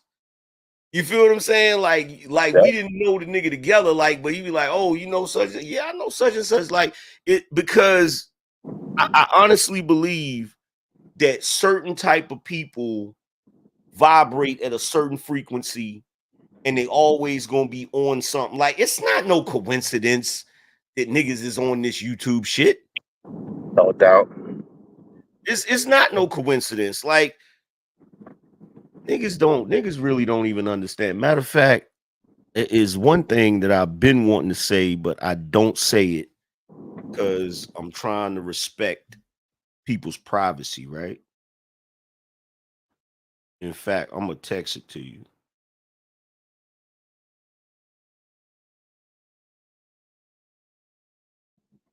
Hey, Tox, you barking up the wrong tree. Quaffy Nino, like y'all be trying to do subscriber supremacy, and y'all be talking to people that's greater than you. Y'all stupid. Y'all be talking to people. Yo, Quaffy Nino got damn near 30,000 subscribers. Like, what are you talking about? Angry Man got damn near 1 million subscribers. Y'all need to chill. What are you talking about? How you talking? You can't say shit to Quaffy Nino. Your homeboy that you over there caping for barely got 5,000 subscribers, nigga. What are we talking about? I'm bullshitting with almost 3,000 subscribers. Bullshitting.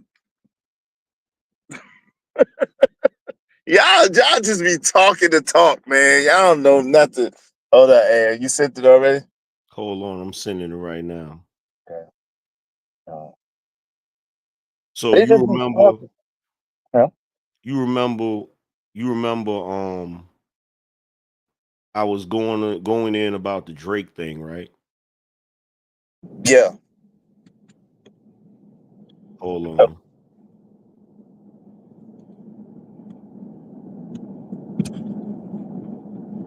Niggas don't be knowing. Like they don't be knowing, bro.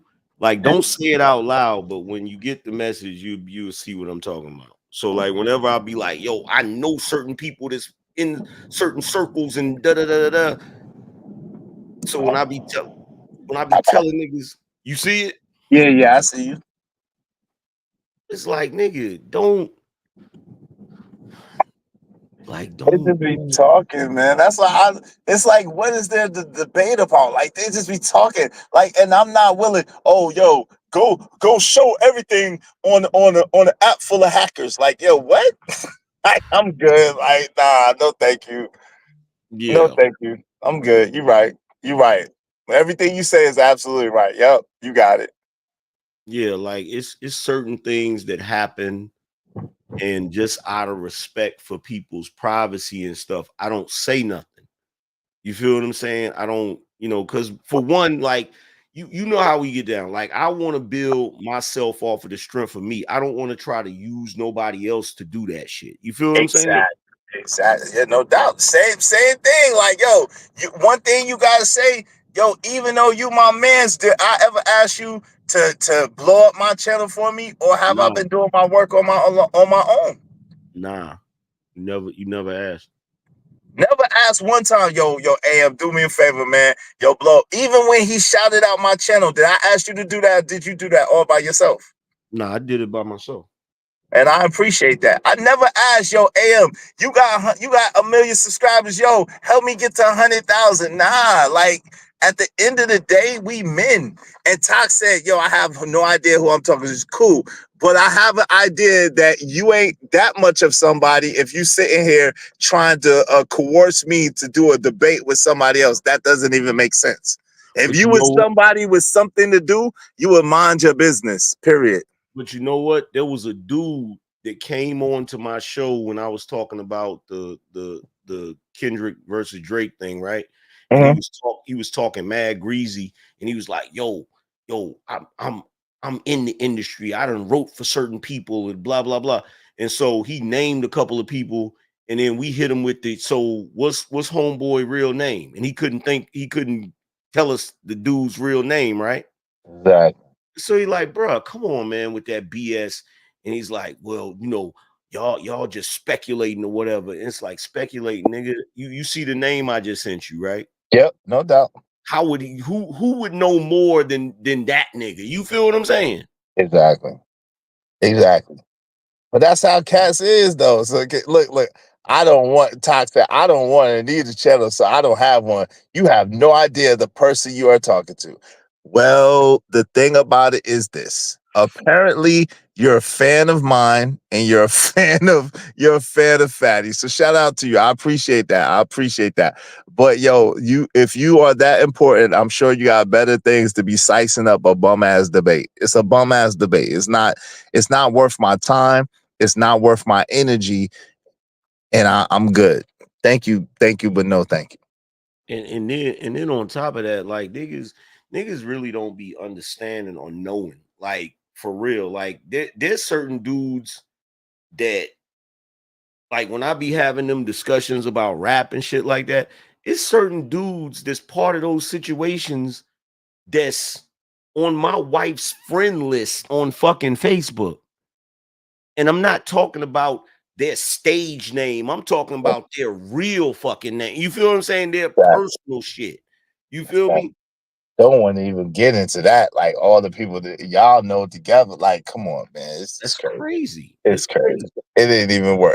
That's what I'm saying. Like, people don't understand, like, yo, but people like us, like, I'm not gonna, my brother, like, right, could have blew up and been like the top rapper of all time. Guess what I'm never gonna do? I'm never gonna try to use his wave to, you know what I'm saying? Now, if he decided to come over and celebrate me and be with me, that's my brother, hit my brother, I'm not gonna tell him no.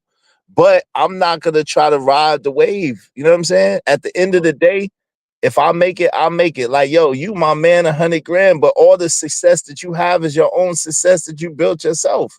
If you decide to show love, you decide to. If you don't, you don't. Like at the end of the day, I feel like I gotta come up here and build for me because we got two different platforms. You know what I'm saying? Or and that's just what it is. Like, so people just silly though. You my man with almost 1 million subs, and they see how I move, and they still don't get it. Like, them niggas is weird. Niggas is weirdos. My homie, my sandbox nigga got almost 1 million subs. And I keep it so, yeah, niggas is weird. Because a lot of these dudes was never the outside dudes. They wasn't outside. Apparently.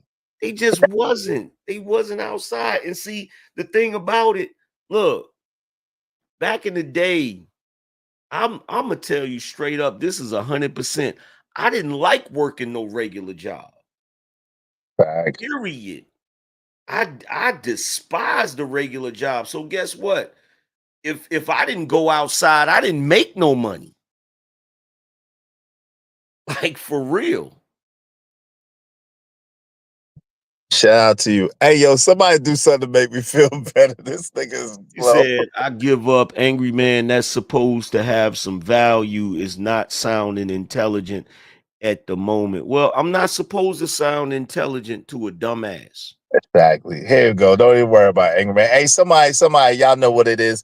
Give Tox a break for a little while. Brooklyn. Yeah, what up, boss? Do something to make me feel better. I thought you'd never ask. What you gonna do, man? What you gonna do to make you feel better? Yo, I never understood that. That's like a nigga that cook oodles and noodles every night critiquing your gourmet meal. Filet mignon, you hear filet mignon? Try to talk shit about filet mignon. That's what I'm saying. That's what I'm saying. This is exactly what I'm saying. Like, yo, Fatty is only somebody to y'all. Like anybody who got any type of swag, any type of anything, for the most part, that nigga's nobody. Like, it's weird. That nigga's a nobody, yo. He's only somebody to weird niggas. Damn. I hate to have to break it down to y'all niggas. Y'all niggas is slow. Yo, so somebody hit the Cash App and for at least $10, and let's let our friend Tox take a little nap, man. Bro, He needs some sleep.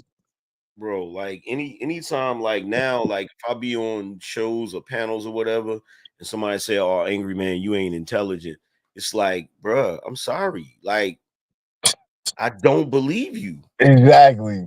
Like, do you know how many do you know how many statistics I've defeated? Exactly. How many breakdowns you done had? How many classics? How many people's over there saying your shit, trying to claim it for their own? Come on, fam. They gotta stop this stuff, man. This stuff is just weird. It's like this Kamala Harris stuff. It's just weird.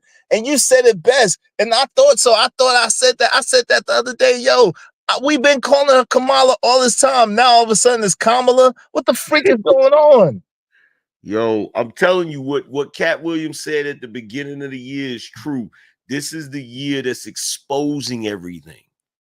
It's exposing everything. And it's not just exposing celebrities, it's exposing these weirdos too, bruh. Like some of these people are weird, bruh. Yeah. Hey, nah, it's $10. I was saying $10 to give dude at least 5 minutes in timeout. $10 get some 5 minutes in timeout.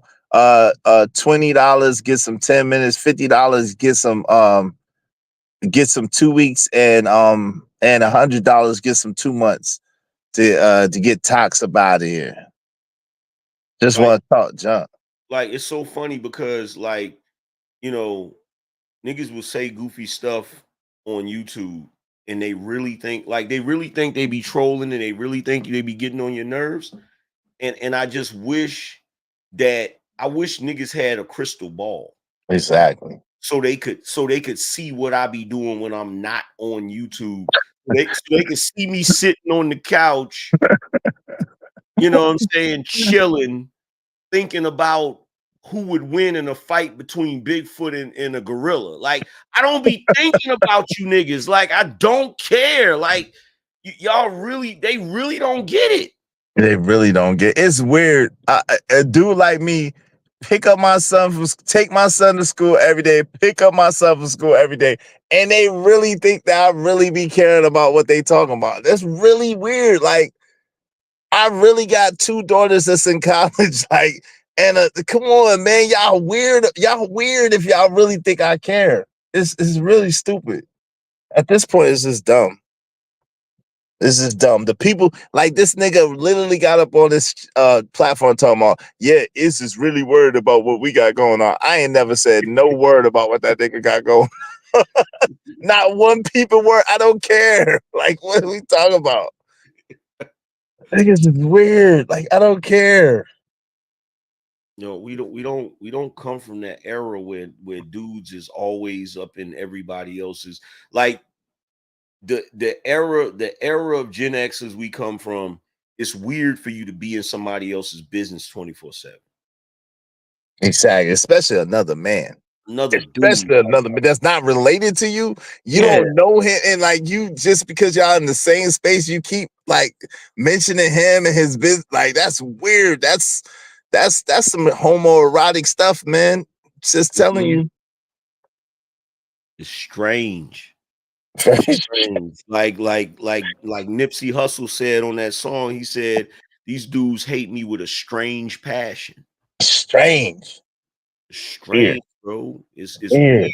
It's weird. I ain't gonna weird. lie. It's like Drake said. He said, "Yo, y'all boys obsessed with me, and it's not on no hetero vibe."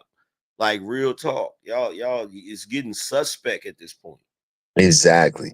And yo, like you said, like, yo, you threw a little shot back at Brownsville, but you ain't think about Brownsville, what Brownsville talking about. But you like, all right, you heard it so many, the nigga mentioned your name so many times. They like, all right, let me come from the cloud real quick. Let me ping, ping, and then keep it moving. That's the same shit. This nigga mentioned me all the time. So I say a little slick jab, and now all of a sudden, oh, Izzy is like, nah, nigga, I'm not thinking about that nigga.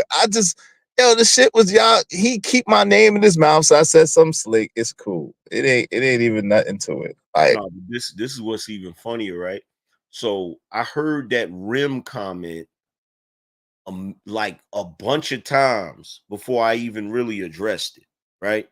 Only reason I addressed it now is because I kept hearing my name coming up, right? So it's like, okay, you know what? Let me just go ahead and make some content and address it. But here's the thing, for Brownsville or any other dudes, you know what the difference is? The difference is the video that I just put up talking about Rim versus Sims. I did a live stream the other day where that's from. I made money off of it. So I did that topic first, and then the second half was about something else. I took the first half out and reposted it today. So I've made money twice off of that topic. He over there screaming about me right now, and guess how much money he making? $0 because it don't make 0 cents. Zero. He ain't making no money off it. Hey, Uncle Jeff said, "Can I talk about Tox Mama inside mouth skin?" Nah, we. hey, that new Cat Williams special is hilarious. That nigga said that the inside mouth skin is the same skin as the vagina skin. He said, "Yeah, that's why it's soft and delicious." I said, "Lord have mercy, that nigga crazy." Shout out to Cat Williams. That nigga crazy. I'm laughing off that still. And then on top of that, like it's situations that I can honestly say that I be humbled by those situations. When somebody like Uncle Jeff comes to my channel, or like the other day, you know, I rock with Officer Tatum.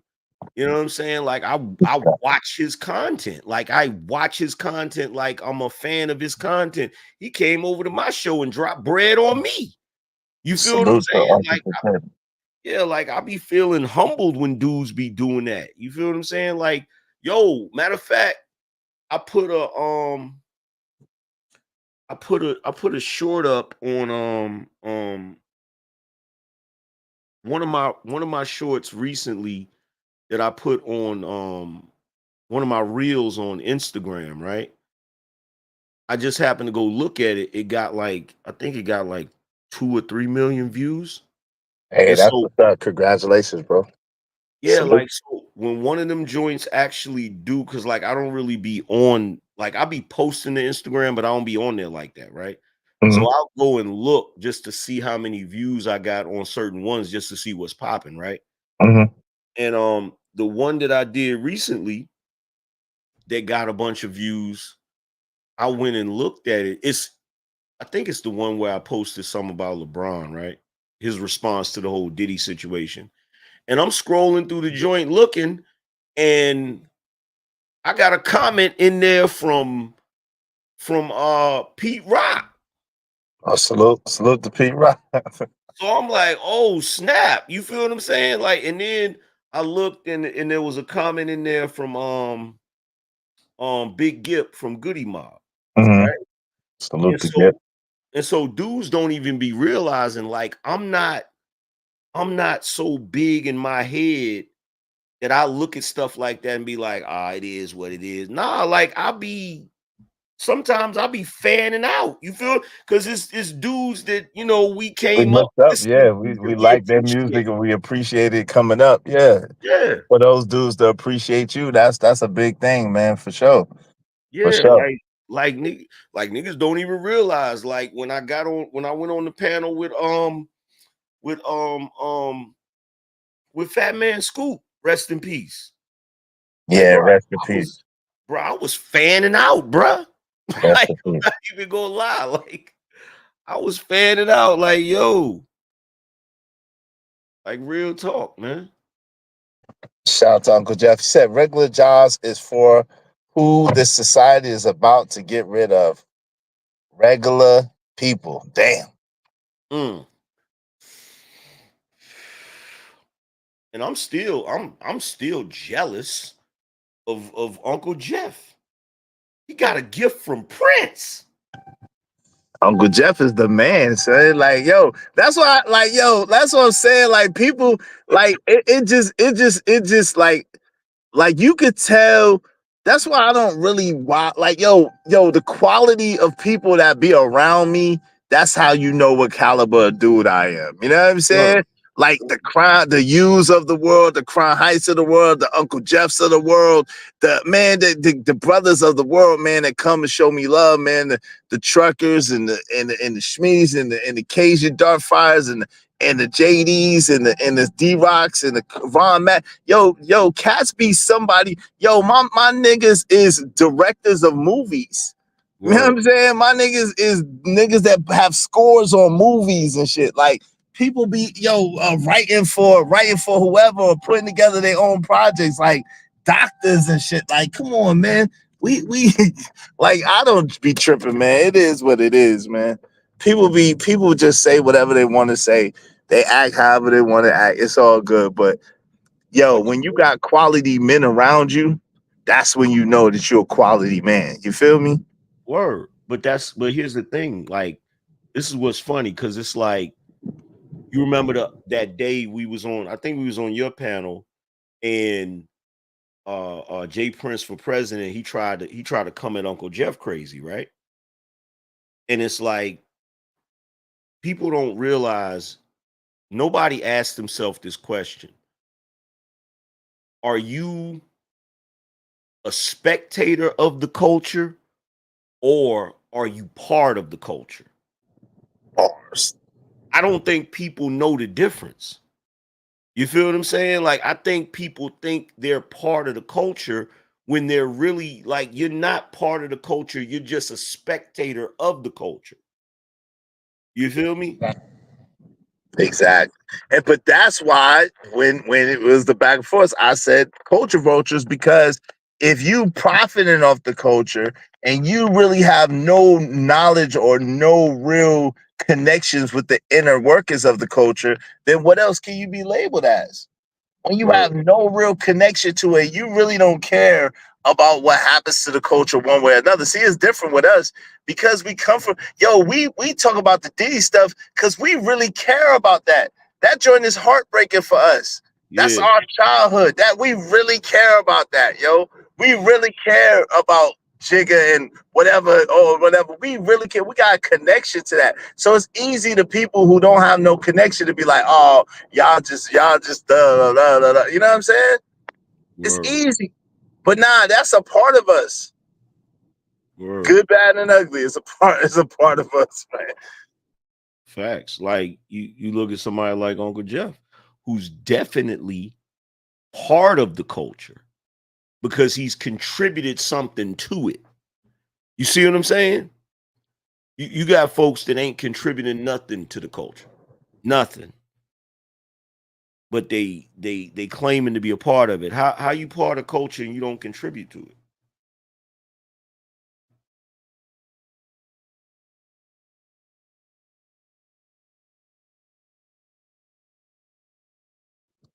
Yeah, no doubt, no doubt. And that's the thing. Like Uncle Jeff has Uncle Jeff was on Def Comedy Jam, fam. Def Comedy Jam on Uptown Comedy. What was that? Uptown Comedy Club? Comic Strip? What's that joint that was used to come on BT? He been on all of that joint. Then, you know what I'm saying? Wrote some of your favorite jokes come from Uncle Jeff and you don't even know it. Facts. Legend. That's You know legendary. what I'm saying? Some of your favorite stuff come from Uncle Jeff and you don't know it. And then the funny thing is people give my man Dirty Folks so much slack. Dirty Folks is one of the most educated brothers around. Yeah. That man got more degrees than the thermometer, author of like 20 books or some crazy stuff like that, maybe 29. Like done polys with politicians and movers and shakers all the time.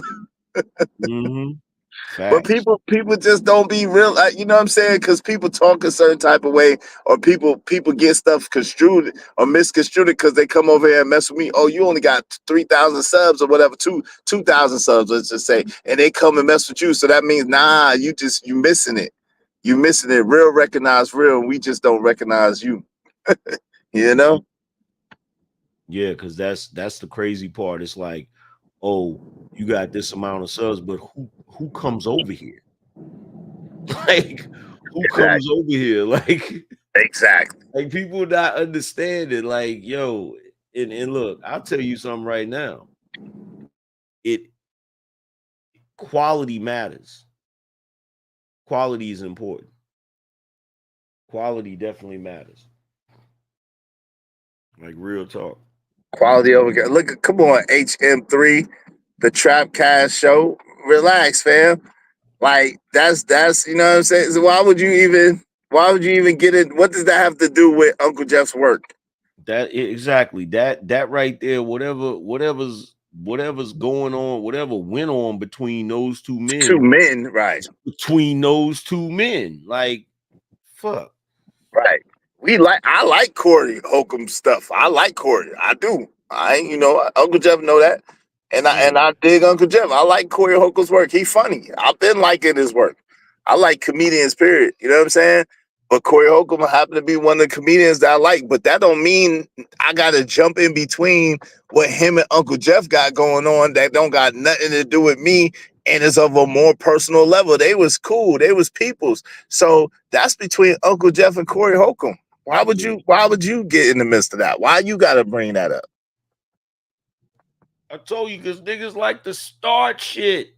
I told you there is a difference between people that are in the culture and people who are spectators of the culture. If you're in the culture, you're not going to get in the middle of that shit. You're like, nah, that's between those two men. If you're a spectator, you might want to instigate because you want to see a dumpster fire. You want to see a train wreck. Yeah, I would hope that they could mend their differences and they could, you know what I mean? I would hope that they could mend it and come to an amicable agreement between the both of them and be cool again. You know what I'm saying? Like at the end of the day, though, I keep telling people I don't come from a time where I gotta like everybody that you like.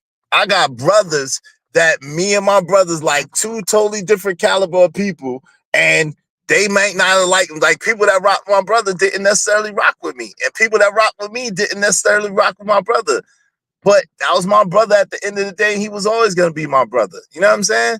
Like, so I don't come from a place where I gotta not like you because you don't like somebody that I like. Like, that's weird to me. I don't know. I don't sign up for that. Yeah, you got a homeboy. I don't rock with that nigga at all. Talking about from back in the days.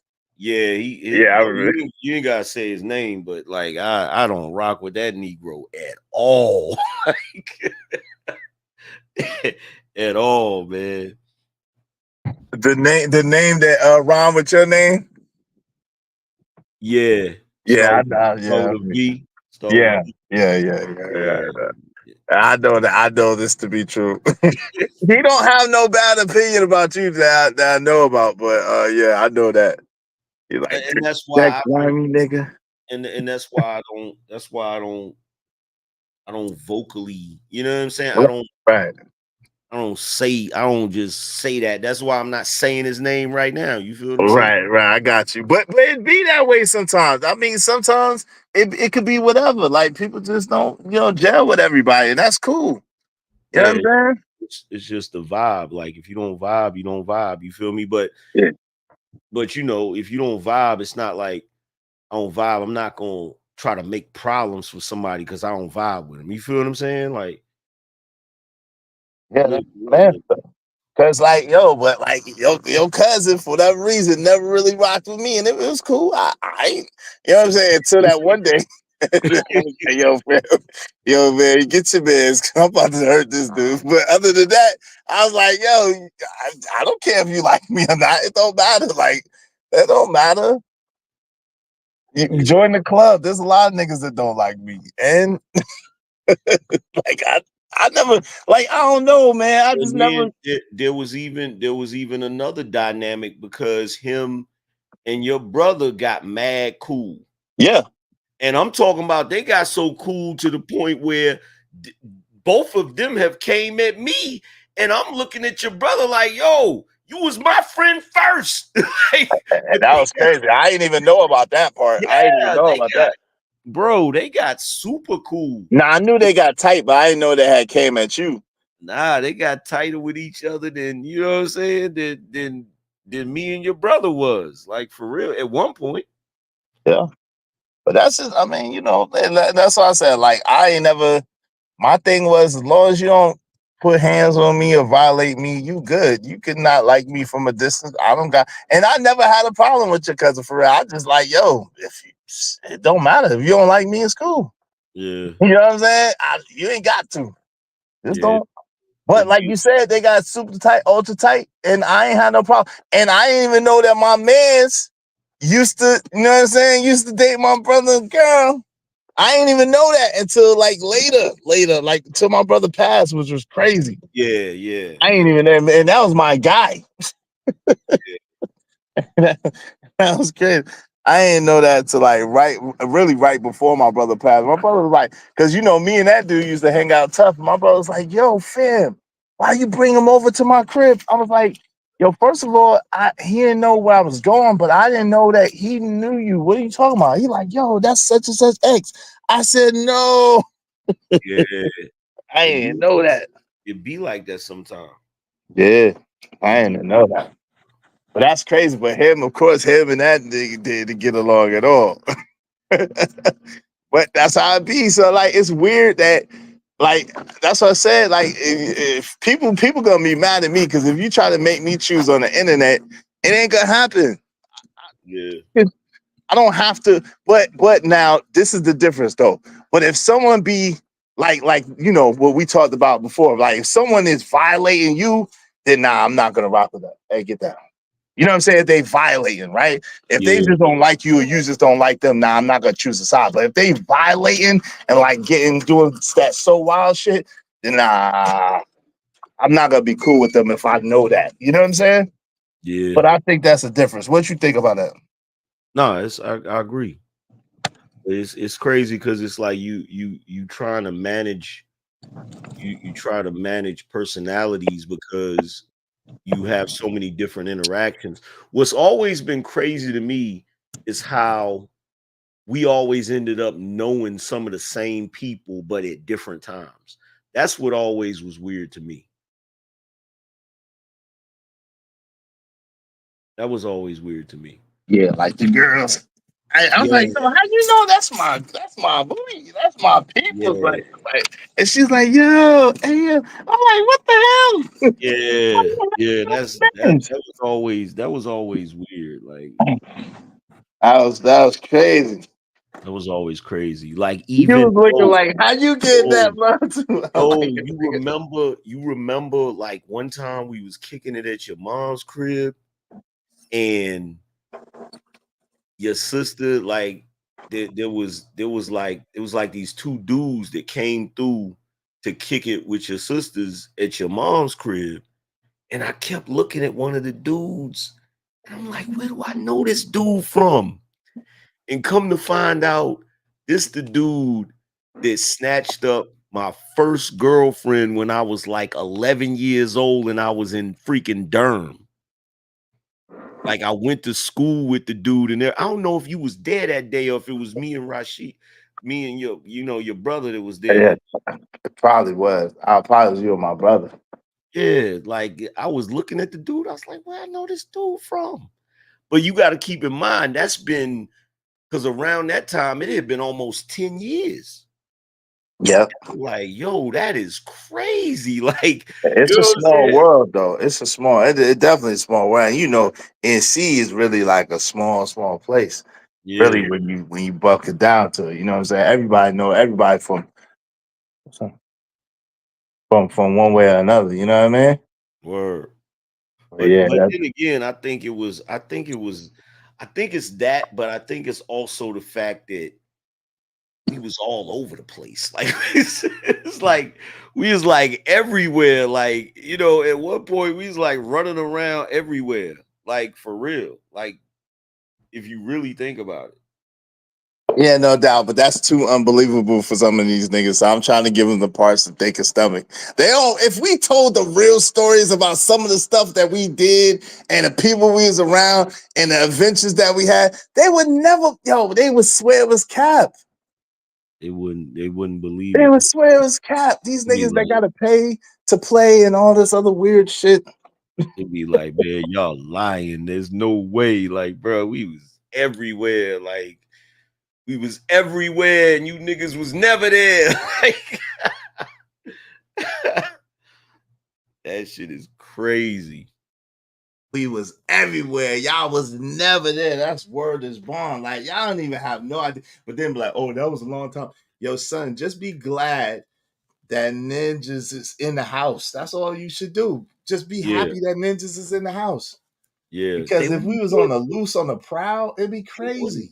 Bro, they wouldn't be able to handle it. They wouldn't be able to keep up. Like, bro, they wouldn't be like, man, and keep in mind, like, bro, like it, and now it's different, like, cause easy. There's no way. Too easy. What's up, Lost and Translation Lit P? We were pirates. That's a bar, man. That's a bar. Outside, man. Outside was the only place we wanted to be. Outside. Who wanted to be in the house? Not us. Look, bro, we went to, we went to the Jamaican spot and seen dudes was up there doing poetry slam. And I was like, yo, I'm gonna go up there and spit one of my poems. Went up there and spit the poem, like, you know what I'm saying? Like, dudes is doing everything, bro. Yeah, grown people rarely have to choose sides. Yeah, and that's the thing. Unless it's some real beef stuff, like if it's real crazy, like people threatening peoples and all that. Yeah, you say I love indoors. Yeah, I love indoors now. See, that's the difference. We done been outside so much. Are you like this too, AM? Now I don't hardly want to go out. Cause ain't nothing popping. Right. I don't hardly want to go out now. But the difference is I done lived a full life. So when Ninjas is up here talking about, yo, you need content, you need content strategy. No, the hell I don't. Bro, you know how many different things we could talk about? Yo, I could talk about so many different things. It's crazy. You have no clue. Bro, I've lived more life between the ages of 14 to 19 than most of these dudes will live for their entire lives. Bars. Like, felt like I done lived at least 4 or 5 lives, man. Bro. At least 4 or 5. You know, everywhere. How many and it's so many situations. The crazy thing is I got so many situations I can't even talk about. Yeah. That's a whole thing. I got so many situations I can't even talk about, but still got a whole bunch of things. Yo, man, people are crazy, man. You know how I mean women like man, it's crazy, man. Yo, the only way you could describe it is adventures. Adventures. Just straight up adventures, bro. But it's weird, and that's what I'm saying. Why would you want to compare yourself to that, and you can't compare to that? Like, why would you want to compare to that, and you can't compare to that? That doesn't even make sense. And you know what's crazy? This is what's so crazy about it, right? So you got dudes that'll be like, yo, y'all older heads, man, y'all done settled down. Like, it's different out here now. Y'all wouldn't be able to. It make me want to laugh, bro. It's funny. It is funny. Like, it's like, bro, what? Like, you Negroes are not. Y'all ain't like that. You're not maybe when it come to the socializing through social media or whatever, but when it come to being out there, y'all not like that. Not like y'all not like that, because you can look at the landscape of the way things are outside, and you can just tell it's not like that. It's not even. Hey, shout out to OG Do Dirty. Salute OG Do Dirty. Good to see you.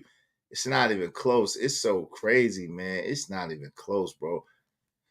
And when I was, you know what I'm saying? And every once in a while, listen, let's keep it real. You got to make sure your skills are sharp. Even if you go fishing and throw the fish back, you got, you know what I'm saying? We be making sure the skills are still sharp. Like, we might throw the fish back, fam, but come on, fam. Like, don't act like, you know what I'm saying?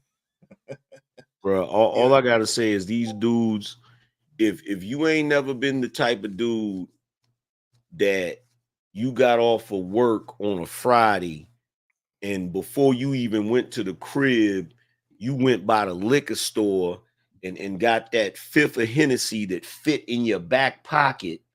You feel me? You put it in your back pocket or whatever, and you hit the mall to get some new gear so you can be fresh, and then you go party and you don't come back until the next morning, and then you go to sleep, and then you wake up and do it all over again. Do it all again. You Do it wake up all just to over. do it all again. Go get your fit and go do it all again. Hey, there was a period of time where I changed my fit almost every day. So I would go out, go home, come out in one fit and go home in a whole another one. Hey, Lit P said we made outside. Yes, we did. Hey, they don't see it though, acting like nothing happened. We soft or something. Hey. Yo, and you never like, if you never went to a party or you went to a spot and you see your man's and your man's is like, yo, I was at the party the other night. Where was you at? Like, I was there. Word, why I ain't see you? Because I was in the cut. In the cutty. If you ain't never been in the cut, but nigga. if they ain't never listen. See this y'all think this internet. That's why when Cass says certain stuff, if you ain't never go to a party and hear niggas outright getting sick to their stomach because you that fly, you that nigga said, well, he got a 4.6, but they ain't got no rims on it though. Yo, look at they jewels. I bet they jewels is fake. Look, the diamonds don't shine like that. Yo, if you ain't never been that dude that everybody talking about. Do you remember? Of course. Do you remember when we went to Jamaican Benz? At that party joint? At that party joint that was in the back. And we went in there, we had the 40-inch cables. Yeah, they was sick. They was like, this can't be Glistening. real. And all the girls was coming through trying to pull on a chain. Talk about hate. They was sick. They was sick. That was back in the day. Was sick. Yo, I rolled up at NC State on the 4.6, rolled up the stairs. That's how wild it rolled up the stairs of the NC State, parked in the front of the joint, dropped the joint in front of everybody. Niggas like, yo, yeah, that's hot, but he ain't got no rims. Nigga, I've been hated on, nigga. With $50,000, $100,000 cars when I was 20 something. You gotta catch up, nigga. This is the problem. You gotta catch up. Bro. Fatty, catch up, bro. Bro, we was at Hold on. Let me hit him with the mace, man. Somebody should have told this nigga, man. Somebody should have told he need to catch up. He talking some wild shit. Like he ain't even experienced nothing yet. Come on, fam. Just because the cost of living is low where you live at. Come on, man. You gotta relax, nigga. Let me say this. Let me say this shit, bro. How many times we went to that one club so many, they changed the name so many times. At one point, it was Club 119. Reflection. Then it turned into Raleigh Live. Right? How many times? And we went to what was the other one? What was the other one that was right there on New Hope Church? What was that joint? That was the one that was Plum Crazy. Yeah, Plum Crazy. Plum Crazy. Bro, now let me ask you this question. For all these people in here that's watching, we go to the club, is Angry Man gonna hit the dance floor? Yo, put a one in the chat if Angry Man's gonna hit the dance floor, he go to the club. Hey, yo, but look, this for Get mad at me, nigga. I'm here telling the truth. If somebody else should have told Yo, I'm hitting the dance floor and it's nothing. It's nothing. You feel what I'm saying? He said, I heard we was challenged. Nah, ain't nobody challenged nobody. Hey, but y'all are more than welcome to come up, nigga. Y'all more than welcome to come up. Y'all could come up right now, Sharon and Brownsville. Y'all two could come up right now. I ain't even got the panel open, but the link is pinned to the top. Sharon and Brownsville, y'all could come through right now. What's up, Sharon? He said, nah, AM. These nuts said, nah, AM was posted on the wall. And you know this, man. Bro, it depends. It depends, like real talk.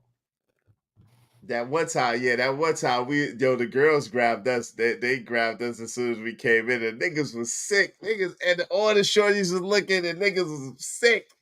Not in real life, nigga, not no internet shit. In real life, almost every time we went out, bro. Catch up, nigga. You mustard catch up. Hey, yo, Lost in Translation said, remember when Nas, that's exactly what it looked like, yo, Lit P, when we walked through that joint. It was just us two, but that's exactly what it looked like. Remember when Nas and DMX walked into the club like the movie Belly? We were like that, steady, and are you ready? Hey, yo, What's going on? Sharon, I want you to come up here. I want you to come up here right Hit the now. link. Because here's the thing. Here's the thing, Sharon. This is what your cousin need to understand. He can come on the internet all day long and call out lame niggas, but he need to understand. Ain't no lame niggas over here. Bars, tell him, come on up, Sharon. Where you at? You say challenge accepted. Where you at?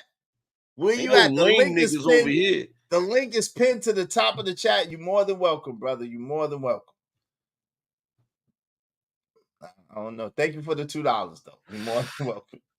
Said AM don't dance. Shit. AM do a mean two-step back in the day.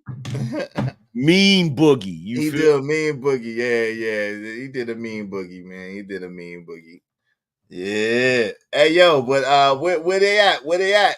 Sharon, you welcome to come up.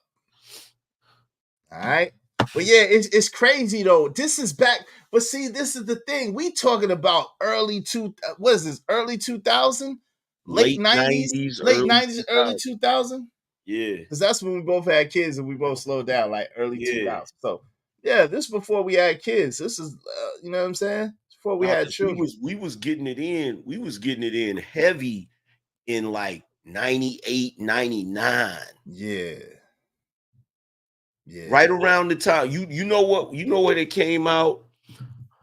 What was that track that Jay-Z had with a meal? The one that 1 a.m. we be up in the club. Yeah. 2 a.m. Yep. Yeah. That joint with bees and that joint is hard. When everybody was rocking the jean the jean jacket with the pants with the freaking and niggas was rocking the Averexes heavy. You feel me? When the Rockaware was popping, when Rockaware and Fat Farm and all of that was popping. Oh, nah, we wasn't doing no electric slide, but we was sliding through electronically. You know what I'm saying? What's up, Drip? Just showing the building what's going on. What's up, OG Dude? Dirty said, I was grooving in a club and pulling all night. Hey, you already know what it is, man. You already know what it's hitting for. Had to have something to chill with during the off time. and for the record, just so y'all can understand, just so y'all youngins can grasp it, I remember going to the Waffle House when there wasn't no cops there. Guess what that means? It went down. Yeah, guess what that means? It means after us, my generation is the reason they have cops in the Waffle House now. Bars, because you know it went down. Hey, Uncle Jeff said ninjas have a hard time believing they talking to dudes they know they were never cool. Exactly. In school, exactly. You remember we was at the club and got it. I forgot who it was, but remember we got into it with some dudes and we left. We like went to the Waffle House because we knew they was gonna be at the Waffle House, but they never showed up. Yeah, they said they'll be. Yeah, man. That's why I listen. You know, I don't do a whole bunch of talking when it comes. I don't do a whole bunch of talking. Like niggas talking to death about what they gonna do, how they gonna do it, when they gonna do it, and be doing shit. The exploits of cool niggas always befuddle simps. Hey, facts. And where is Sharon at? Exactly. How you gonna say you accept the challenge, put down the gauntlet, and then run away? What type of shit is this? What type of shit is this? How do you accept the challenge? We say, I come through, and then you run away. What? See, this type of shit I be talking about. This type of shit. Thank you for the how you pull up on the block and yell out the window, "We accept the challenge," and peel off. I guess you supposed. I think he's somebody now. I guess you're supposed to go looking for him. I don't. Yo, hop out, hop out the Come whip. out the car, man. Yeah. What is happening here? This is like some weird shit. He want to put on his glitter leg warmers to get ready. Oh Lord. Don't be a pussy. AM and Izzy right here waiting. Cam the F up. Yeah, I'll cam up too. Yeah. Come through. What you doing? Oh Lord. Let's don't disrespect the man. Let's give the man a chance. Hey, Sharon, listen. There will be no bounty on you if you come through now. Let me give you some assurances. There will be no bounty on you if you come through now. If y'all want, come on and support the show. Go ahead and support the show, support the stream. Dope discussions deserve dope donations, compensation for the conversation. Let's do good business and support the stream, all right? So, Sharon, there's no bounty. Let me go ahead and cam up. I done picked up my son. You know what I'm saying? So I can cam up. No problem. Yep. No problem. So there we go. I'm cammed up. I said picked up little man. All right. Let's see. There we go. All right. So yeah. So here we are, man. We here. We right here. We ready. Yo, hit the link. Sharon in Brownsville, or just Sharon, or just Brownsville. It don't matter. You say you accept the challenge. We right here. We right here. We waiting. But in the meantime, between time, let's talk about some fun shit. But yeah, man, like, yo, remember when we yo, fam, that joint, fam, we did some epic stuff.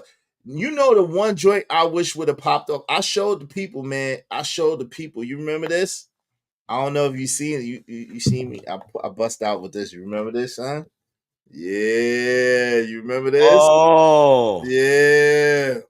Oh, yeah. I wish this would have popped up. This is how far. Cats don't even know how far ahead of our time we was, man. Cats just be talking, man. When they talking, yo, we was young dudes, man, with this, man. Y'all just be talking. Y'all don't know nothing about this, man. Y'all don't know nothing about this. Look at the Valdez, man. The cool. Look at Valdez right there. Yeah. Look at Izzy Bears. Look at Izzy Bears. Look how Izzy Bears give it up. Yeah. That's the club we're in right there. Yeah. That's the club we're in right there. You feel Look me? at your man's Izzy Bears. Yeah. Y'all niggas talk about it. We live it. That's the club we're in right there. Y'all niggas talk about it. We live it though. But it is what it is. You know what I'm saying? It is what it is. Light work, man. But remember that this is the one idea that I wish would have popped off, fam. I think it would have popped off. We was way ahead of our time with this. Yeah. Yo, AM put it down on this joint, man. Well, this is just the quality. Y'all don't understand the quality of collabs that we had. Like the booklet. Did I put that shit together? Yeah, you put this shit together. You did this, son. This was you. Man, you don't remember? This was you, son. Hold on. My ADD, bro. I be forgetting shit. AMG, this was you, son. You put this shit together, B. Look at this. You don't remember this? Yeah, look, you know you put you put it together because look, you know you put it together because look. Look at AM, yeah, you know AM put it together. AM put it together because look. Forgot about that. AM had 2 pages in. I forgot about that. Yeah.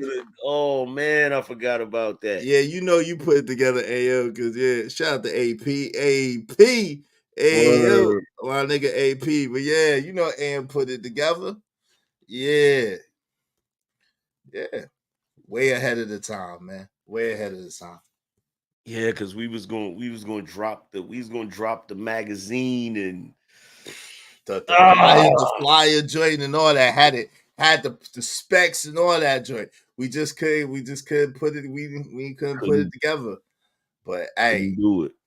Hey man, Couldn't do it. If we could have found us an investor, like we'd have been good. We'd have been good. Good. Man, yep. Yeah, that's pre-BBLs. Yeah, this is definitely pre-BBLs, man. Easy Bands is pre-BBLs, son. Yeah, niggas talk about it. Niggas talk. Yo, the shades and the shoes was Gucci then. Like, yo, And yo, what is niggas talking about? And for the record, my man was like, yo, we doing it up big because it was your brother's birthday, right? Yeah, and his like, album release party. Yep. We doing it big for the album release party, blah, blah, blah. Yo, how about your boy pulled up in the Beamer, hopped out the Beamer into the limo, the stretch limo. What was that? That was Stretch Lincoln Navigator. We could have. I was about to get the Stretch Rolls Royce Phantom. You know what I'm saying? Word. But you know what I mean? Yeah, man. Come on, man. We been doing this, man. Y'all got to catch up, fam. Y'all got to catch up. You know what I'm saying? You got to catch up, fat boy. You just talking. I'm just telling you talking. You don't know nothing about what you be talking about, Roy. You just talking, boy. I've been this. I've been that nigga. Like, you just talking. I be humble, like, because I'm older. Like, the things that matter to me is my son being safe, him getting back and forth, not getting in no stuff in school, the yard, you know what I'm saying? The yard being cool, the property value being all right, you know what I'm saying? Investments. I don't care about none of this other stuff for real. The shit that be important to me is making sure that the water people deliver my water on time. Like I'll be, bruh, we been like on some other shit. In real life, had niggas mad, sticking real life, claiming they was gonna do this, claiming they was gonna do that, ain't did shit. Oh, you know how many times, like, oh my God. Yo, you remember where my where my pop's crib was at, right? Yeah, yeah. You talking about over past the mall? Yeah. Yeah, when it was over there. Yeah. So, you know, because I've been talking shit. Like, before I started talking shit on YouTube, I was on the party line talking shit. You know how many times dudes done told me they was gonna, I'm gonna, like, hey, did you hear so and so said he was gonna do XYZ, and it, I tell him to do it then. Like, what you telling me for? Like, I don't care. Like, yo, I'm gonna tell y'all one of my stories that I probably should never tell. I'm gonna tell y'all one of my stories that I probably should never tell, right? Yo, shout out to these I don't even know if you know this story, AM. What's up? He said these niggas are a fine collection of niggas who got dressed up on the weekends for nothing. What's that? Truth and Tequila, punk ass trash. Yo, so I used to play ball, right? And you know, like when I played basketball, most of my fights happen on the basketball court, right? Word. And so one day I'm out there by myself over there at Shelly Lake, and I'm playing and just doing my thing. And there was a group of guys, and I'm killing them. I'm just like boom, boom. And so my thing is, if I'm playing ball and I'm beating you in ball, I'm gonna be like, I'm gonna talk junk like, get off me, you can't hold me, like, in your face, like splash, like cookies. That's the junk I talk. You know, even then there was some reckless dudes that want to invite dudes to their penis and stuff like that. And I'm like, yo, fam, don't invite me to your penis. Like, yo, we playing basketball. Like, I'm a grown man. I don't do that. Like, we playing ball. Like, chill. Like, you know what I'm saying? You know what I mean? But SMD, I don't do that SMD talk. So this dude had came through with like 4 dudes. Like, it was like him and like 4 other dudes, and then me and some other ninjas that was just on the park. It was none of my peoples was there. So I'm hot. So I'm cooking. They like, yo, you ain't that good. You ain't that nice. I'm like, all right. So why can't y'all guard me? I'm like, why y'all can't guard me then? Cookies, like, yo, suck my D. La la. I was like, yo, fam, you got one more time to say that, and I'm gonna punch your man's in his face. And they like, yo, what? And I'm like, yo, if he say that one more time, I'm gonna punch him in his face. I'm gonna knock him out. Like, period. Like, I don't play like that. So the nigga got ready. So I was about to like, and so I didn't realize, you know how you be hyped up. I didn't realize it was 5 of them and 1 of me. So I got ready. He was about to say it. He didn't say it. I got ready. I was about to launch off on him, and I see like them forming like Voltron. I'm like, all right, cool. I said 1, 2, 3, 4, 5. So they let me, them niggas so green, they let me slide over to my bag that was strategically placed near the ball court. I'm like, all right, cool, let's fight. Cause they inching like they gonna jump me. I'm like, y'all gonna jump me? Let me ask you a question. Y'all gonna jump me. It's 5 of y'all, 1 of me, y'all, what's up? And they're like, nah, fam, it ain't that serious. I'm like, all right, hold on real quick, because this is the moral of the story. So I'm working in the mall. One of the dudes recognized me. I don't recognize him. I don't have my yap. Word.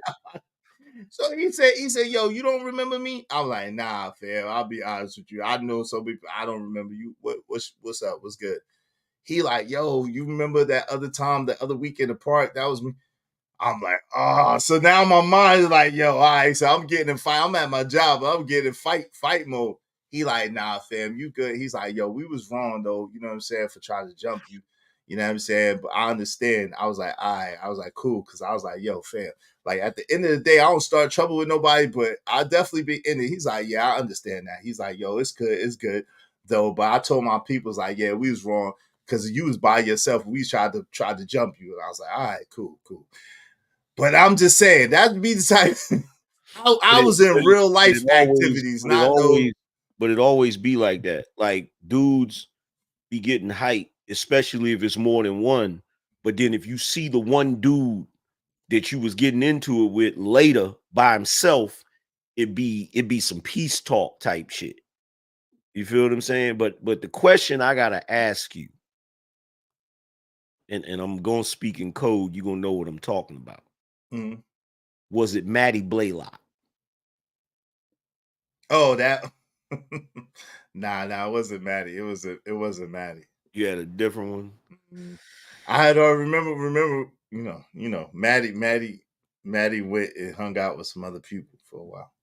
You remember that though, right? Remember you was mad at me. Remember I told you I thought Maddie was had a special place in my heart. I know. That was one of the reasons why you was mad at me. You don't remember? Because I told you, I talked to you. I was like, yo, fam. He was like, yo, fam. And I was like, well, you know, and he was like, all right, but then he was like, yo, fam, and I was like, all right, well, you don't even understand the adventures that you and Maddie had. Me and Maddie had together before you got a hold of her. You just don't understand, bro. It's legendary. That's probably why she needed to go. That's why the spirit was like, you might want to. Legendary, bro.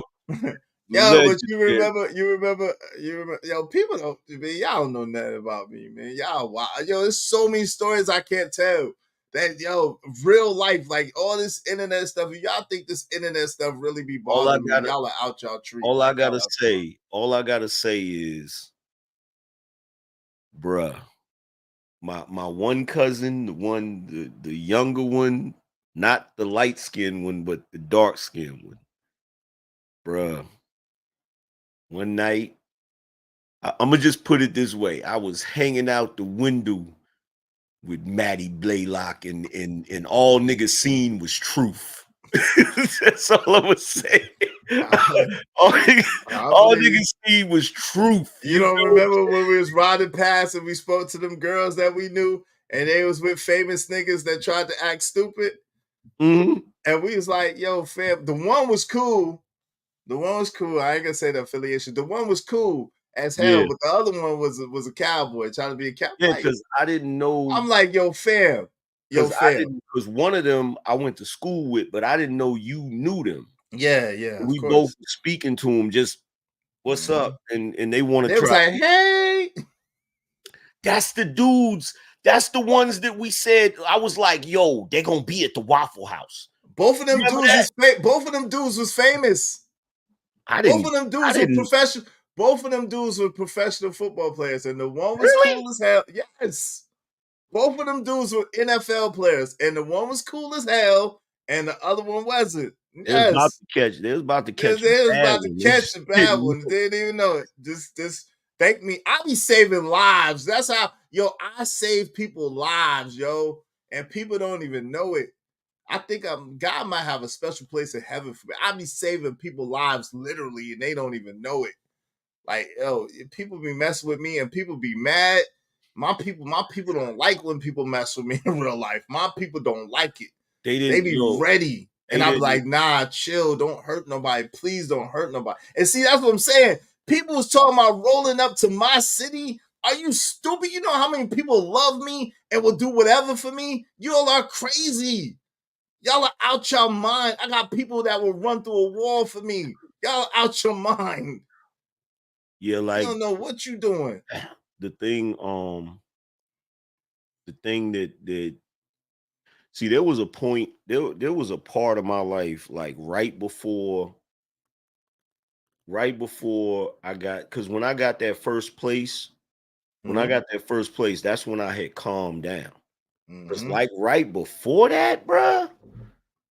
Sweet Jesus. Hey, that's a good question, OG Dude Dirty. Where's Sharon in Brownsville? Sharon came over here and said, I heard we was challenged. We accept. Threw a rock and left. And ran away. Like, we're here. Come on. So I don't know where that. What's up, Les Troll? How you doing, sis? Good to see you. I don't know where they are. But y'all could be like Sharon only in Cash Apps and PayPal and hit the Cash App and support the show, support the stream. Don't be like Sharon in real life. Just be like Sharon and support the show, okay? But yo, fam, I be saving lives, bro. I be saving lives, and people don't understand. People think that, like, people, I don't know, it's always been that way. Like, people thought stuff was sweet.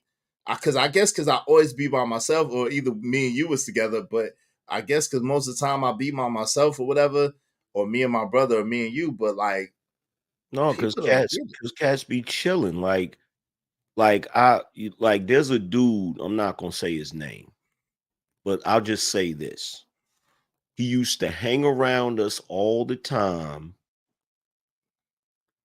at the spot before he got a deal. He had got a little record deal, but it didn't go nowhere. That's the one that be right. You talking about World? Yeah. That's he be writing he wrote for a lot of people. Shout out to my nigga. I know y'all was into it, but that was my nigga. But shout out to my nigga, man. You know why we got into it? Because he was on MySpace. And I sent him a message. And it wasn't no greasy message. It was, I knew who he was because of him being around us, right? But I guess he didn't recognize me. And so he started, he kind of came at me greasy. I'm like, yo, fam, chill out. What's your problem, right? I was like, do you know who you talking to, right? Now, keep in mind, that may seem like I'm saying, know who you talking to, but I'm really saying, do you remember me? You know what I'm saying? Like, who you talking to, right? And so he started talking all greasy or whatever. He's like, I was like, bro, you was right next to me. You don't know who you talking to? And I started like naming people, and he's like, yo, you better stop name dropping, because if I let them know you name dropping, they going da da da da da. And I'm like, bro, you really don't remember who you talking to. No doubt. I pieced that situation up too. You're welcome. Even though I know you was, it would, but you know who he rode with or whatever. But yeah, I pieced that situation up. I be piecing up. I pieced that situation up. Ask him. I was the one that pieced that situation up between y'all. Yeah, but I know who he rolled with, but like, I pieced it up. I be saving lives, bro. I be saving lives, AM. It wasn't what he thought it was. Right, of course. You feel me? But you know how that goes. You know how that is. Of course not. Because me and your brother ran into his mans. Who, B? One day. Talking about B? Yeah. So the big one, right? Yeah, we ran into his mans or whatever. That's my man. That's my man. Shout out to Brolic. Yo, shout out to Brolic, man. What's up, Brolic? What's up, world? What's up, y'all? What y'all up to, man? Shout out to my niggas, man. Shout out to my niggas, world. Shout out to my niggas, Brolic, man. Shout out to Disturbing the Peace. Shout out to North Click. What's up? I'm gonna start naming some names and shit, man. In fact, you know what I said to him that got him all riled up? What's up? I said, yo, congratulations on your deal. Just make sure you keep it real. That's all I said to him. But yo, he had some other stuff going on in the city, and some kids that did some things. But yeah. But shout out to that. I wasn't able to I done brokered a lot of good business with people. But yo, shout out to them, man. Where y'all at now? I ain't seen y'all in a minute, man. Where my nigga World at? My nigga Brolic, man. Shout out to them, man. But yeah, like people don't understand. Like, yo, I could name names all day, but I don't name. I know so many. I could name names all day, man. People names that y'all might not hear, and names that y'all that y'all know. And I'm just not gonna do it. But I'm just saying, people just have no idea. But I'm just the type of person that, yeah, if y'all ain't seen it by now or know it by now, I'm the type of person I'm gonna grind and get it on my own. My homie, my sandbox nigga, this is my nigga for real. Y'all don't even understand. Me and AM go back and forth. When we do that in real life, it just be laughing. Yo, this is my guy. He had almost 1 million subs. I'm so proud of the dude. I'm so happy for him and his success, yo. Word up. And I don't be trying to, yo, he do his thing. I don't be trying to tug on him or nothing. Like once in a while, somebody say, yo, can you holler at AM for me? AM tell you, I say, yo, AM, yo, what you think about la la la? He tell me what he think. And I say, all right, cool. And then he show up or he don't. But I don't be asking, you know what I'm saying? Y'all don't even understand. Y'all don't even understand, man. Word. If y'all ain't catching no context clues, I don't know what to tell y'all. Y'all niggas is slow. And then, like, for instance, another thing, we was out there when your boy Petey popped off.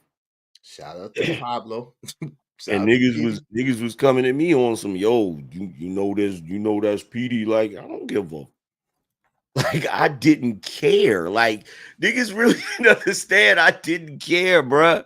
I just did not care at all. Shout out to Petey. I seen that nigga in the damn he came into the spot. We was in there shooting pool. He had that freaking hoodie pulled down so tight, bro. You couldn't even tell who he was. But I peeped him. I spotted him. I was like, I see you. We cool. Shout out to Petey Pablo, man. We cool, man. Shout out to Petey, man. Petey all right with me, man. Shout out to Petey Pablo. Nah, I don't really rock with him because I don't like the way he came at I don't like the way he came at you know who.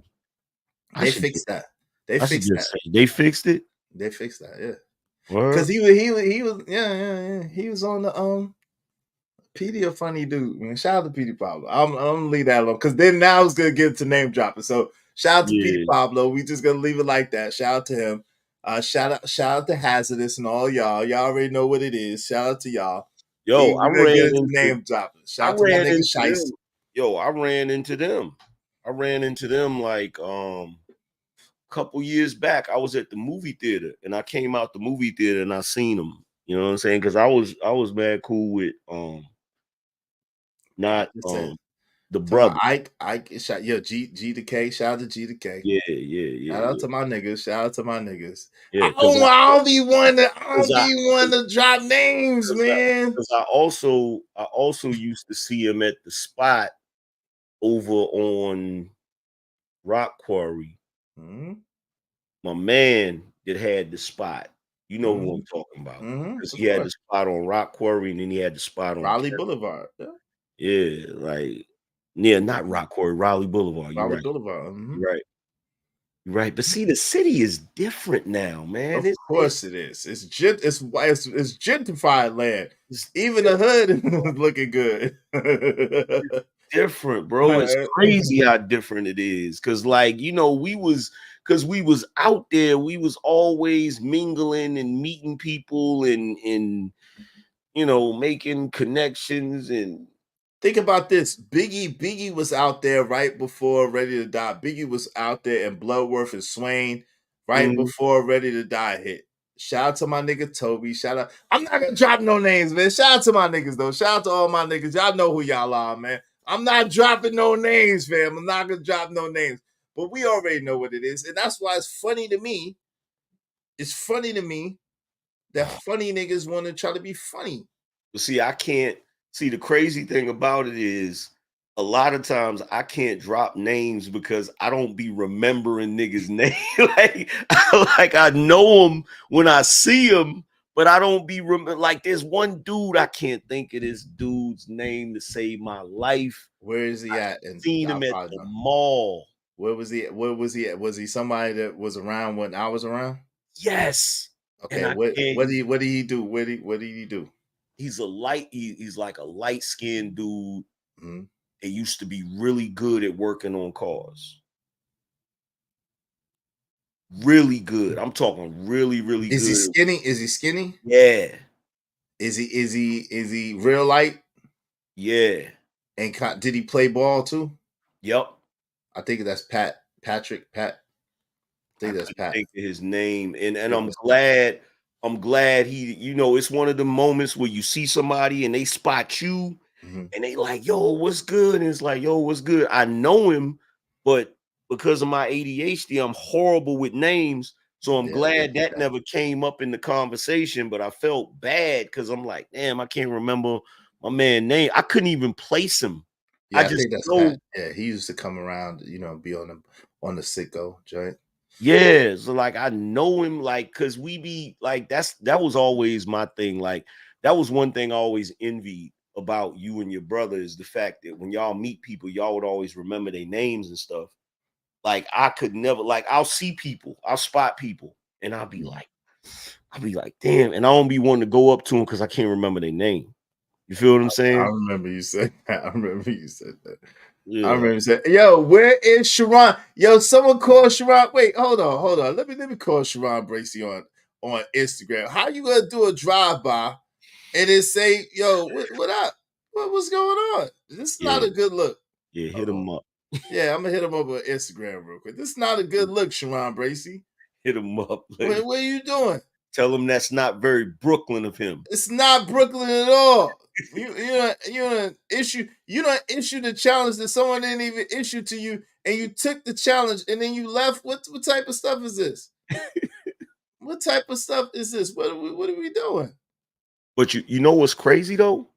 What's in that? real like podcast say in real whole life, I'll be forgetting people's names, but for some reason on YouTube, I remember everybody's name.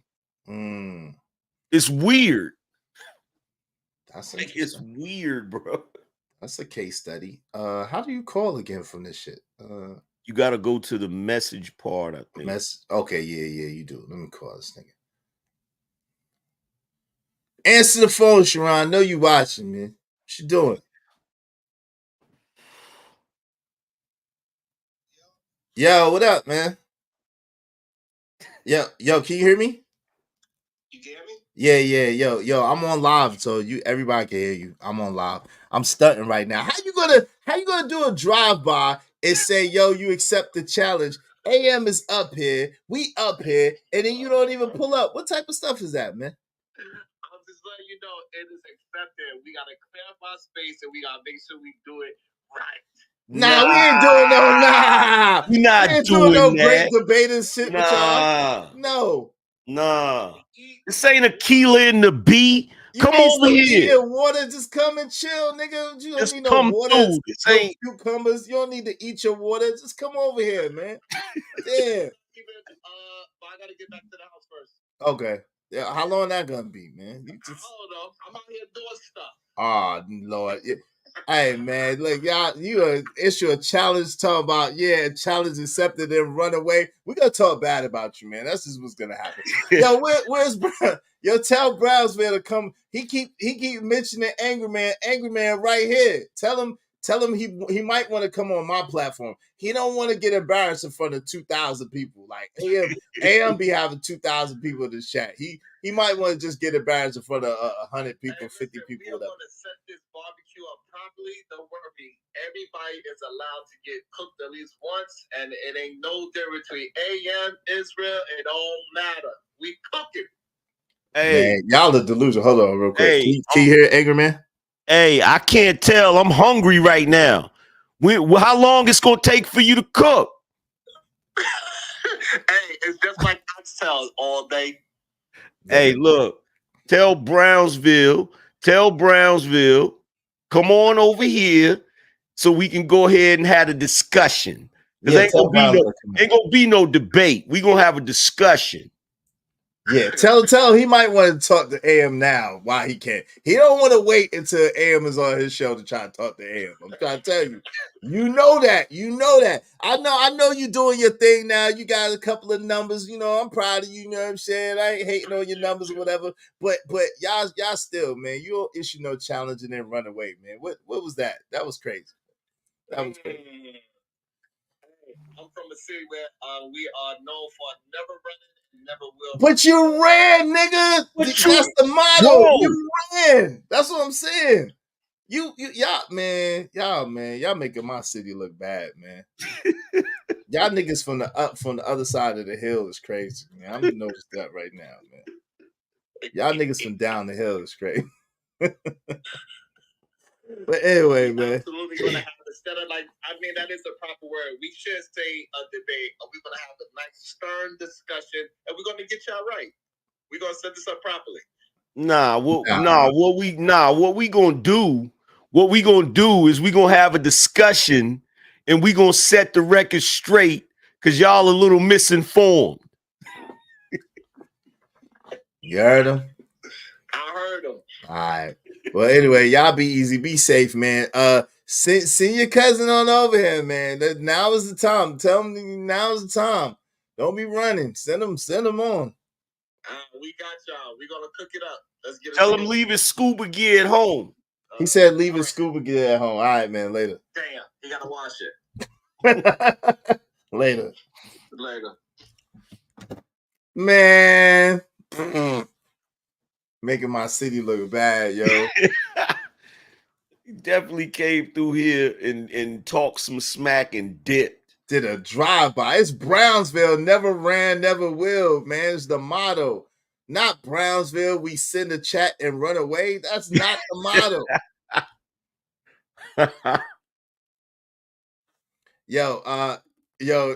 Sovereign Teddy Peter Rose said, you literally just spoke on how they contradict themselves in plain sight. He literally ran while claiming he never. I didn't say it. You did. Nah, he want that home court advantage. Nah.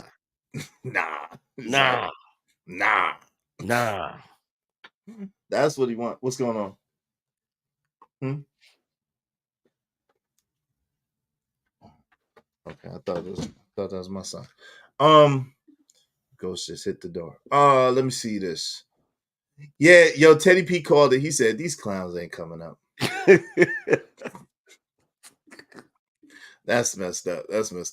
ID said was 7 out of 7 partying. That's what we call my man's, because his girl was always asking where he's at. Yo, I'll tell you, I had the club foot, though. I ain't gonna lie to you. As a kid, I had the club foot. More like a flashlight cop. He doesn't even have a walkie. I see you. Oh, man. Fight back, nigga. Fight back. Ibroco said, more like, I read that one.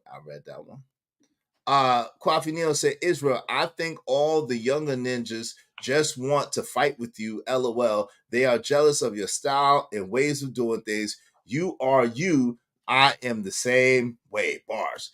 Man, it don't matter though, because like niggas be jealous of me in real life. I be having real life beef.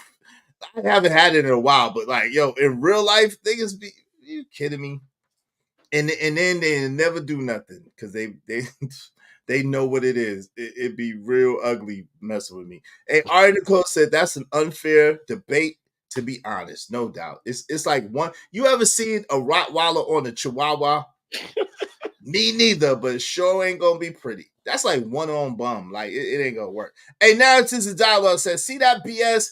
Problematic tethers want to see Americans fight for their entertainment. We got a whole election deciding our livelihood, and they come over here for that. Ooh, good point. Good point, Kwafi. Good Well, point. you know them Negroes is voting for Kamala. You know that. Oh, you talking about Brownsville and and Sharon? Yeah, of Yeah, course. Brownsville definitely said. I don't know about Sharon. But Brownsville said it already. Exactly. I only debate my intellectual equals. I refuse to debate dummies and troglodytes. Shout out to Narratives Dollar said, I think always there's someone that knows better than us degree folks. We at times can be book learned only. Good point. Yeah, street smarts. That's why we triple threat brothers, man. Street smarts, book smarts, and common sense, man. Definitely. But anyway, we've been kicking it for a while. Go ahead. I wanted him to come over here if he really was feeling froggy like that, but he obviously ain't. Like, he don't have the Brownsville. If you watching this, bro, you don't have the courage of your convictions. Because I'm not coming over there. Somebody contact Brownsville and tell him to come through before I close this down. He got about 21 minutes. 31 minutes. I mean, tell him he got about 31 minutes. I'll extend it if he come on, but he got about 31 minutes. Angry Man got stuff to do. I got stuff to do. But we will let him come up. He do not want to go on Angry Man's platform, even though he can. I don't think he want to do that. You don't want to do that because, like, do that. Real talk, like, at the end of the day, what it really boils down to is, nigga, y'all not slick. We not about to come over there where you got them cackling hens to be your cheerleading squad. No, you're not doing that. We gonna have this discussion amongst men. You feel me? We gonna have this discussion the way men supposed to have the discussion amongst men. Ain't no women in this conversation. No doubt. Hey, Andrew Taylor said Tupac voice, this nigga scared. Yep. That's what it is. They stay running. Yeah, they stay running. They stay running. Yeah, we trying to have the discussion over here on this stoop. You want to have the discussion over there on that stoop so mommy can help you. Oh Lord. Ain't nobody gonna jump you over here. You good. You good. It's gonna be a fair one. You're gonna be able to shoot the fair one. You're gonna be able to shoot the fair one, Brownsville. You've been calling that man name. The man has recognized you. You called that man name time after time after time. I told you stop calling that man name. Now that the man has said, okay, now you mean you ain't gonna show up? Because he showed up the other day. Why? This is what I don't get. And it's crazy because, you know, I had been up all night. And so I was knocked out when I got up and I seen your text message. I was like, oh shit. I went over to your channel and you had been you had shut it down like 30 minutes prior to that. Because I would have definitely jumped up here. No doubt. No, Brownsville ain't here. Sharon did a drive-by real quick. Shout out to Sharon. Brownsville is not here that I know about. He hasn't made himself known. He is running right now. What's up, Dunk? What up? What up, Dunk? And AM, we seen what happened when there is a neutral battleground. Oh yeah, they get cooked. They get cooked. Yeah, so whoever knows how to get in contact with Brownsville, tell Brownsville, New York to come on. Come on down. He's been asking for the Angry Man. The Angry Man is right here. He's right here, and he's ready to converse with him. He can wait till he get on Angry Man channel, but I don't think he want to do that. I don't think that's a smart thing for him to do. But he's a grown man. He could do what he wanted to do. He's a grown man. He can do what he wants to do. If y'all would like to support the show, support the stream, make sure y'all hit the Cash App. Dope discussions deserve dope donations. Compensation for the conversation. Let's do the good business. Yeah, he's scared now. I think he's scared now too, Rajwell. I don't know. But we're going to give him a couple more minutes to see what he want to do. You know what I'm saying? Because we was reminiscing, so it's all good. It's always good to reminisce, man. Ooh, we've had some adventures, man. We've had some adventures, boy. Man. Remember the dirty? What you went with me to to the dirty, right? Yeah, you did. You went with me when I. Ooh, you went with me when I was on the for the free ski. You was with me when I got for the free ski, right? Yeah, on the floor. That was crazy. Yo, if we told half the stories, they wouldn't believe me, man.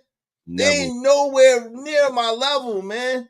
Never. I'm a monster in these streets, man. These dudes is crazy. Never. I like, yo, some of the stories is just some of this kind of unbelievable to me. Me too. That's why I was like, we was treated like celebrities, and we wasn't even like I used to do wild shit like go to the projects by myself. Yeah, I remember you told me. I ain't never do that. That's not. Bro, I went to the projects. I went to the projects by myself during the day. Me and Shorty, neither one of us had a car. Hopped on the bus, went to go see Belly. Back when they had the movie theater. Tower?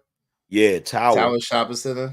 Tower. Oh my God. And look, let's be real. Like back then, went up in there to see Belly. It was like wild gremlins in there, bro.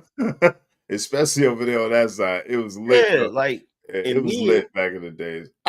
What does over there look like now? It look the same? Nah, it's a little different. It's not exactly the same. It's a little different. But then left there and went back to and I don't know why I did that. Went back to the projects and it was nighttime. I'm over there dolo with no heat. Did you at least get some, you know what I'm saying? You know what I mean? No, I almost got into a brawl. And you didn't even get no y'all mean and then y'all mean? There was no opportunity. Bruh. Because what? She had 100 people living in that house, didn't she? Oh, because it was two that was living in there. We went in there. I sat on the couch. 2 minutes after I sat on the couch, 5 niggas came in the crib. Oh Lord. Like 5 niggas. Like we talking big niggas. Big big swole niggas, right? So a bunch of them niggas is sitting downstairs with me. Like they don't know who I am. They don't know what I'm there for, right? One dude, he goes upstairs and he's like, yo, let me holler at you. To you? Yeah. And I go up the stairs and he was a little twisted, you know what I'm saying? A little tipsy or whatever, right? We talking like the chick that I was there for was his chick. And so we having this conversation and I'm on some like, yo, fam, real talk. Like, I didn't know. You know what I'm saying? Like, you know, and I ain't gonna say everything that occurred in that moment, but all I'm gonna say is homeboy, he had to go to the facilities because you know when you're drinking or whatever, you gotta, and let's just say when he came out, bada boom, bada bing. I go down the stairs. I get down the stairs. I'm walking calm, like mad music playing. They down there vibing, smoking or whatever. I make a little beeline to the back because you know them projects they got like the back door, right? With a clothes hangers and stuff. Yeah, I hit the little back door. You know what I'm saying? And once I got to the back door, ass and elbows. You feel what I'm saying? I'm out. You feel me? And I run down to like I'm on Martin Luther King. And I go to like this is back when they had payphones. I get to the payphone, you know what I'm saying? Got me a cab, got up out of there. But you know what's crazy about it? What's crazy about it? Shorty hit me the next day on some, nah, that's not what it was. He was just trying to test you, da-da-da. Like, yo, I really don't care about none of that. You wilding, right? So, and this is how crazy I was, right? You went back? No, I kept talking to her. Oh Lord. Did you ever get the Yamin? The Yamin? Come on, bro. And so then look, here's the crazy thing, right? Was So it worth it? so like a week, nah, not really. But like a week later, I wasn't feeling good, right? Wait, whoa. Was that the shorty? Was that the shorty that I ran interference for? Was that same shorty? That when the chick that you hooked me up that looked like Biggie No. Small's sister? No. Oh, okay. So the crazy thing is I had got the flu. Mm-hmm. And she was like, yo, she was on the phone with me. She was like, yo, I'm gonna come through and bring you some NyQuil or whatever, right? Mm-hmm. So I'm like, okay, cool. She comes through. I look out the window. The dude is driving the car. What? Yeah. Wow. She comes in there. I'm like, yo, what the fuck? You bring dude? My bad. You bring dude over here? Like, she's like, nah, it's good. He think I'm visiting my aunt. That's crazy. Yo, that's crazy. that used to live dangerously, bro. Hey, listen, she didn't have no yams. She looked like Biggie's. Like this nigga, man. Yo, one thing AM gotta forever be grateful to me for was the wingman that I was. I totally distracted this booger wolf so that my guy could do what he wanted to do. I totally distracted the booger wolf, the Jabberwocky. Oof. It was bad, son. Oof. You should forever be grateful to me for that. Was that worth it? It wasn't that bad. Cause yo, fam. It wasn't that bad. Cause fam, I took one for the team, man. This nigga, man. It wasn't I took that one bad. for the team. I was always hooking them up. And I hooked them boys up. Lovely. Every time I hooked them boys up, it was a baddie. So a couple of times the chick I hooked them up with was badder than the chick that I was with. It was that one time. It was that one time during the snowstorm. You forgot about Durham. Yeah, you forgot about I forgot about that. It was that one time during that snowstorm. That snowstorm. Yeah. But all of us was it was it was bad for all of us. Yeah.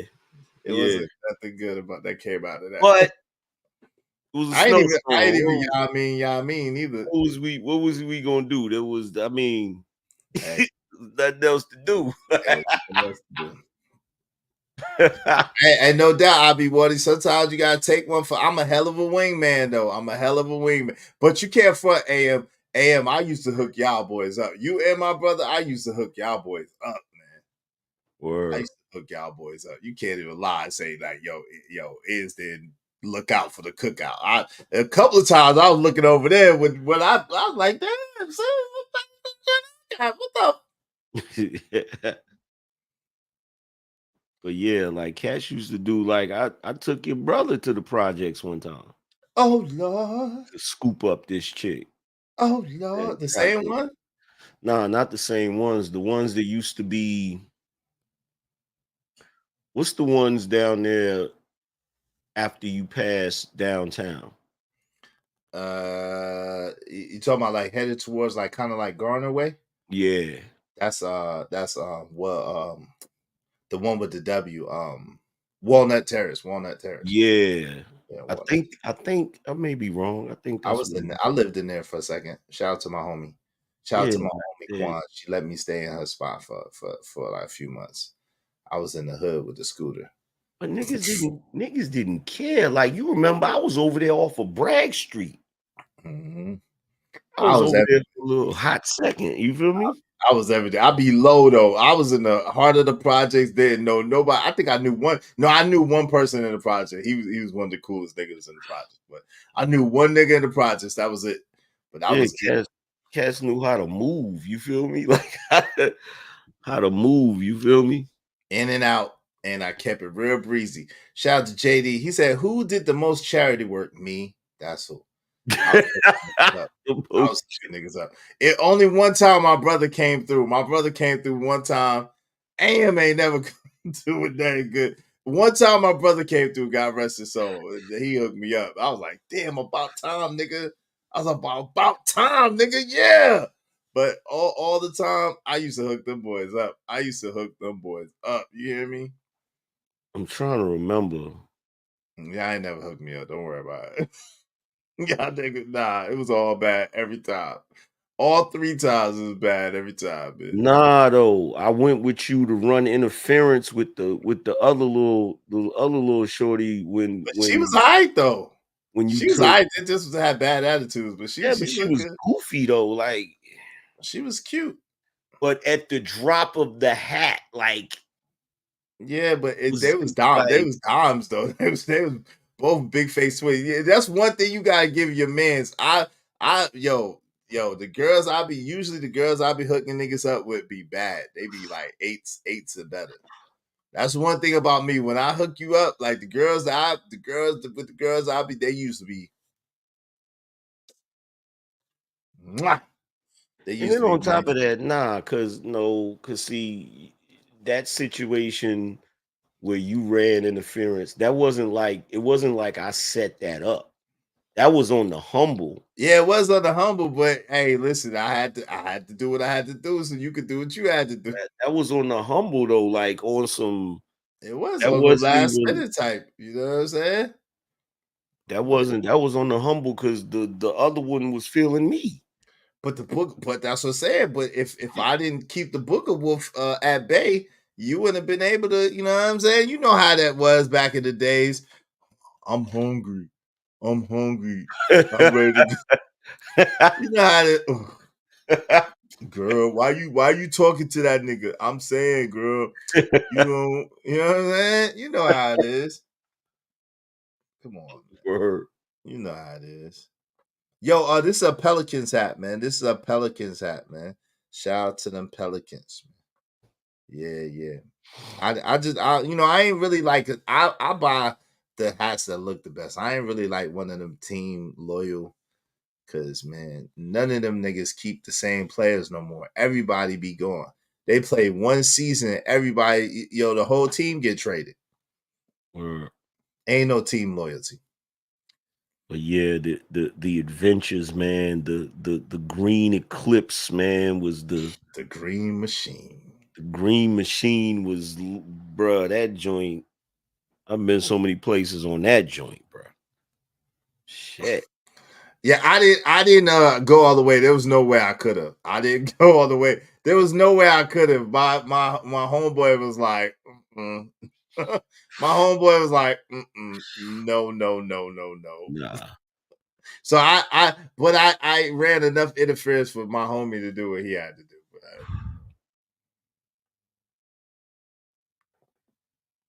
You know who used to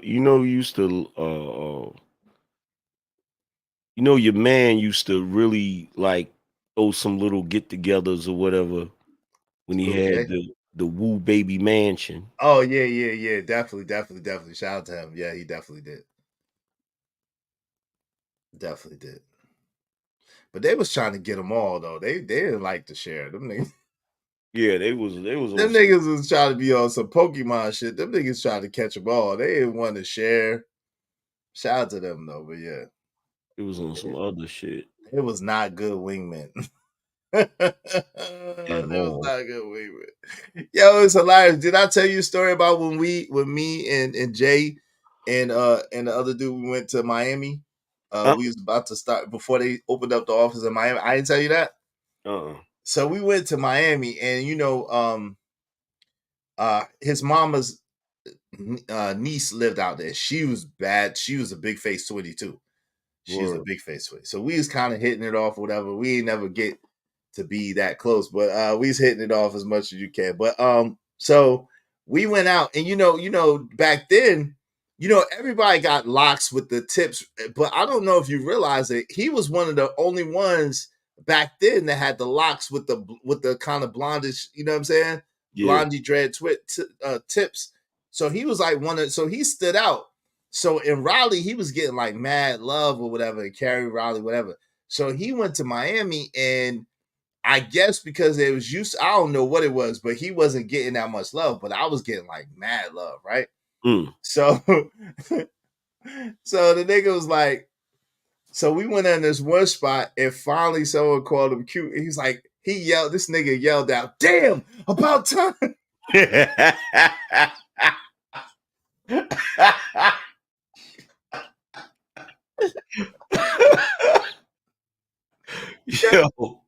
Yo, So you know how I do. I was Mr. one shot, one kill, right? So I do what I do. The shorty take me back to her spot, right?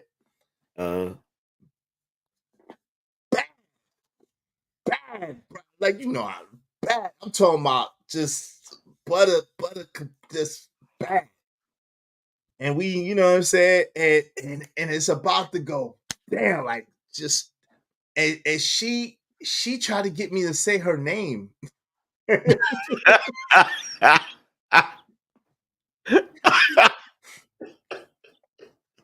for the life, I'm trying to, and looking at, for the life of me, I could not remember what that girl name was. For the life of me, I didn't know what that girl name was. It be like that. That was the first time it ever, and she was like, you know what? She's like, you know what? She's like, listen, I want to. She's like, but I got a man, and you don't even know my name.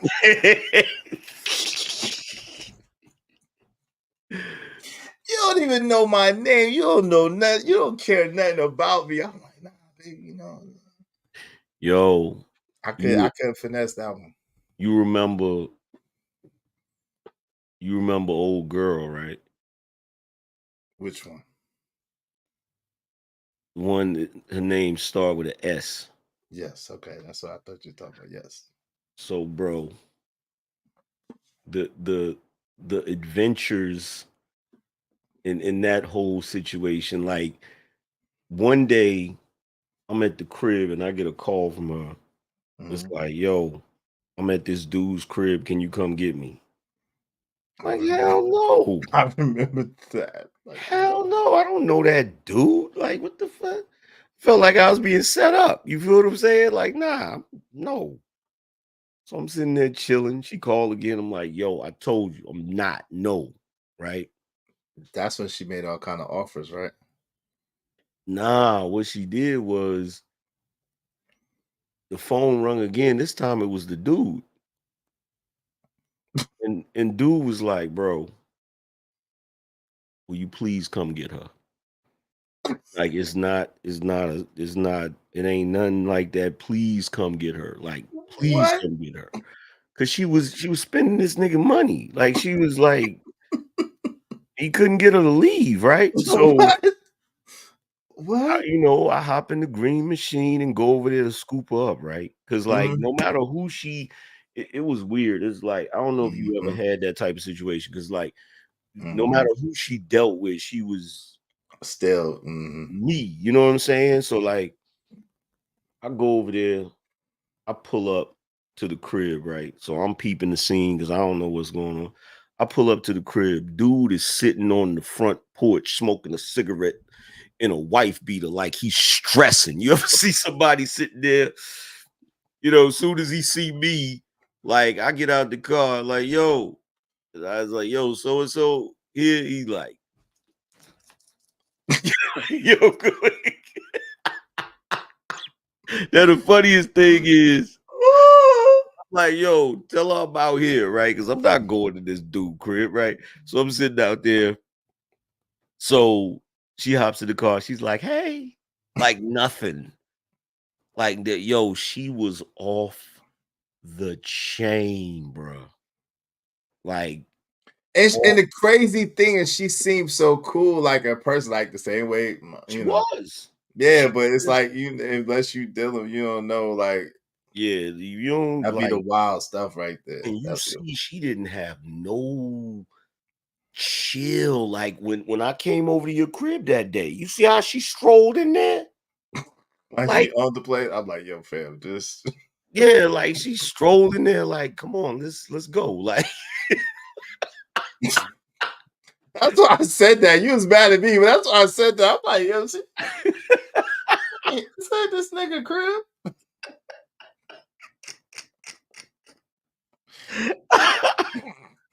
Just did not care, bro. Didn't care. Like, bro.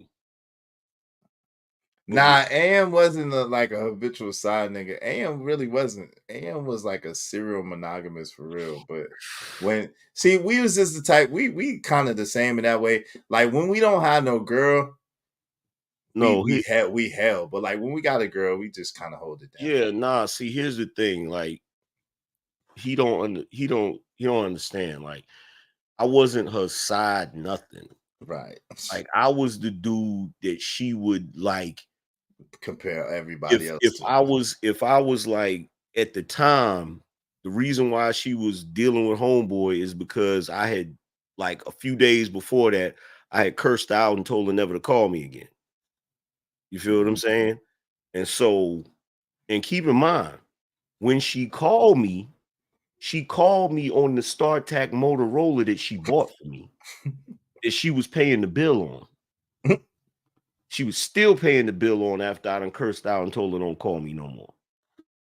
You feel me? And if it was really like that, it was a situation where like if me and her was cool in that moment, she would have brought the money she got from him to me. So y'all not under see. Here's the thing. This is what they don't understand, right? This is what these dudes don't understand. The way y'all get about women, we never was like that about chicks, unless it was a chick that like not during that time when we was just ripping and running.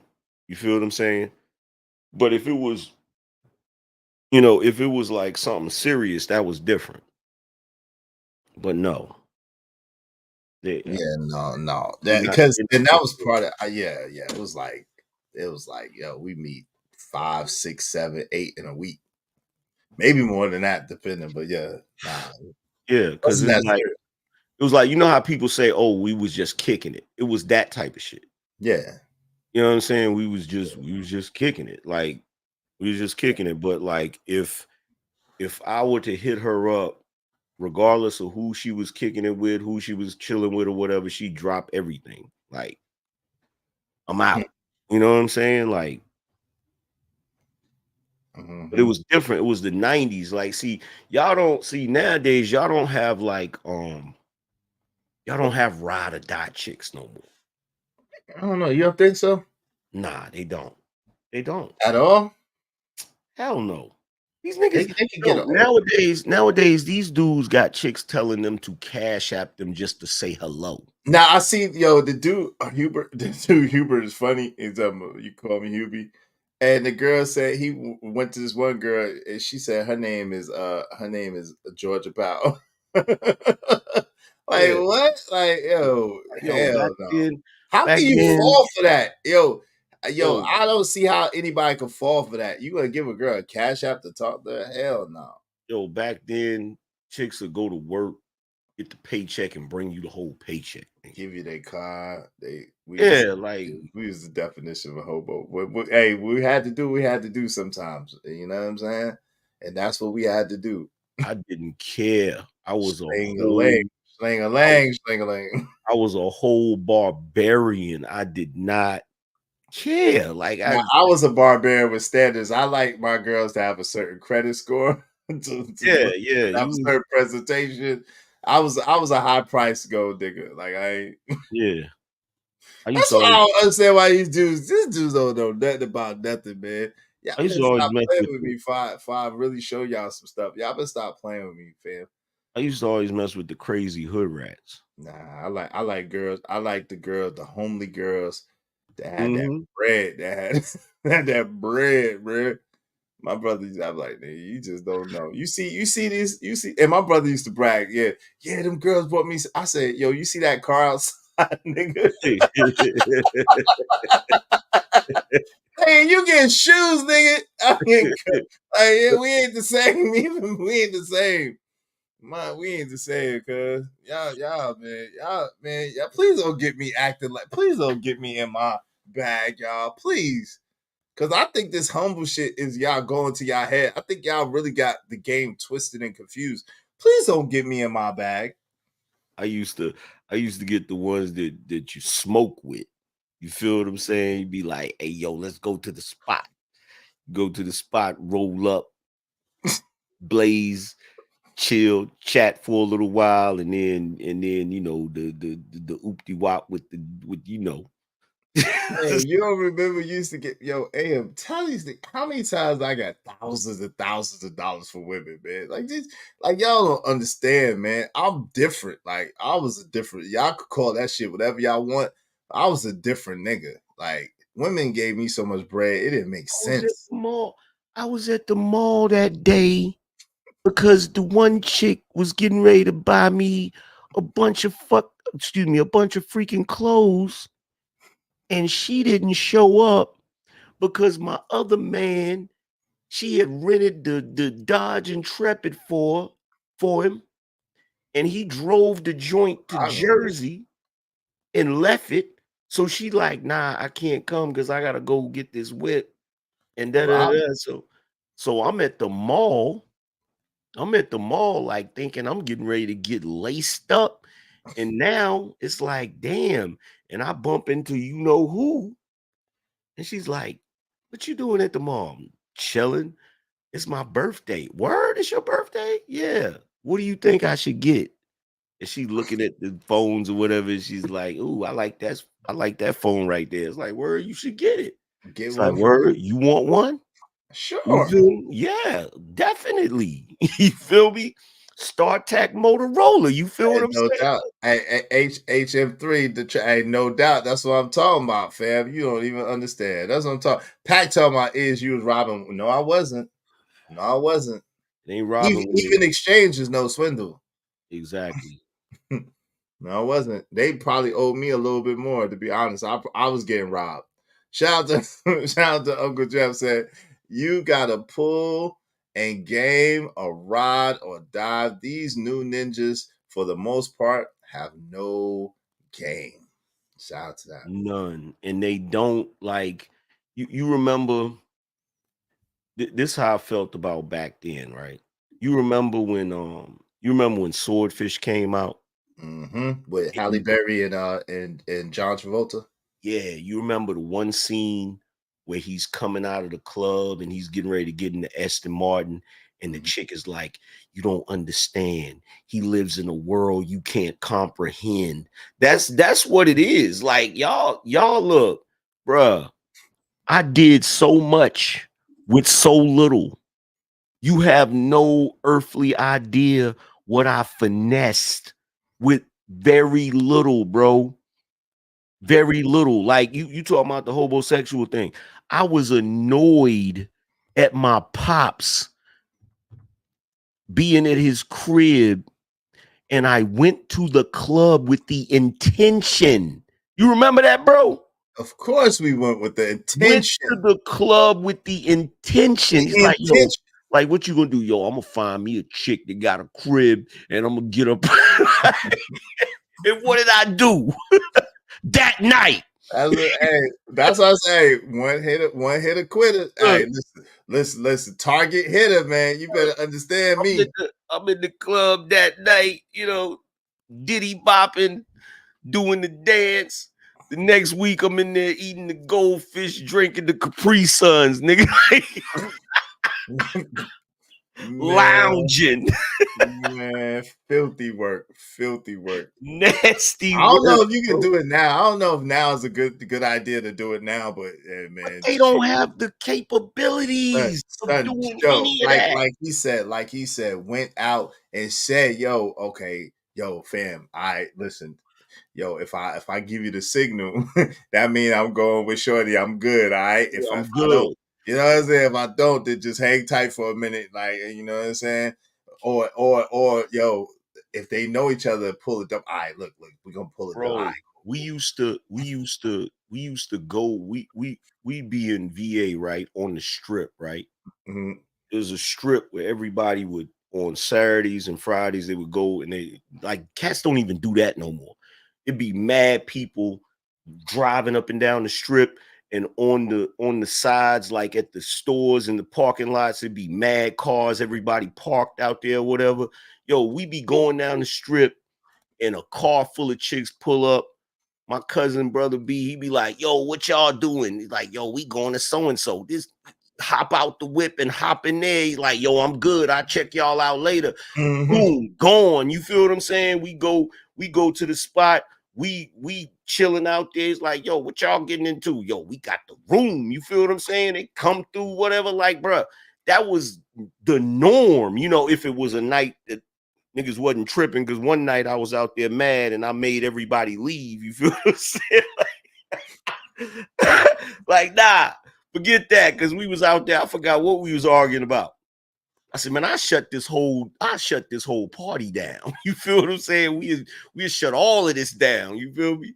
But nah, like, cats don't even like, they can't even comprehend that type of shit. We go to the room, unplug the smoke detector. You feel me? Got the gallons of liquor, got the freaking smoke, got the whole joint, and everybody down there in the pool and all of that.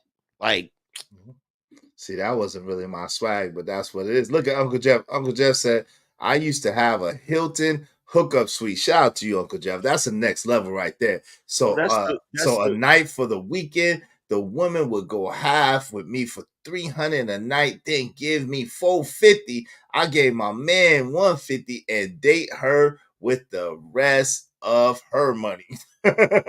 Yeah, like, look, and look. Hey, shout out to you, Pete, Big Pete. And that's the crazy thing. Everywhere I lived, it was a different way of partying. Like that right there I just described, that's the VA swag. We either do that or we'll go to a house party.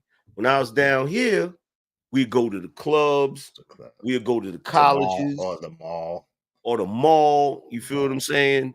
And like one time we went to, I ain't even gonna say what happened. I ain't gonna say everything that jumped off at A&T. All I'm gonna say is I'm not allowed to go to A&T no more. Me and none of my homies is allowed to go there no more, right? Damn. We wasn't supposed to be there in the first place, really, you know, but because it was an event for, because you know how I was. I hated when you go to the parties at the It started stepping. They start stepping. Yo, AM, you said AM be like, yo, hit me up when you ain't going to no NC State party. Cause I hate that, bro. I hate that. Like we got into it. We was at A&T and we got into it with some of them dudes, because it's like, yo, man, don't nobody want to see y'all doing all of that. It's like, word, man, we don't want to see that. We try to dance with the girls. We don't want to see that BS, right? So niggas got to be so bad. You know. That nigga used to be so bad. He be like, yo, I'm telling you, man, I don't like these college parties, man. Yo, I'm telling you, Fab, if you go on these college parties, man, I ain't want to go to no college parties, man. Nah, man. Yeah, he said man, they already messing up the party. In the middle of the party, everybody started stepping. Want to start stepping with that Big Brother Almighty bullshit. Think like this is Stomp the Yard? Yeah, this ain't Stomp the Yard, nigga. Like, yo, shout out to OG Dude there. He said facts. Yo, that's crazy. What's up, JD 1975? What's going on? That's like doing the right thing. Yeah, yo, y'all support the show, support the stream, man. Hit the Cash App to support the show. We about to be out because y'all ain't doing right. Hey, Arvin Nicole said yams it's yams. Nah, she ain't have no yams. So shout out to JD 1975. Yo, Pack 925 said is taking L's first. The orange, now this shit is didn't take no L's. I ain't even tell you, I ain't take no L's when it came to girls. I could always get the girl that I wanted. Shout out to Miss Bella. Hey, I'm just getting here, but will replay. Shout out to you, sis. Good to see you. What's up, JD 95? Oh Lord, yeah. I very rarely missed on the chick that I wanted, and that's some other shit too. Like if I had my sights on something, all I need is a conversation. That's it. If I have a conversation, it's a wrap. It's over. I'm gonna tell you one that got away though. I didn't have no courage. You're the one that we seen in the club together. Her girlfriend. Oh, for a minute, I had the biggest. Okay. And then by the time I was about to say so, I found out that they was together. She always rolled with nothing but baddies. Like always. You feel me? Like always. Like, and I told you. I used to play. She used to come and play basketball with us all the time. So You thought I was always try to guard her, nigga. You thought I was BSing. You thought I was BSing. I told you, bro. I was like, yo, as soon as I seen it, I said, oh. That's my people's, but but when they was together, I was like, damn, because that particular person was girlfriend with two girls I was cool with. I was like, damn. And I don't, she ain't like, dude. I'm like, nigga, she is so bad, man. She is so bad. I'm like, damn. That's the one person that I wanted that I ain't, well, maybe it's two. Maybe it's two people in my life that I wanted that I ain't get. Or I ain't shoot no shots though. I ain't shoot no shots. But I wanted to. Yeah, but you know, it's crazy, man, when you really think about it, because like everything back then, it was so different. Mm-hmm. It was so different, like for real. Remember that nigga Wink Moody tried to stunt on everybody in the club? That nigga was mad at me, boy. Yo, we was about to turn that joint out. Like that nigga was mad at me. Them niggas was mad at me because they tried to, that bullshit with my brother, and I wasn't having that shit. Like, nah, nigga, nah, yo, nah, we bigger than this. Nah, nigga, you don't know who I am. Nah, nigga, I ain't play that I ain't play that shit. Nope. Hey, OG Dude said them college parties in the mountain of Oklahoma was crazy and wild, straight fire. Yeah, but the only thing is they bust out in the middle of and doing all that shit. Like, yo, man, if you don't relax, goofy shit, man. Because they turn off the music too. That'd be the best. And they turn the lights on. You up there creeping doing your thing in the cut, and they ain't turn the lights on and turn the music off. It's like, oh, these niggas. That's the problem. If they left the lights off and put the little spotlight on them and left the music on, it'd be all good. But they be trying to make their own music and stuff. I hear that shit. Back then, everywhere we went, if dudes was hating, it was always because the chicks was feeling the vibe. It was always because of that. It never failed. It never failed. It was always because of that. But you can't front with me. Ain't nobody never try to ball. You got, you know what I'm saying? You ain't never had to get in no fights with me. Even though they was hating, even though they was talking, nobody ain't never do nothing. That's why I liked that's why I always liked when we partied down here, because in VA we was always getting in the brawls. Yeah. Always.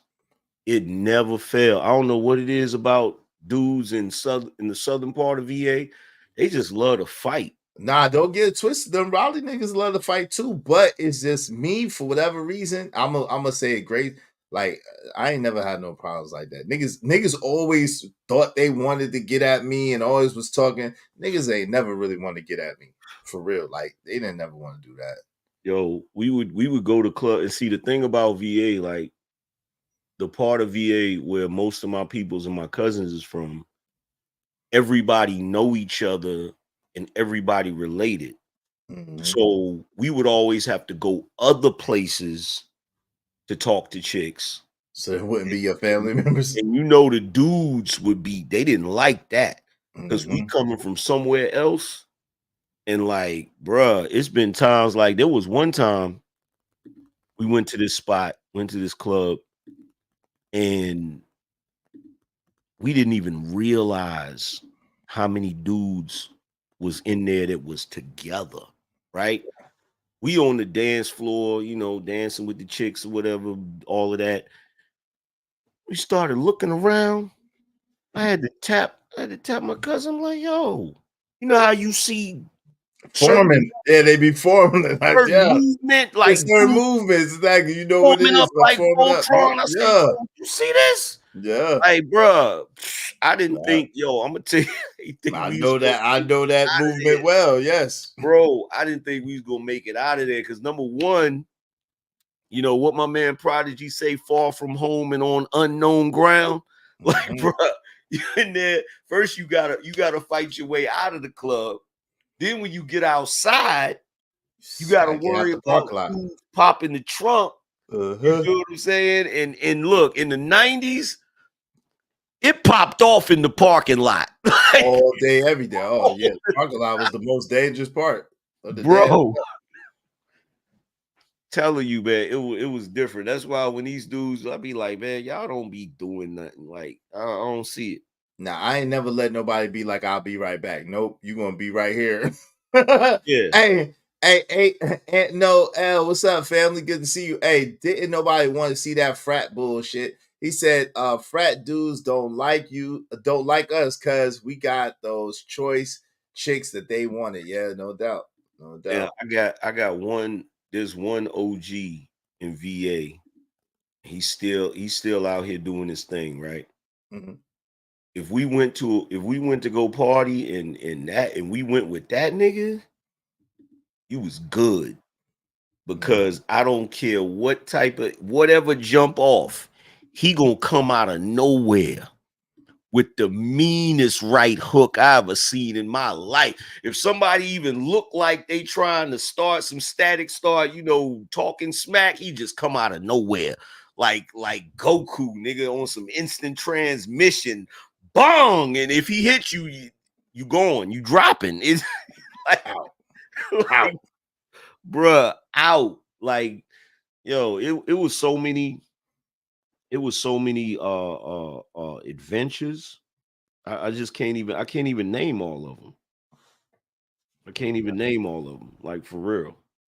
And like I said, it's too many stories I can't say. We see now that Brownsville ain't coming over here. We tried to give them plenty of time. We reminisced and had a great time doing it to give Brownsville time to come through if that's what he wanted to do. But of course, he was scared. He was scared. So shout out to Brownsville and scary Sharon Bracey. And see, here's the other Making thing. my town look bad. Good. Here's the other thing too. Nowadays, when dudes get into drama, they immediately go to the guns. In our day, the gun was the last resort. Because in our day, like, dudes would knuckle up. Dudes ain't had no problem knuckling up, like, for real. And dudes would usually, to be truthfully honest, back then, the only time dudes would really go for the guns is if they was catching the L. Like, if dudes was out in the parking lot and they mans was getting beat up, then they would go for the pistols to try to stop it. You know what I'm saying? But nah, like, now they just immediately go for the pistols. Yep. That's a fact. That's a fact. Yo, Uncle Jeff said when I was in the Marines, we would roll up to the frat house parties, jumping out the raggedest rides, pulling all the baddies. Frat dudes was hot. Q's included. Oh Lord. Shout out to the Q's. Hey, Kel said, salute to the platform Izzy, Bando, and the Drippy God AM. Shout out to you, man. Is just said he strategically placed the bag. Oh, of course I did. At the basketball court, I absolutely did. But that was the last resort. Like I said, I was about to get jumped by 5 niggas. I'm not Bruce Lee. What you thinking? I'm not Bruce Lee. If you want to jump me, I gotta even the odds. Like, okay, it's 5 of y'all, me and my gun. Okay, we good. Let's fight.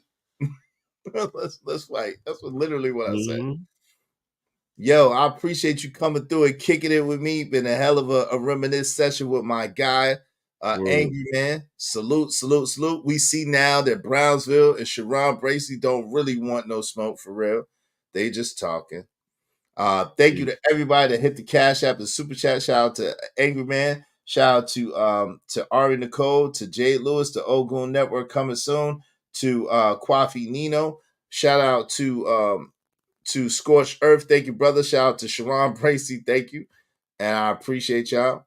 Y'all make sure y'all tune in tomorrow. Gonna be an even better show, man. Tune in tomorrow, same time, same place. Y'all already know what it is. AM, you got anything you want to say to the people? Nah, all I gotta say is, it's a lot of dudes that be up here on the internet, but a lot of them ain't really lived no life. You can tell by the way they talk. You can tell by their content. They ain't really lived. You feel what I'm saying? I can honestly say I done lived. That's why I don't have no problem chilling at the crib. Cause I done did enough and I done survived enough. You feel what I'm saying? To where I can just chill. You feel me? No doubt, done did too much, man. We done did too much. So it's time to sit back and relax and reap the benefits and the rewards of all our work and all the things we done did, man. So, yo, I appreciate y'all kicking it, man. Salute to the Angry Man. Salute to Queen Sanaa. Y'all make sure you subscribe to her. If y'all not subscribed to Angry Man, I don't know what y'all doing. Subscribe to Angry Man. Make sure y'all subscribe to me. Check out my man Kojak 303 Gaming, the MNF and Truth, Uncle Jeff TV. Kwafi Nino, man. Make sure you subscribe to Kwafi Nino, JD 1975, the Cajun Darkfire. Make sure y'all put those subscriptions in, man. Subscriptions don't cost you nothing. They are free 99. And when those dudes are not, when I'm not live, check out all those dudes. When I'm live, man, only check out me. Peace. I'm gonna holler at y'all later. Peace. Peace.